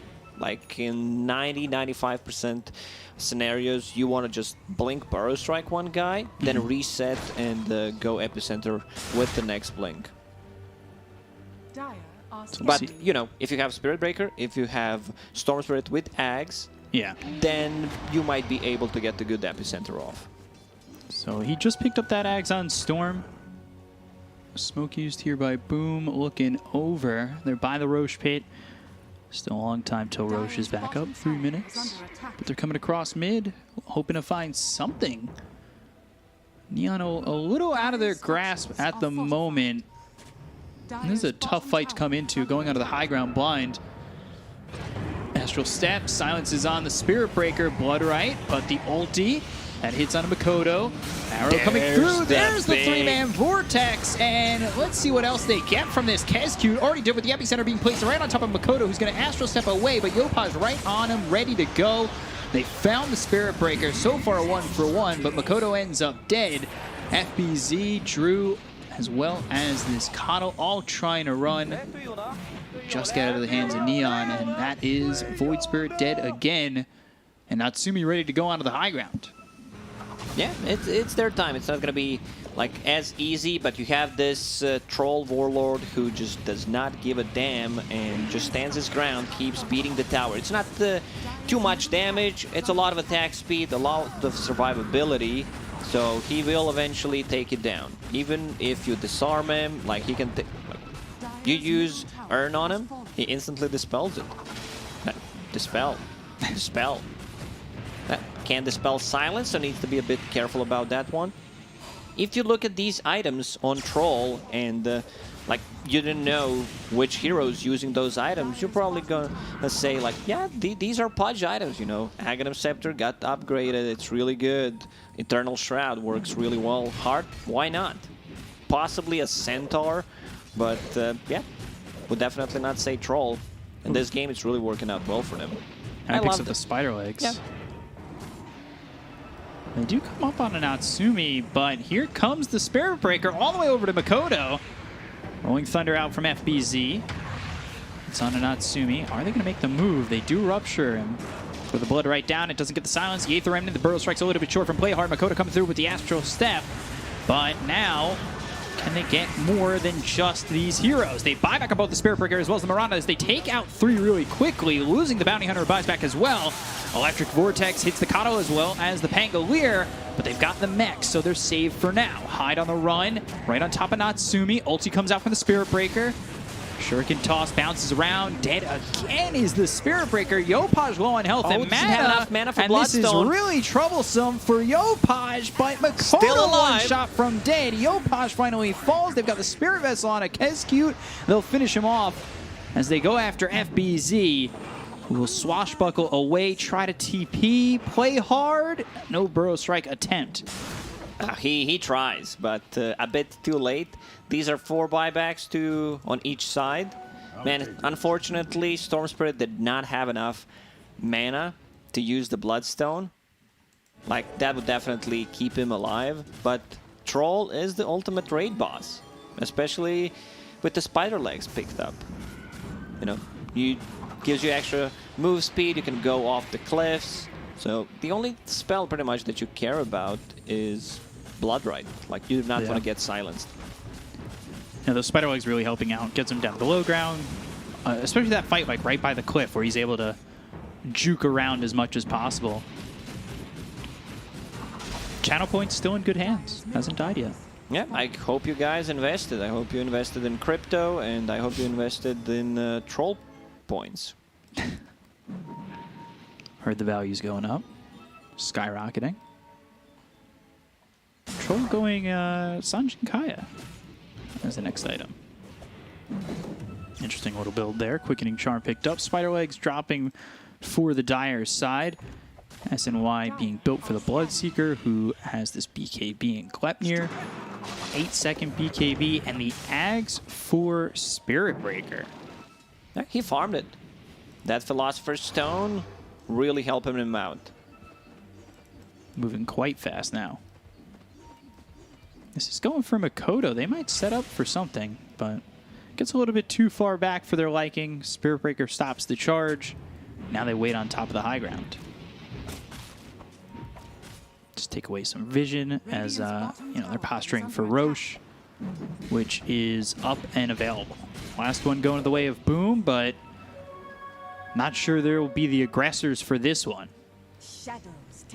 So Troll kind of taking one out of the book from the previous series. T1 against Fnatic. When Wisp was playing it hard, he also went Kaya and Sanj, which gives you status resistance and amplifies the region. Also gives you like spell amp. So that's not too bad combined with the Eternal Shroud. They find Drew, they'll charge, he'll pop the BKB immediately. They throw down the Sentry Ward from KezQ. Rolling Thunder comes out from FBZ. They've ruptured Natsumi. He's away from the rest of his team, but it's not looking like that's much of an issue. Astral Step, as well as the Suns coming through into the Mirana. Ball Lightning in deep with the Vortex, hitting the Coddle as well as Drew. Drew and Hyde both drop. Aether Remnant locks up the Mirana for a second, but they have the Yules on Makoto. Astral Step not getting much distance between him and the rest of the team. Yopaj right on top of Makoto, and this is looking like a very dead Void Spirit. Now it's time to go for the high ground. Mid Raxes are just going to be taken care Oh, by the FBC super melee creeps.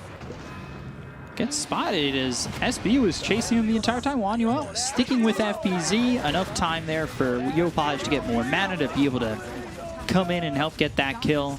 They finish off a fourth. No buyback on this Pango or the Bloodseeker.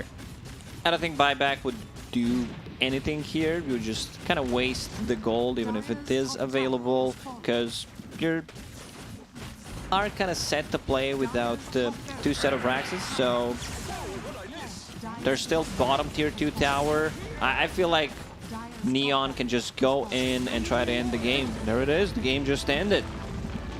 Yeah, wow. Neon Esports finding themselves with quite a crazy one. I mean, that was really impressive, pretty straightforward, looked really good. I was impressed. As stated before the game started, you know, Boom Esports with a very wonky draft, not the usual one where you don't have tower damage. All you have to do is we want to fight. You know, we want to use this track, get the gold advantage, get the item advantage from all that gold, and try to play like that. But you know, it's a tough one. I feel they need to completely change how they need to play throughout this tournament. Because this is definitely not going to work out. Yeah, so we'll hear what the panel has to say about this one, breaking down what Boom's draft was and what went right for Neon. So take it away, Nomad and crew. Back to you. Yeah, Neon firmly control that game number 1. Wow, what a performance from them, but, you know, was not unexpected here. At least it wasn't unexpected by the smart ones. You know, some of us threw the predictions in the other way. Not naming names, you know, it's fine, Lizard. We're not going to name your name. But, yeah, I mean, what a performance. Sir. Look, I'm going to give myself once a week this opportunity to throw my prediction. Because sometimes I get tempted to go for the entertainment value. What about yesterday? Yesterday it was 100% prediction rate. What are you talking about? No, you had one. One? Okay, yesterday I also had one, but from today, only one prediction a week I can, you know, just squeeze in for the entertainment value, because that's what their draft was. Their draft was pure entertainment, chaos, but it just falls flat against a wall that a troll is. with his shroud and his heart and his. He was just a brick wall, dude. At one point, I was wondering why are they even trying to hit him? Like, He kept rupturing the guy, and he just didn't he didn't change his gameplay when he was ruptured. Like, he didn't stop walking, he didn't stop moving. Like, he was in this clip, I think he's ruptured here, and he's just like, okay, that's cool.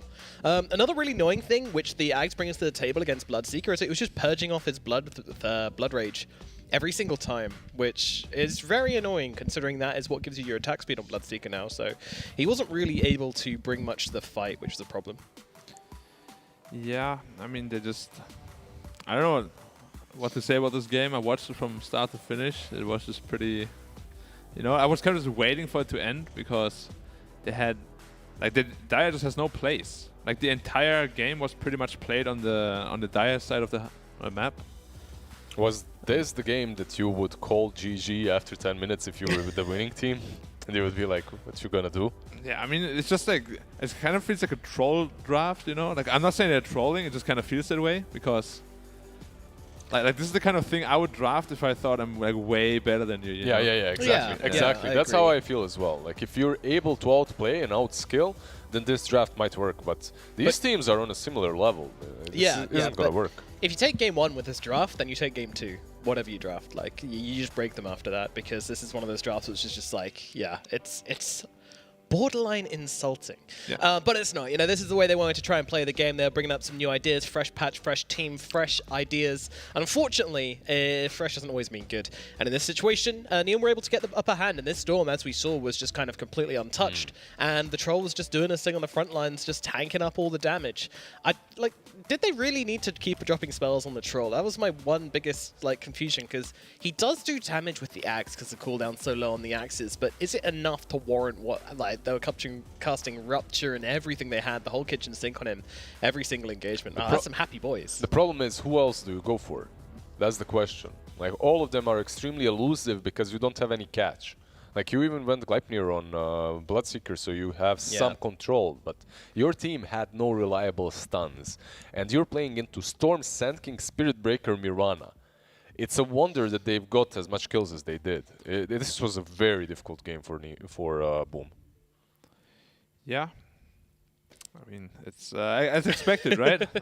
I really don't know. There's not really too much you can say about this game, I feel. Like, Boom didn't even have a chance to show what they're made of, you know.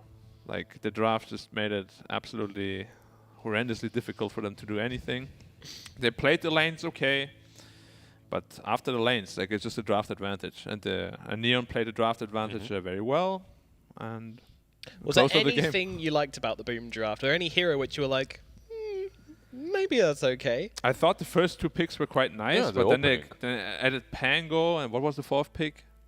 Bloodseeker. Like, you just pick no stuns, no like slows, nothing. There's just no crowd control. The opening is nice, right? Yeah. But you need CC. Yeah, there was definitely a point where we were saying none of these heroes look like they want to play Dota together. All these guys just look like they want to do their own thing, and that's kind of what we saw. And then when Neon were bringing the full 4 or 5-man lineups to these engagements, they were like, oh, well, our game plan doesn't really work anymore.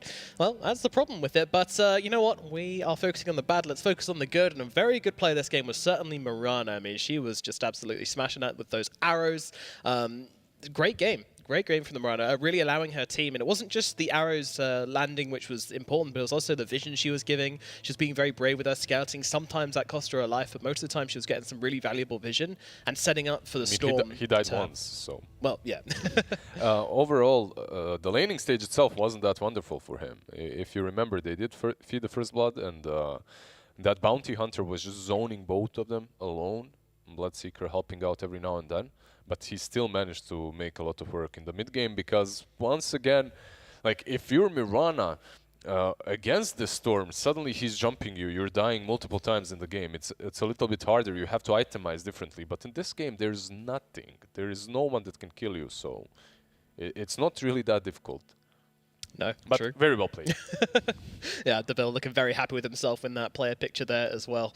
Alrighty, well, closing thoughts on game number 1 and looking forward to game number 2. What are you hoping to see, Black? Complete change of draft. Maybe a change of clothes. Yeah, like change of everything. I think they just need to, forget this even happened. This is game 1. This was just a an experiment that didn't work. You know, just go back to your old style, pick your hard carries, you know, play around the map with 4. It's what you're good at. Like, don't try to, you know, don't try to be fancy. It's DPC time. You gotta show your best now. Maybe go back to those good combos that worked for them before. Your Venge Draw, your PA Magnus, something like that. Something simple, straightforward. Respect the enemy team. That's the first and foremost. Like, I actually take a lot of pride in beating someone that drafts BS versus me. You know, if someone drafts stupid draft versus you, and he does it on purpose. If he does it, I'm not saying that they did it on purpose, but in my situations there were some that had that level of disrespect. So winning against those teams really feels bad, and every now and then it's nice to be humble or humbled. Humbled, yeah. I'm going to remind you why you're here. And again, you know, this league is really, really important. You cannot be losing games like that in this tournament. But hopefully, Boom can get things back on track. Don't appreciate what you're saying about my boy Bloodseeker. He'll be back for revenge later on, I'm sure. That hero is viable, I promise, but not in this game, unfortunately. Alrighty, folks, sit tight as we're going to throw some lovely adverts your way. But afterwards, we're going to be back with game number 2 in this best of 3 series. We'll see you very shortly.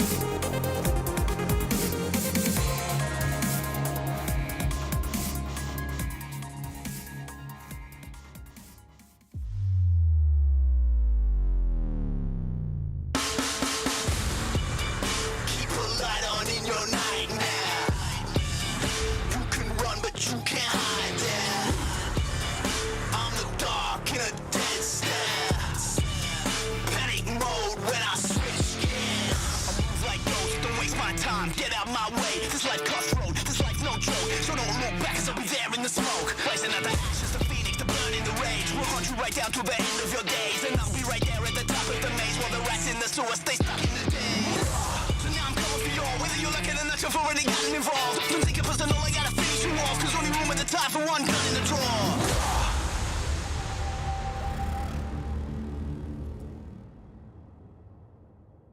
Hello there, and welcome back to the DPC SEA region here at PGL Studios in Bucharest. My name is Nomad, and of course joining me is Black and Lizard as we get into the further breakdown of game number 1 and look towards brighter horizons, hopefully, for game number 2 in this best of 3 series. We are, of course, into this series between Neon Esports and Boom Esports. A couple of predictions saying that Neon might just well be able to take this one, and game 1 certainly proved that as they do take game 1 behind their incredibly tanky troll Warlord. The guy went Aghanims into Eternal Shroud, into Heart, into Kaya and Sanj. It was a pretty interesting build. Did you like it, Black? I mean, I usually do that build on a mid troll, but apparently you can also just do it on a carry troll if the game is right for it. I was a bit worried that it wouldn't have damage. Like I feel like if this game went like another 20 minutes with this item build, you're not gonna have enough damage. Like Storm as well as Troll. If you're all just pure magic, the Bloodseeker will, you know, be able to just survive and kill you through it at some point because you just don't have enough damage. But at the point where he did it, you know, they managed to close it out, so it worked out. But it's very risky in my opinion. Yep. I mean, on the mid roll, like you said, it works a little bit better because you do have that fallback option of your carry. But Storm had such a free game that I think that was the decisive factor, and he felt like they can never kill him. Overall, across the board, they were itemizing really well. You had the Spirit Breaker with the Aghanims too. At one point, when I see that Aghanims on Spirit Breaker, I really feel like this game is impossible for Boom, because he just brings so much to the fight as well. You're never going to isolate one target and kill it off before that charge comes through, because it's constant, it's always there. And Yeah. I mean, overall, I didn't really feel that worried because I didn't see the damage coming from Boom as well. Like on both sides, you itemized for Gleipnir, which isn't really the most damage-dealing item on Bloodseeker, and your Void Spirit is also forced to itemize defensively. So yeah, it's kind of worked out for them. This time around, okay, they're switching it up. They're going with Kotal again. Cool, blimey, we're already into this draft, aren't we? Great I switch up. was still looking at my notes, but yeah, Jesus, we are flying through draft number 2. So we got the puck on the Earth Spirit picked up already by Boom Esports. Meanwhile, Neon, they grabbed themselves the Kotal. Yeah, Kotal, good hero. I'm not surprised to see this one taking first priority for a lot of these teams so far. Puck as well, also obviously very, very strong. One of the heroes that doesn't add any stun or CC to your arsenal though. So when you draft Kotal, you always have to make sure that you have something that synergizes well with it, like an Ember Spirit or some DK or some Sanking, just some sort of stun that, you know, can make use of the chakra magic. Unless you get tags, right? Once you get tags, you kind of fill that void a little bit with Kotal. They follow up with the Riki. Now this matchup, Riki Puck, it's a little bit problematic for both of them, right? Like Puck works really well against Riki if you leash him, if you find him out first, but Riki as well can do a lot, can make a lot of problems for Puck if he gets that smoke screen on top of him if he initiates first. I actually value Puck a little bit better here though. I mean, the problem I have when I play Puck against Riki is just that my item build will be crippled, because you need to go for Force Staff instead of Blink. Yep. A Puck without Blink is just not very fun to play. And yeah, like I just hate matchups that force you into, you know, adjusting your item build just so you don't die to a single person. And yeah, Riki definitely, as you said, one of the best heroes against Puck. Smoke screen cooldown talent also puts it down to like, I think 7 seconds cooldown or something. Very low. Yeah, so even if you do have a Force Staff, the cooldown is like 3 times as long. So you still need to be very careful. But yeah, as you said, if he ever gets like an Aghanims, you know, he's just leashed for 8 seconds. He can't trick off the trade, which is like his only survivability spell. So it's a matchup that goes both ways. You know, Kotal here as well has these 2 heroes that can get on top of him. So when it comes to enemy tier list, if I'm playing Kotal, first and foremost are Invis heroes that reach you quickly.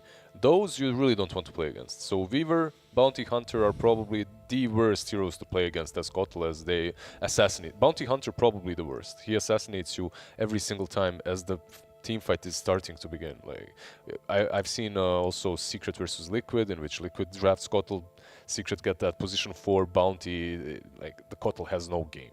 So that's Tier 1, Tier 2 are all these mobile heroes. So your Puck, your Earth Spirit heroes that can get on top of you, because Kotal is extremely squishy but extremely fast. So that's one of the ways that you can eliminate that threat at least, even though he's 4 or 5. He's not your main concern. Yeah, I mean, looking into the bans, ban Mars, Lycan. I'm surprised they banned Mars when they already have Ricky, because I consider Ricky to be one of the best heroes against Mars. Yeah, you can jump out of the arena for free, and Smoke's really annoying to play as into Mars. Yeah, and your passive does nothing, because you actually hit him from behind every time. Yeah, and they're not picking Lycan, obviously, they're banning it. Yeah. I'm thinking maybe it's always possible to put the Lycan mid, right, and the Ricky safe lane, so... It's just a little bit risky if you do it. There are certain matchups that Lycan gets destroyed in mid lane, and you don't want to go to jungle too early, because otherwise you just give the enemy mid laner 2-3 of a game. But is this Ricky Cottle lane a thing? Because... I think it's a Cottle 4. Oh, you likely. do? Okay. Yeah. I mean, Ricky Cottle isn't terrible, but it's not like super great either. This Titan Ricky makes much more sense. And then you just pick up like... I mean, there's so many good combinations with Cottle, so I don't even know what they plan to pick. But there's just so many heroes you can pick with it. Beast even is still in the pool. Sand King is still in the pool. There's just... Yeah, like you said, anything with Cottle on off lane that wants to push the lane, pressure the tower, and pull that hard camp is just great. Refresh them spells. Yeah. I mean, even like a Tide Hunter, something like that is super good. You get like this double anchor smash. Bend Gush. out. Tide is great with him. Yeah. Tide is amazing. I was so angry. I was playing with the Tide. I'm playing Cottle. He's asking... You know what the worst thing with Cottle is? When a teammate asks you, why are you pushing the lane? Like when you're on the offlane and you're using Illuminate to kill off the range creep, and then your offlaner is like, why are you pushing? Yeah, why are you? Let me farm. You're ruining his game. You're ruining my game. Let me farm. Sounds like a you breaths. problem. Yeah, definitely a me problem. Stop pushing the lane, Lizard. Jesus. Yeah, stop taking the towers, man. God. Stop picking Coddle. What are you doing? Pleb. Coddle picker. I love the hero. It's got so many buttons. It's got so many buttons. Now it does, yeah. Before it was kind of an Autobot. Yeah, it's really... Cottle is so enjoyable once again. Not only Ignis Fatus, you can heal during the day. You have the Solar Bind, which is literally mana leak once again. Less annoying, but yeah. And more less deafening. annoying. Could be more annoying in some circumstances. How long does it last? Like 8 seconds man. or something? Like, If you have eardrums, it's more annoying. Cottle with mana leak, Force Staff, and then Blinding Light. You go from 100% mana to 0. That was the worst shit. Yeah. Mana leak was bad. Warlock raising his ugly head. Hey, buddy. Welcome to the game. We haven't seen you in a few days. How does this hero match up in the current meta? I mean, it's just a decent hero to protect your safe laner. You just keep healing him up. Like something like a Morphling Warlock or Morphling Anti-Mage. Really just anything. You just want to farm. It's not a pressure lane. Yeah. You don't ever really pressure. And it's a very good combo with Puck as well as Earth Spirit. If you ever get Fatal Bonds on 2-3 heroes and you magnetize them, the team fight is pretty much over. Yeah, True, so much damage. true. You're forcing the enemy team to itemize for BKBs earlier, and you're opening yourself up for hard carries, even though it can be a little bit of a trap because you are playing into a Ricky. Yeah, I was going to say. Like a long time ago, Ricky buys defusal, hunts you across the forest, kills you off while you're trying to farm. New Ricky, however, is more farming oriented as well. No more defusal play Rickies. Yeah, no more defusal. Yeah. It's usually Battle Fury. Is okay, Lifestealer. Wow. This is the last hero I expected. Damn. It's not even that good against Ricky. Yeah, Can't rage inside smoke. That's problematic. Like I thought they were either going to pick like a split pusher like AM or some hero that actually matches up really well against Ricky like a Troll. But they did neither. Lifestealer. Feels like Boomer Very experimenting weird, yeah. again. I mean, Lifestealer can work. I've played him a little bit. He's not terrible, but he... I don't know, it just feels weird. Like they obviously want a sustain hero against the Coddle Sand King lane, but they already have a Warlock. Like you don't need double sustain. Down. Yeah, you're doubling down. It's too much, I feel. One positive that you can see from this Lifestealer is that you have Puck. You have the good old Nike's bomb, Infest bomb, right, which is really nice. Versus many of these heroes, if you can even get on top of Ricky, he's dead. The other three most definitely are. So that's kind of neat. It can definitely work. It's not a terrible hero. It's a little bit underpicked, I think. It's like his passive is actually quite strong. Whatever it's called, like Ghoul Frenzy or something. Basically just old lifestealer. Yeah. Oh yeah, yeah. But there's definitely a lot of question marks concerning item build and stuff. I think Mjolnir is one of the better items on him again after the buff. Would you start up with the Orb of Corrosion? Is that Yeah, I something? think Orb is good. Probably Orb Armlet into Mjolnir or something like that. If you're looking to deal damage. His lane should be very free. I mean, Warlock lifesteal. There's no way you can lose to Coddle. They want to be pushed. So the only way you lose earmarks this lane is if Kotal is really stacking that hard camp and pulling every time he pushes in. So you lose a couple of creep waves every now and then. But every position 5 knows how to deal with that, and Warlock will block that hard camp, will not allow you to do it. So Bad Rider. That ran it. Man, Boom's lineup looks pretty legit this time.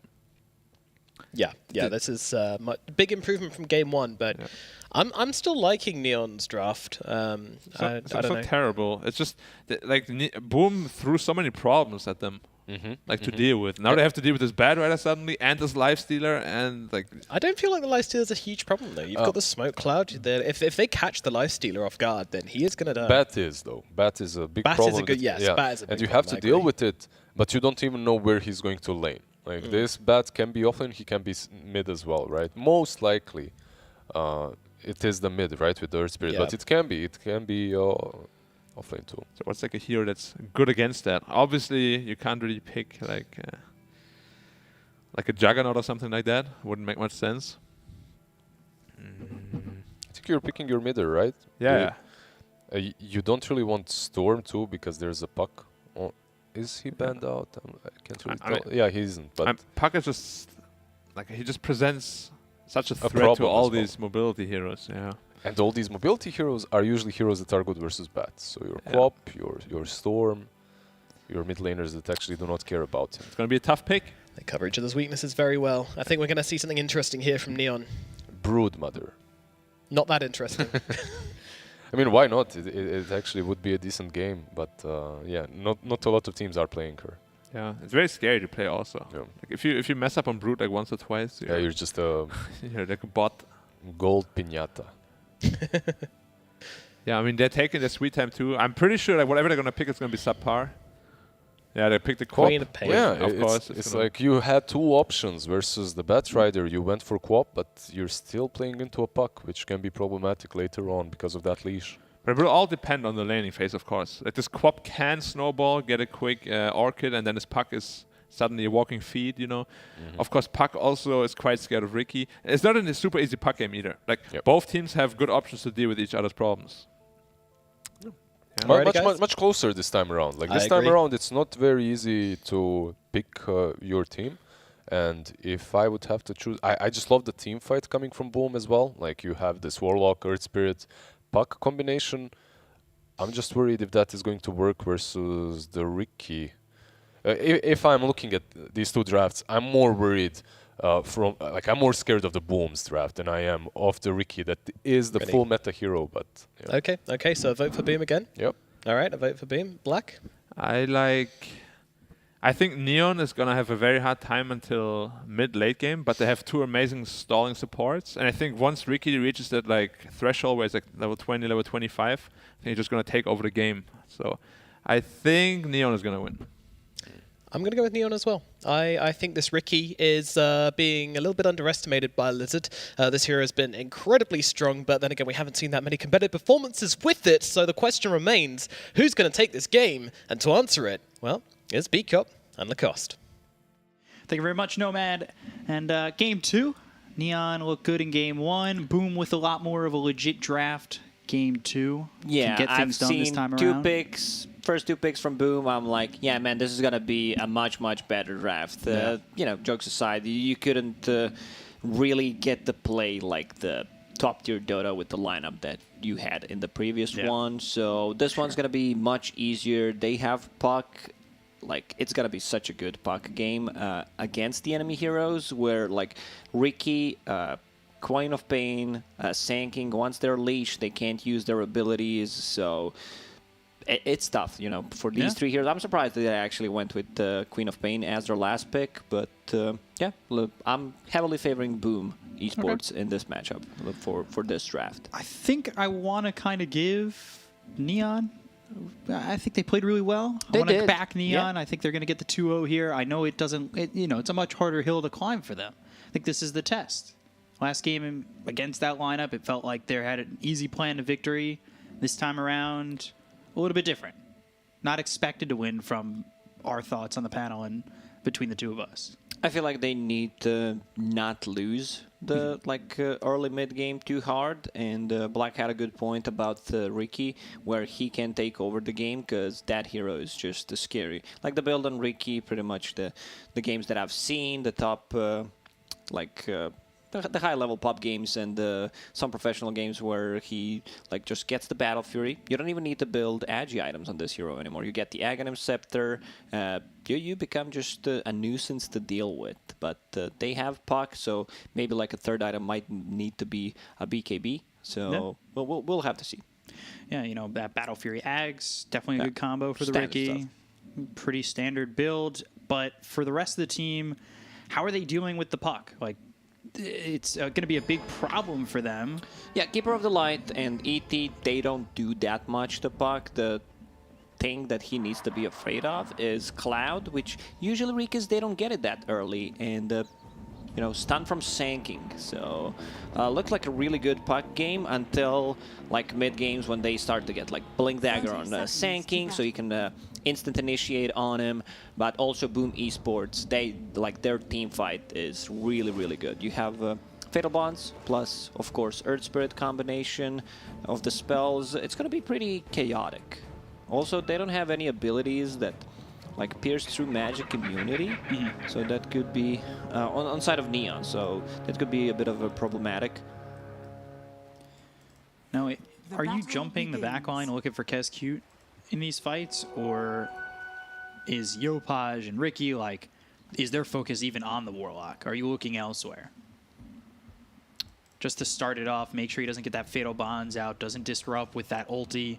Take him out of the fight, take him out of the equation, go towards the rest. It's the same thinking when you're playing against, let's say, Oracle, so where you want to take him out first, but there could be a silence, a roll-in from Earth Spirit to just break the combo. He can kick Warlock out. I'm not talking about kick from the team, I'm talking about, his ability.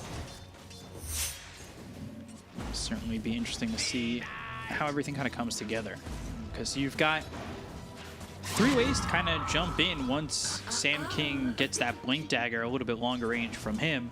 But Blink Burrow Strike, you get the Blink Strike in, Blink from Queen of Pain, you have these options. And if you coordinate it, you could blow someone up. Abilities to close the gap. I want to see Lifestealer, how he deals with this type of a lane. Lifestealer got changed, so now his Feast is just heal. It doesn't do anything else. And this is like Lifestealer back in the Dota 1 days, where everyone was shit talking about Wraith King, how he's one-button hero. That's Lifestealer right now, pretty much. Yeah, it's the learning hero. At least Wraith King was for me. Just one button. Was it actually? Yeah, my friends were like, "You new to MOBAs? One button? That's all you need to do? Good luck." And that was it. That's how they threw me in. Kicked me into the deep end. Good Burrow Strike Eliminate combo right there. Drew taking a lot of harassment, but the Fatal Bonds on both Skim as well as Play Hard. Doing quite a bit of damage. Meanwhile, Natsumi going over for Hyde and now throwing some shots over on the FBZ. That's a good start. This is what Ricky wants to do. Ricky is a strong laner. 6 armor, has almost 5 HP regen per second, and Orb of Corrosion seems to be a very popular item on the melee carries. Lifestealer, I think he benefits so much from that. Ooh, Makoto. He needs to be careful. The bottom lane play hard on a Sanking. There is one Sentry Ward on Warlock, so they need to bring Sentry for themselves, especially if he wants to max out the Sandstorm, because Lifestealer just gets close to you and hits you. This is all he can do. Slow you down, keep hitting you. There's a Sentry. Yeah, there for Play Hard. who's right up on Drew, but taking some damage. Now it proves that they have the Sentry. They're trying to run. They've got He's the dead. Illuminate. Play hard on the run. Can he survive? Doesn't look like it. One more shot needed from Drew to take out this Sanking. So good couple of kills for both carries. And then Yopaj goes in onto Makoto. Right clicks more with the Shadow Strike. He's got the Scream of Pain, finishes off Makoto, and a solo kill for Yopaj. This is something you don't expect, you know, Queen of Pain to play as aggressive. You know, you're playing into Batrider matchup, so you're like, I need that blink. But Yeah. look at his build, doesn't have a single point in blink, so he got kind of surprised by level 2 Shadow Strike and level 2 Scream of Pain. A 2-0-2 for Yopaj on this Queen of Pain. I'm wondering if he's going to even push it further. Don't take blink at level 5. I mean, it's much better if you just have that security. You can save it and see how it goes. Maybe you need it, but blink, you know, there he goes. Yeah. He gets the blink. Rune is spawning in 5 seconds. He already has a bottle. We can see Januel trying to make a move, secure that Rune, doesn't get it. Cute little kick there from Hyde. Quick Blink, over and right in front of now him. Like he was waiting for that roll and just blinks. Januel gets the kill. Now that's something I'm kind of worried about for this Earth Spirit. If Yopaj is right there ready to go as Drew kills off Play Hard once again over bottom, but like you see the roll starting and you want to make sure he doesn't get away. Blink in front, stop the roll. You've got a team by you. Make sure that Earth Spirit doesn't really have that slippiness that maybe he's used to. Something that we could see later on as the game progresses. And Batrider is 22-8. You've got Natsumi up in the top lane at 20-9, so both him and the Lifestealer of Drew keeping up with one another. At least for now. That eliminate from Scam off the mark. This Playhard's backed off the lane. Picks up the bounty rune to fill up this bottom. Meanwhile, up top, Hyde, roll again. Natsumi in front of it. Silence on Natsumi. Doesn't look like FBZ has the damage though. And with that illusory orb, he'll just jaunt away. A prize. There's the Neon Orbit of are Erosion. really good at blocking Earth Spirit when he wants to use Rolling Boulder defensively. And making sure he can't leave these fights. And it's secured them 2 Earth Spirit kills. Well worth it so far. Makoto doing a good job with the CS, sitting towards the top of the net worth, just 200 gold behind the Lifestealer, ahead of the Riki and the Queen of Pain. Even Also with has that level kill, 6. yeah, Batrider still a faster level 6 than Queen of Pain. Roll in, a little bit off the mark. Yopaj about to hit that level 6, and we're at the 6-minute rune mark, where Yopaj will refill that bottle with an arcane rune. That's pretty big. Like, whenever you have that rune for Queen of Pain, you want to make a move. Like, use that ulti.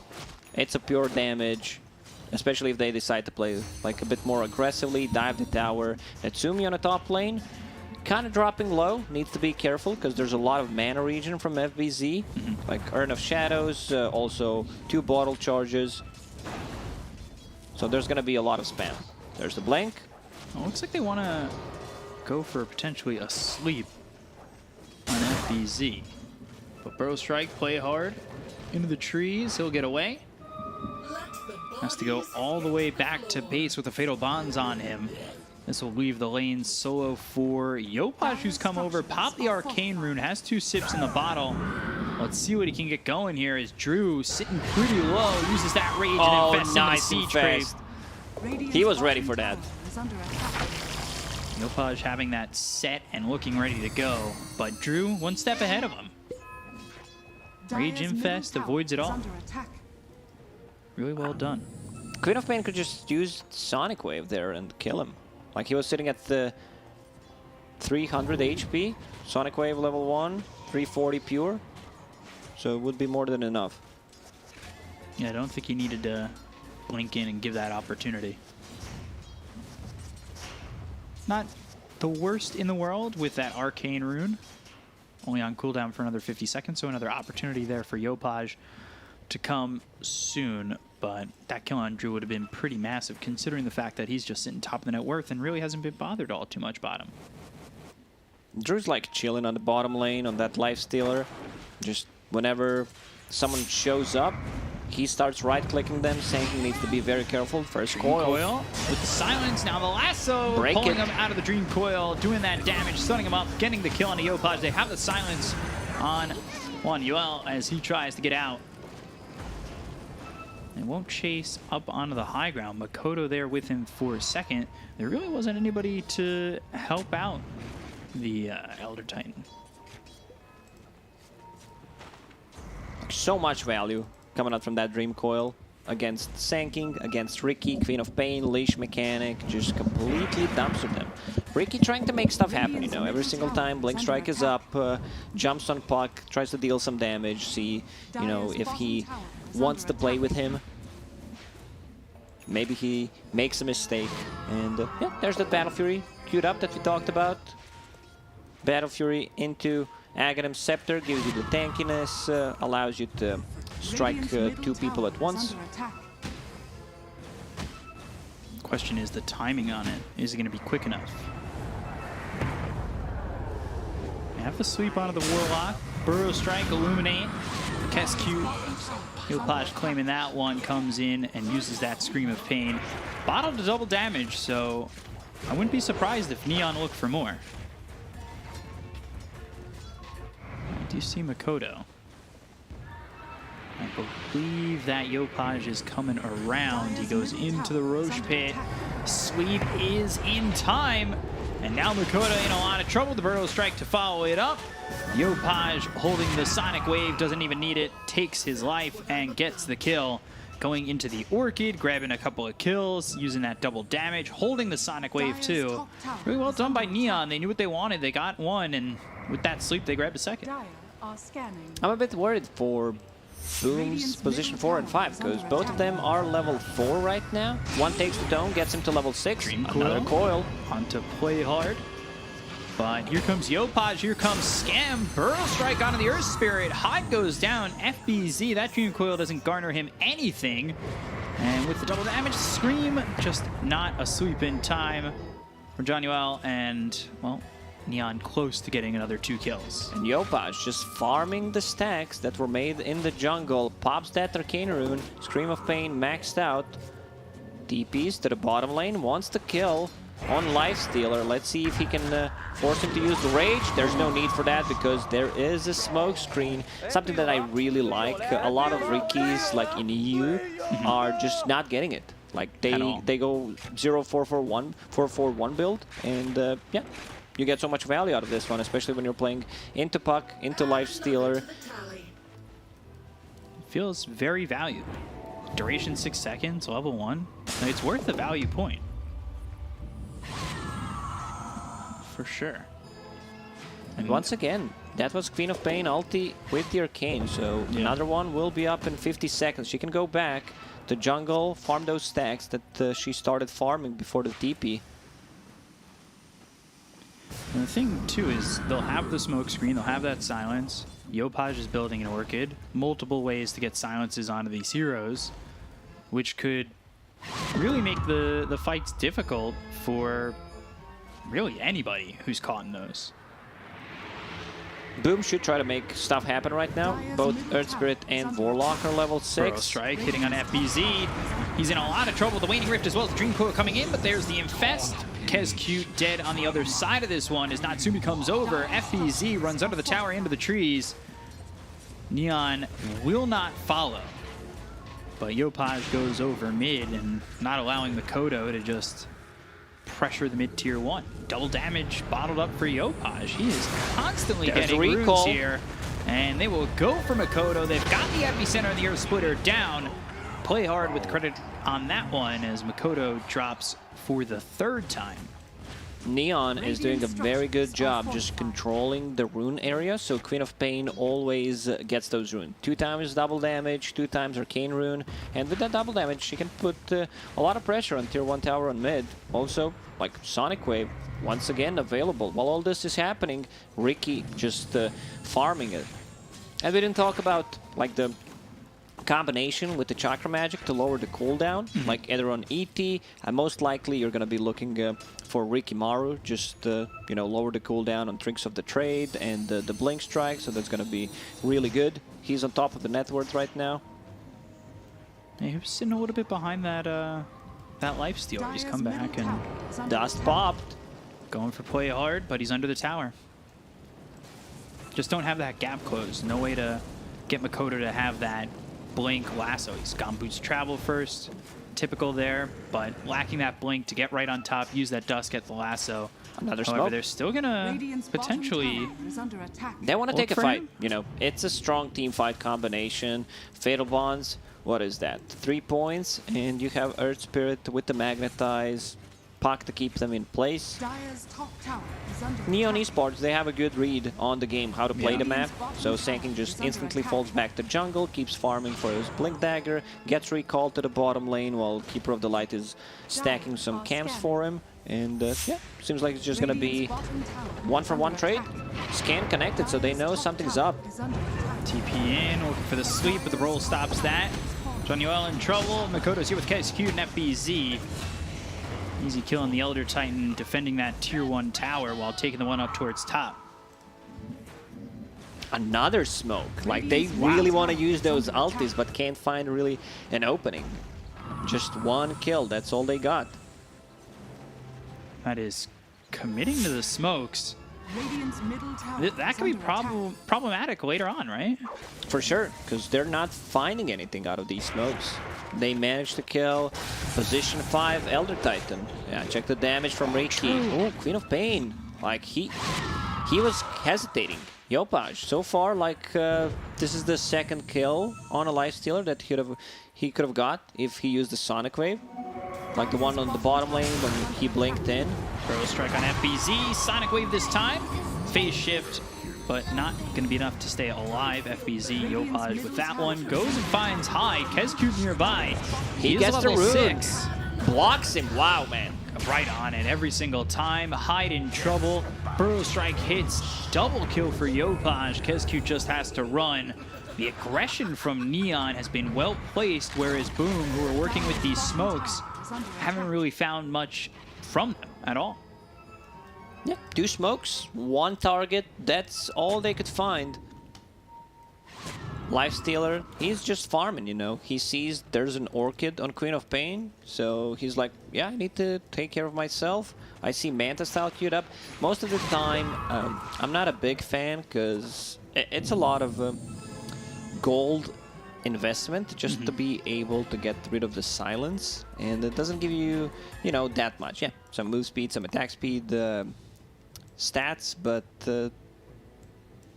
we'll see how it goes. Like, I've seen a lot of Manta Styles and Lifestealer and Weaver from time to time, where it just feels like there's a better item, there's like, I should have invested this 5,000 gold into something else. Yeah. Bottom lane, Dream Coil, Lasso, and Natsumi. Big kill. That's his first death. Big one for Boom. Slowing down that Battle Fury, which is close to finishing. Burrow strike in on KSQ. And Play Hard gets the kill, and they'll look for the tier 1 tower a second time. FBZ inside the trees, but looking safe for now. Tier 1, not so much. After getting the damage item, the control with Queen of Pain, he decides to get a BKB, which I really like, and I see a Lincoln Sphere queued up, so he's covering himself against everything, so can play really, really aggressive. Like, once you get those 2 items, it's still a long way to do it, but, you have something against the Lasso, and everything they have is just straight up magical damage. So BKB is a must. And the BKB Lasso, especially with what we've been seeing from Yopaj already, and he does play this aggressive style, so it's no surprise that he wants to continue to have that be enabled. Get the BKB, have the Lasso, make sure you can't get locked down, and then from there, put on the pressure. And by the time he gets the BKB as well as the Lincolns, now with Ricky having that Battle Fury, you're hoping that he's got a little bit more in his arsenal where these fights get easier if you're Neon. But where's the response from Boom? What are they looking for to kind of respond to this? They already used their smokes, so it's kind of hard. We still haven't seen Magnetize nor Rock 18 minutes in. There is a blank lasso available in 15 seconds, so I feel like Boom is on a clock here where they need to keep fighting. They're not getting anything out of their spells, which benefits Neon. Like this Ricky, he's farming. Like he's really, you know, good to play this game for another 50 minutes. He doesn't care about fights right now. And it seems like that max timer that Boom are on continues to tick down when they get further and further behind. In a spot where maybe right now they should be the ones with, you know, the aggression and the lead. But they're behind 4K. They've all grouped up and gone towards top.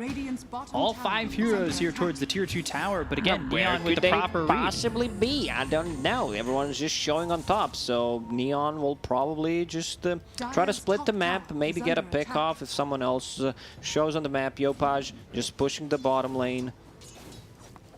There it is. Now they're drawing a line on a minimap. Want to make stuff happen. I feel like Boom has been trying to make stuff happen for the last, what, 10 minutes? Bad, that's a big kill. Blink, onto Blink action. Ooh, play hard. Blinking and whiffing on that. The Flame Break hits 3. They've also got the Dream Coil as well as the Silence. Here comes the ulti from KezQ. Now the jump to the back lines from Natsumi. He just wants to leave for now. They haven't killed off anybody on Neon just yet. They'll look for Scam, finish off the Coddle. Drew going after Play Hard. Doesn't have a Burrow Strike available for 6 more seconds. That means he's dead to rights. Drew gets credit for that one. 2 for nil. But they did drop quite a bit. Yeah, this is exactly what they needed. Just find a good opening. John Will's ET made a good counterplay with Echo Stomp and Earth Splitter, but it's not enough. Like Queen of Pain still doesn't have a BKB, but there they go in. And there's the Silence, there's the smoke screen. They've got the lasso. Can they kill off Natsumi? He's got Tricks of the Trade, gets back onto the high ground. Sonic Wave pushing back Drew as well as Hyde. Hyde onto the low ground, Blink Strike back up to the high ground for Natsumi, but the roll comes in from Hyde, hits onto the Queen of Pain. They've got the Tricks of the Trade, they get the kill onto the Earth Spirit. They've also killed off Drew, so 2 heroes dead on the side of Boom, and now it's time for them to retreat, but KezQ might not be so lucky. He starts the TP, Play Hard's here, Burrow Strike hits, and down he goes. Great understanding from Neon how much damage they can deal, you know, with just 3 heroes there. Ricky also playing on the knife's edge, going in, then being able to get out without dying, so that's pretty big. What does he have queued up? Just he bought the Blades of Alacrity. He doesn't even know what to buy. Like in the last minute, he changed his item build.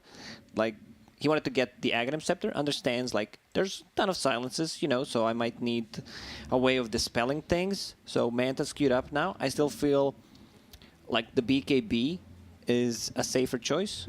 And now he queues up the Axe. He just switched again. He's definitely going over it. We saw this with Troll earlier today. Picked up that Blade of Alacrity first, and then thought about it, and then yesterday too. It was yesterday, yeah, where he wanted to get the Aghanim Scepter, then realized, yeah, there are not too many good things I can dispel on the enemies, and they don't have any abilities that are dispellable, so I'll just get something else. Decided to get Yasha into BKB. I mean, if they somehow manage to get one more good fight, if he's not investing in anything, like he can buy Ogre Axe right now, you know, and just wait, see how the next fight kind of goes. Maybe they can get to Roche, then he can go greedy, finish that Aghanim Scepter, pick up the Aegis. But I still feel a safer choice here is just get out that BKB, then you can fall back to getting the Aghanim Scepter. Because you're not going to lack damage, even if you have a BKB Battle Fury. It's still a lot, but you have a defensive way to take care of yourself. Because, you know, your teammates don't have any defensive mechanisms. There's a Glimmer Cape, but, you know, you're already invis, so they will have dusts. And they get the kill over bottom on a Play Hard. For Natsumi, his movements have been pretty good. Like that fight over mid, his jump back up and down using Tricks of the Trade, understanding how he's able to move throughout the fight was really well placed. It really was. And now just killing some Ancients that were stacked. he also bought the tome for himself. Just wants to get the levels on the hero. Like, his talents are insane. I guess that's why. And Keeper of the Light doesn't benefit that much from getting the levels. Maybe ET would have been a better choice. 2 points in aura at the moment, so that needs to be maxed out. It's that carry mentality. Tomes are for the carry as well? Or only for the carry as well? Never heard about that mentality. Like, That's the tomes bracket are I'm in. for 4 and 5. Someone steals your tome, you know, you're getting that report after the game. Yeah, chat, you can guess what bracket I'm in by the sounds of that line. You're not even playing carry, huh? No, I play support, Okay. so I get pretty upset about it. I'm mostly just the 4-5 guy. Try to support my my allies, my friends. Do my thing. Natsumi, having a good time, but let's talk about Drew. He's got that Maelstrom, he's picked up the Manta, going into the AC, and Basher next. That's what he's got queued up. Kescute, he's picked up a smoke for himself and another smoke from Boom. Let's see if they can be successful this time. They run right in to Neon. The Dream Coil misses! FBZ doesn't land it. The Chaotic Offering's there, but it's not doing enough.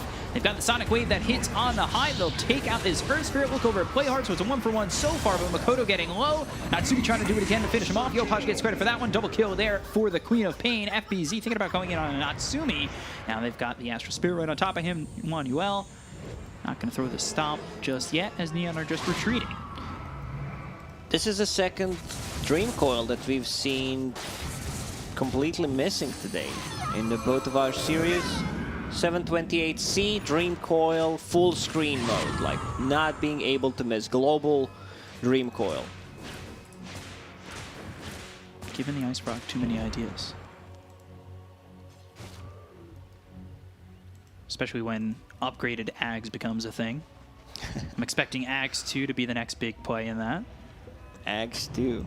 Like Helm of the Dominator 2. I just don't feel that item is just going to be purchased ever. There's always going to be a better choice, that's why. The cost difference, too, from 1 to 2 is pretty enormous. It's like 6,000 gold. Yeah. It's a lot. Not difference, but the total cost of Yeah, it. so like the jump from 1 to 2, the cost commitment is quite a bit. Now look for Hyde. Can't roll once again, and, well, Yopaj with another one. Now sitting at 10-1 and 6. He's got the BKB, he's getting close to the Lincolns. Neon now, they'll smoke once more. See if they can find these Boom heroes as Makoto's up towards top. Look at that, Natsumi 2-1 and 6. He's got quite high GPM right now and about 8,000 hero damage done. They're gonna jump through, play hard, look for Kescute. Burrow Strike hits, Kescute pretty much deleted. A quick kill there. Two-man Dream Coil, silence on a Drew. Pops the Manta, goes after Natsumi, taking a lot of damage. Hero Splitter comes down and hits on the Drew. Not doing enough. Tricks of the trade, and now the sweep. That lands on FBZ as well as Kescute, who bought back into the fight. The roll coming forward. Link, as well as the Burrow Strike from Playhard, going after FBZ. They'll pop the Infest, they'll look for the roll back over. Kescute dead for the second time, and now they've got the last one on the back lines that hits on a Natsumi. They get the kill on a Playhard as well as that Ricky of Natsumi. However, sweep once more. Makoto gets hit. John Yuel, he'll TP away. And not fast enough. 4-second cooldown, you have the time to TP out. Surprised Ricky decided to go back into the fight after barely getting out. Like, his abilities got refreshed by Keeper of the Light, but was really low on HP. Now, risky play from him, and it was a good job by Makoto to grab that lasso, because he jumps back towards the river. So you see Natsumi get hit by the Dream Coil, as does the Coddle. Yopaj blinks in, Earth Splitter is down, FBZ over to the side, Tricks of the Trade, and he should be blinking back, and you see how low he is. So Keeper refreshes his ability. He decides to use Tricks of the Trade to try to dodge some spells from Earth Spirit, who doesn't even see him. And yeah, then Batrider just comes and kills him. Yeah, well placed. While all Makoto. this was happening, Yopaj just became godlike again. Level 20 Queen of Pain. Level 2, like Queen of Pain, level 25 talent for some reason got reworked. Instead of the AoE fear. Like for me personally, maybe I'm a big fan for Queen of Pain, so I'm not being realistic. It was one of the best ones, you know. The AoE fear, the way you could just start a fight with that was insanely good. Now you have plus 200 Sonic Wave damage. Yep, it's pure AoE damage, but still feels like very underwhelming. That plus the Scepter. That plus Scepter, okay, yes. But for level 25 talent compared to some others, or what she had, is just way worse. I don't think Queen of Pain needed a nerf. Does anybody go Shard on Queen of Pain? Have you seen that? Shard is really good. Like you have this Sonic Boom that gives you damage, and it gives you silence from where you blink and the location that you blink to. Just about to pick up that Lincoln's too for Yopaj, who's only died once. Natsumi's died twice, going BKB, and has queued up both a Daedalus and a Blink Dagger afterwards. Standard stuff on Ricky. Not the Blink Dagger, but like BKB and Daedalus. You just want straight up damage. Blink. Burrow Strike away from Play Hard. They're going to go through, pop the Infest, look for Scam, kill off the Coddle. Drew with the Shadow Strike, but Neon choose to just pull the ejector cord and get out of this. Lifestealers, very hard to bring down. Has that Manta style to get rid of the silence, very tanky. When he gets on top of the hero, like you need to have a Glimmer Cape, any kind of ability, a Force Staff that can get away from him, because this new ability, Gold Frenzy, 25% move slow on top of the Orb of Venom, so you're not moving. Your feet are caught in mud, and you cannot get away. Becomes very tough, and they're about to be back as 5 as Coddle is alive once again. So, Scam up and about. Neon looking ready to go. Roche available. We'll see if either team goes for this first Roche. Nobody's really postured near it yet. Both teams have kind of stuck away from that objective for the most part. Safe play for Neon would be allowing Ricky to get that BKB. He's very close, less than 1,000 gold away. You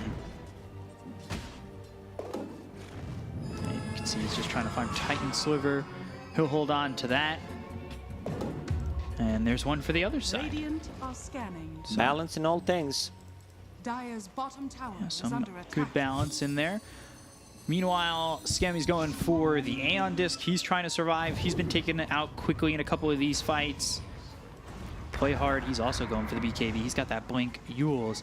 And again, boom, being the aggressors, looking forward towards trying to get onto this tier 2 tower, because they get a couple of pickoffs, they take a tier 2, they back off, go for Roche. All of a sudden, they be the drivers in this game. Yeah, and they're doing exactly like just trying to get that BKB on Ricky. He's so close. Let's see if he decides to farm the jungle instead of trying to get a pickoff. There's Spirit Courier inside the Roshan pit to see what's happening. And there it is, Ricky just farming. Elven Tunic, that's a really good item. You know, Dire's middle tower Titan is under Sliver attack. is still probably a better one, at least for Ricky here, but Tunic feels really good Radiant's as a top carry tower is under item, attack. the free one. Who do you think takes the Tunic? Anybody on Dire? Queen of Pain can take it. Like some evasion against the Lifestealer isn't too bad. Right now she's just holding on to Essence Ring. I don't think she has mana problems anymore. Lincoln Sphere and Orchid just gives you more than enough to constantly spam out the spells. So Ricky, where is the little fella? There it is, BKB completed. TPM from Play Hard, Blink Burrow Strike, that lands onto Drew. Got FPZ going to the back lines, and now Silence, Chaotic Offering, well placed. They take out Play Hard, he buys back immediately. Natsumi also dead almost instantly. They've got themselves to no buyback available for the Ricky. Yopaj trying to do what he can. They get the kill on the Kescute. They look over at Drew. He's sitting low. Burrow Strike hits from Play Hard, and now they take out both Drew and Makoto. A really well-placed Burrow Strike from Play Hard coming in the clutch, taking out the Lifestealer and the Batrider. That was really close to falling apart for Neon as they lost Natsumi really early on in that fight. Yeah, play hard, using buyback, and kind of redeeming himself for his death. But Ricky, yeah, he definitely should not die there. Shiny, new 10-second BKB. Didn't even pop it. Yopaj, like his positioning has been really amazing in this game. Like you can see the way he blinks around and jumps on the high ground hill to not be able to get hit by the lifestealer. And yeah, we're gonna see that one again. Yeah, Burrow Strike comes in, starts off on Drew. And here's the roll forward. You look at Natsumi, Yopaj, as well as Play Hard. Chaotic Offering comes through, he's silenced up. Sonic Wave out and pushes them away, but we're unable to keep alive Natsumi. Yopaj gets the Aegis into his hands, pops BKB, goes after Hyde, takes out the Earth Spirit, down goes FBZ. They commit to try and swipe the Aegis, but instead it just costs them more. Yeah. Natsumi, I think he wanted to toy with them a bit with that BKB. You know, I'll go in, not pop it straight away, see what happens. But yeah, Lasso came, and while all this was happening, while we were watching a replay, easy Roshan plus a couple of kills, and Yopaj picks up that Aegis. Yeah, man, he seems super strong, getting very close to Shiva's guard, so that's gonna allow him to, you know, just blink in and show where everyone's standing, most likely try to take out Warlock. We still haven't seen, like, the good combination of Warlock plus an Earth Spirit. On top of that, Queen of Pain's also almost level 25. So, really getting up there. Yeah, we haven't seen, like, the Dream Coil magnetize Chaotic Offering. Like we've seen Dream Coil miss. Yeah. Happens. Happens from time to time, you know, but they struggled. I think the problem was these two smokes that they used like straight away, try to make stuff happen, only managed to find the Elder Titan. Yeah. That was it. And that really slowed down their game. Once you missed that, the positioning from Neon was pretty precise on that, avoiding the aggression that was coming out from Boom. Allowed them to continue to farm, get towards these next couple items, and feel like they were in a very decent spot in that mid game. So, Ricky, 1,400 gold. As, you know, now Ricky with the Battle Fury Ags BKB still sitting at 10 seconds, wants that Daedalus, getting towards it.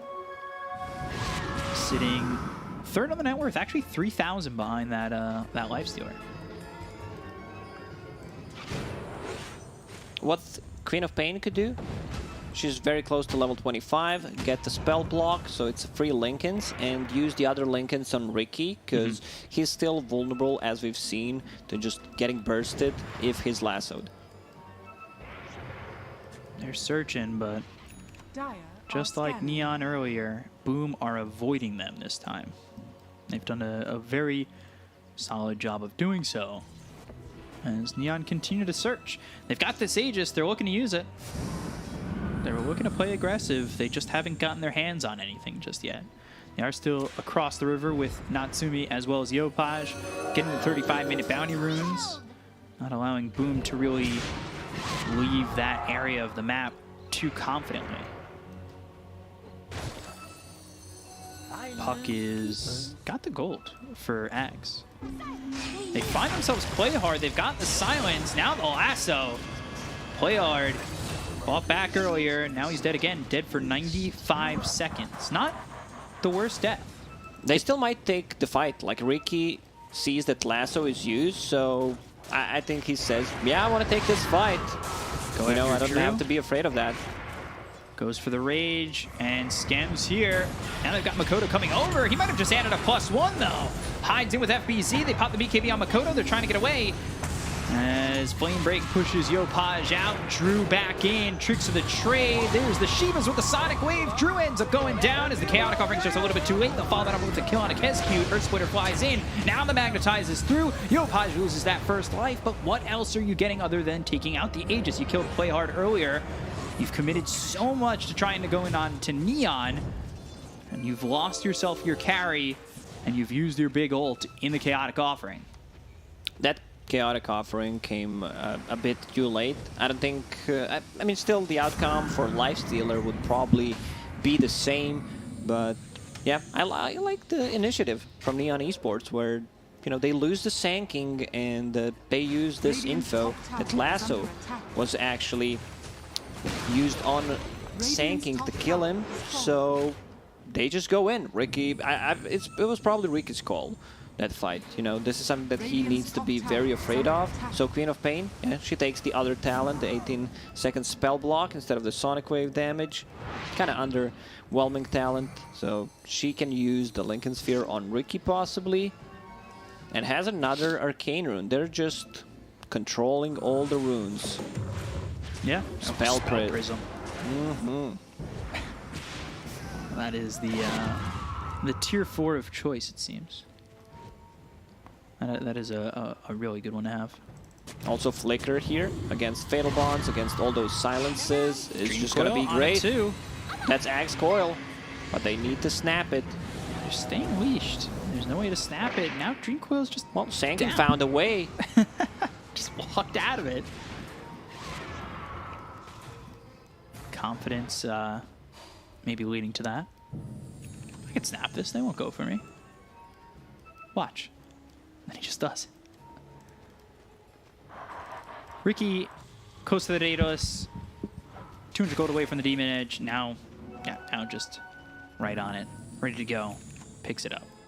So the damage from Ricky is going to be well felt, as it has been pretty much all game. He's getting close to that level 25. Is it just the tricks of the trade cooldown that you take on this one? Make it half? Get it down to 6? Or No, you've got a coddle and maybe you want to get it's a little a no-brainer when you're playing a screen? carry Ricky. The tricks of the trade combined with the Keeper of the Light, Chakra Magic. They just found an illusion. Radiant's bottom tower Hide. In trouble. Natsumi comes in. Ooh. Is that enough? Sonic Wave certainly is. That hits onto him and Kezcute. Makoto over to the side, pops the mech, but now Makoto's in trouble. Dream Coil placed down.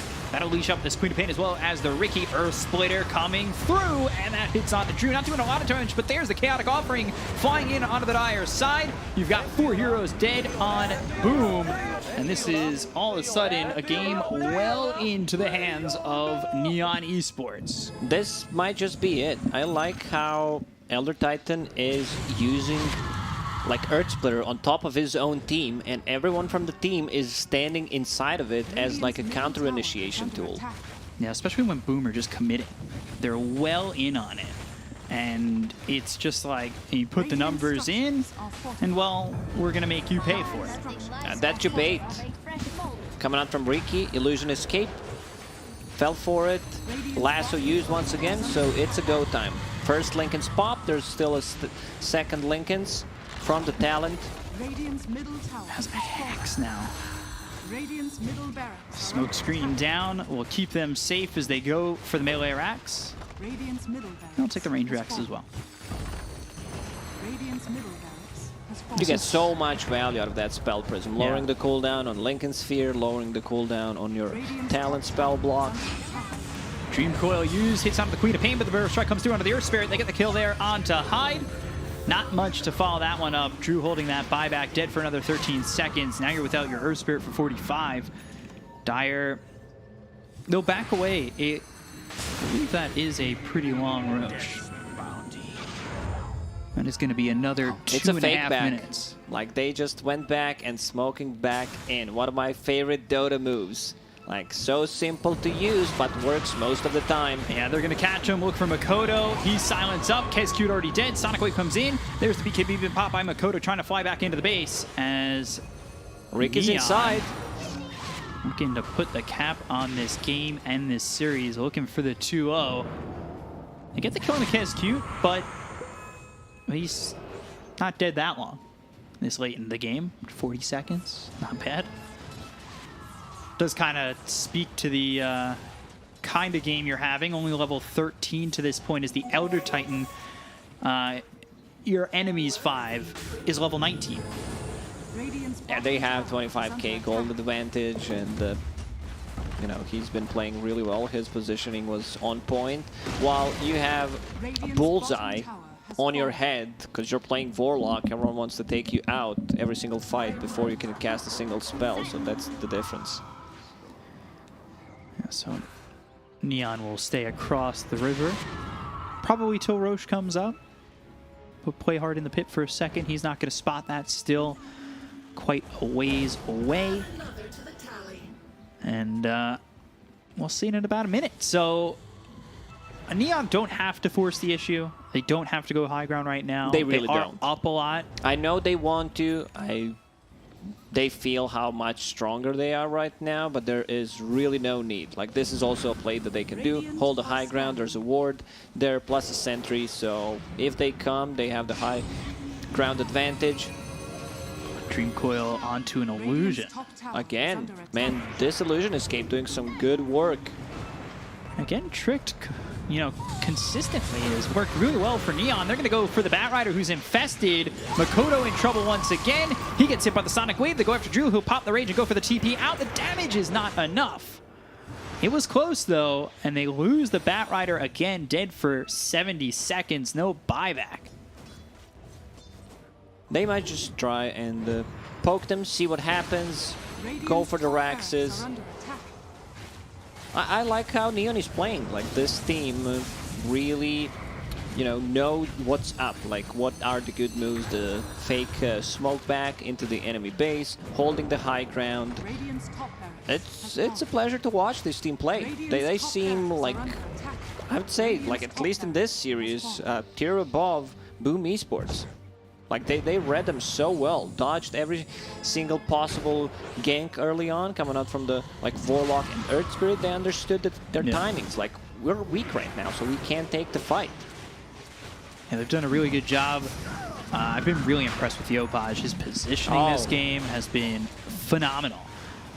He's looked so good, and now you're at a point, you're looking to close out the series, you're up 30k, you're picking up an Aegis on Natsumi. Burrow Strike hits on a Drew. He's in a lot of trouble, pops the Rage on the run. And with the rest of the team, he's in some trouble. They kick back, but Ricky's still going in with the tricks of the trade. Ricky even farmed Swift Blink. Extra damage, extra attack speed, and allowing you to exceed the maximum move speed. No, that's... Arcane Blink. That's Arcane Blink, lowering the cooldown. My bad. I stood up because I thought this game is kind of over. Just standing on my place where I need to be on the camera. My eyes are deceiving me. Apologies for that, chat. So, first Arcane Blink of the tournament. Or the 2 days we've been here. We've seen a lot of Swift Blink. This time someone taking on the Arcane Blink. Now, Black and me, we had a discussion off the camera about, like, the new blinks. It just feels that the Swift Blink, sorry, the one that lowers the cooldown is just the best one. So we might see non-intelligence hero picking those up. Especially when your cooldowns are pretty low. Making it easy to utilize. Seems pretty good. Going after this bottom tier 3, they don't completely get it, but again, it's that we'll back off, but we're not backing all the way. We're just going up the steps. And if you come out to chase, you're putting yourself into a bad position. Here they are once again. Blink forward, and then using the tricks of the trade. They've got the silence on a Drew, though. Use the BKB. Can they get much out of this? Earth Splitter down, lassos out. They get the kill on Makoto as well as Drew. They'll buy back on Drew. Down goes KSQ as well as Hyde. Everybody buying back on the side of Boom if they've lost nothing on Neon. And without the Batrider, who is without the buyback, this is very difficult for Boom to hold, if at all. KSQ taking so much damage immediately. Just the tricks of the trade right on top of him. There's nowhere for him to go. They've got the smoke screen right on top of Drew. Burrow Strike hits, down he goes, and there is the GG call once the Lifestealer was out of it. It's a 2-0 for Neon, and a clean one at that. Yeah, in the end, that was like perma tricks of the trade with the cooldown, with the blink, with the chakra magic coming out from Keeper of the Light, like Neon Esports. Looking like, good. Just looking really good. Real crisp, I would say. That's definitely a statement. Like, coming into this, I don't know if many people knew Neon. Maybe they're not watching those other tournaments. It's a pretty well-known team if you're paying a lot of attention to the Southeast Asian scene. And they're making a statement. First series in, 2-0, really clean. Especially maybe where there was some doubt in the second game based on the draft, but they really made it work. And that's behind the backs of Natsumi and Yopaj, who had stellar games. Like, his performance was amazing. Positioning, missed a couple of kills on Lifestealer with that ulti, but other than that, I'd say a perfect game from him. Yeah, so really well done by Neon. They take the 2-0 over Boom Esports. We'll throw it back over to Nomad and crew on the panel. Back to you. Well, what can I say? When you're right, you're right. When you're wrong, you're Lizard.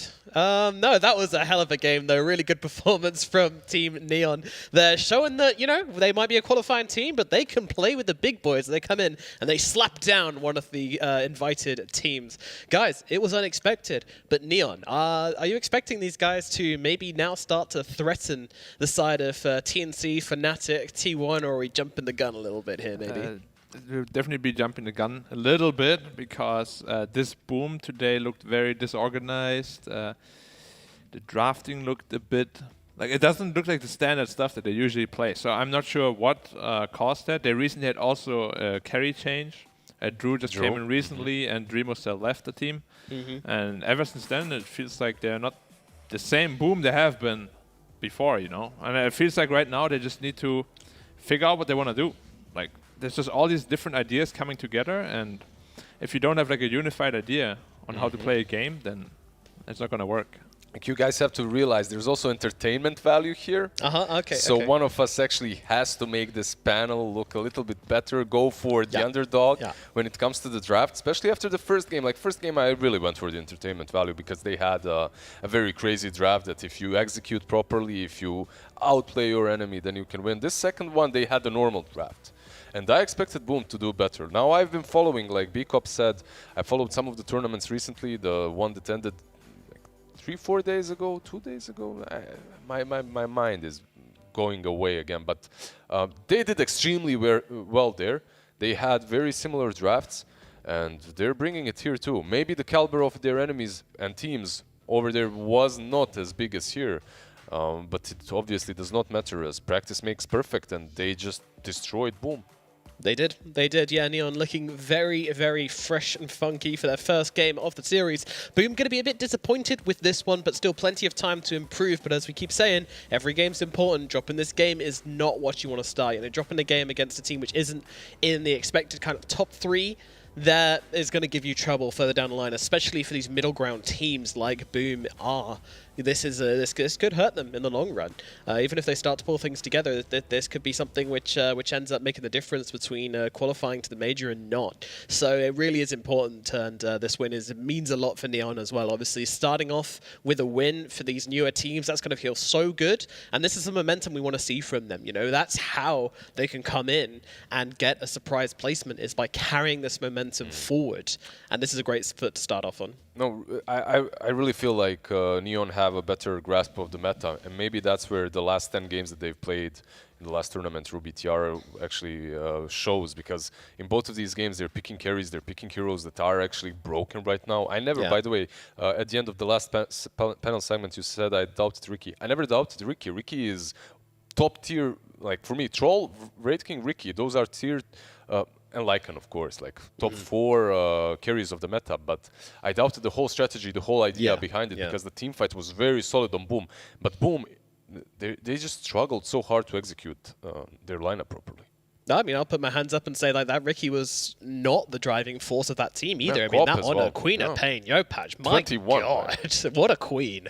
What an absolute queen. And there you go, MVP, of course. I mean, how could it not be, you know? Whilst I think the supports deserve some love as well, there is no doubt in my mind that Yopaj deserves this MVP. I mean, Black, were you impressed?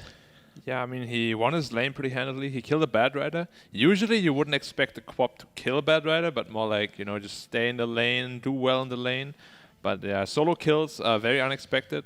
He had a couple of tiny missteps here where he missed like 2 kills on a Lifestealer because he was a bit hesitant with the ult, yeah. But other than that, his positioning was perfect. His spell usage in teamfights was perfect. Like the timing of his initiation was perfect. Like, he played a really, really good game. against even heroes that counter them hard like a puck. Yeah, yeah. Crazy.